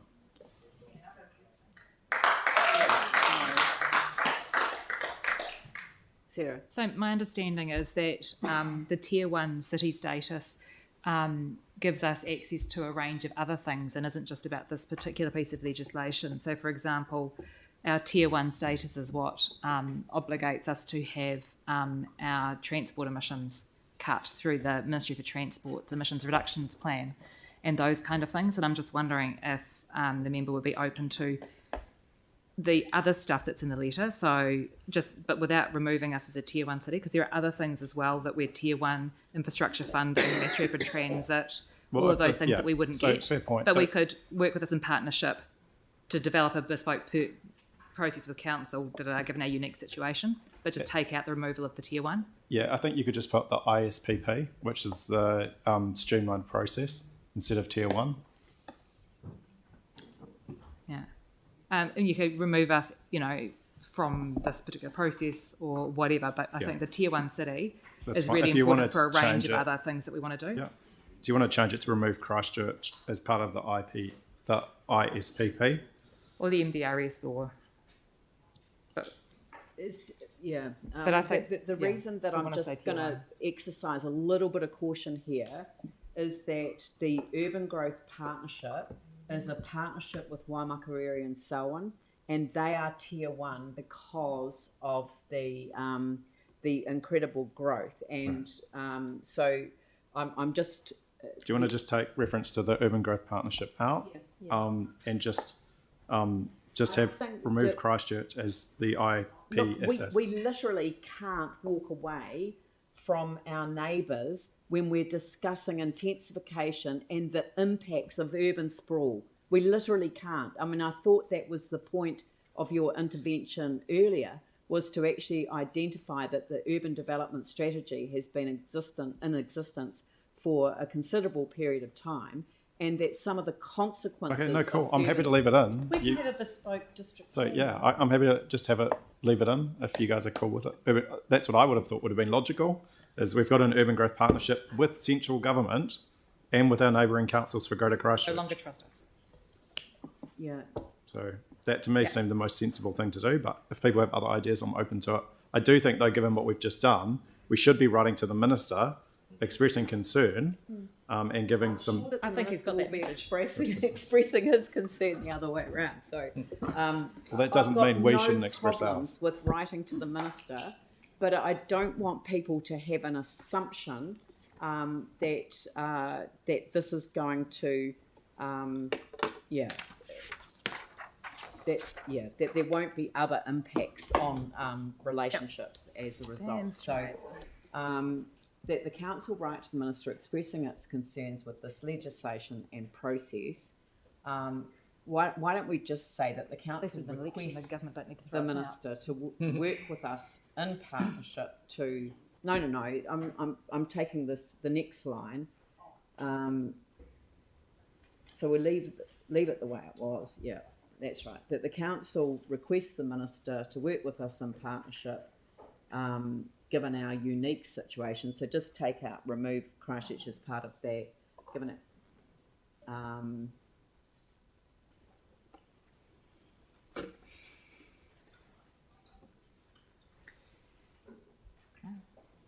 The government could just direct the next council to do it, and if they don't, put in commissioners. Easy. Unique situation in having sufficient capacity of land in the short, medium, and long term. That means we have sufficient capacity. No, that works.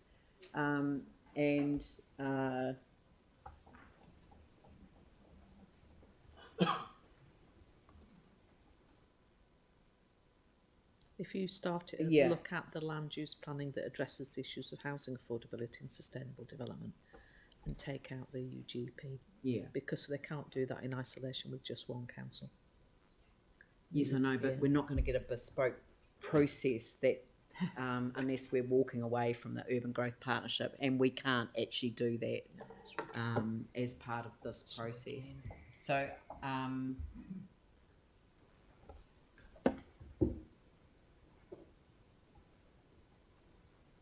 why don't we just simply take out the develop a bespoke process with council as part of the urban growth partnership? So you've got that the council requests the minister work with us in partnership, given our unique situation, blah, blah, blah.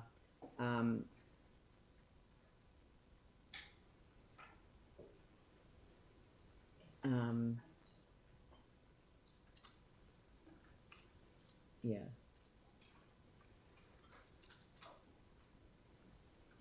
Yeah. So is it okay? Just to put it all in one very long sentence. That's fine. I mean, I think at some stage, though, you know, when we write to the minister, we do need to make it clear that the community concern that's been raised through this process, which you can do, around the impact of the streamlined process on us as a city and on our community. So as long as that's covered, that's the most important thing. Yeah, and actually the earlier process around our district plan review really did set us up for some of the issues that we're still having to grapple with today. All right, so that's been moved by Yanni, seconded by Aaron Kewen. I'll put that motion. All those in favour say aye. Aye. Those opposed say no. That is carried.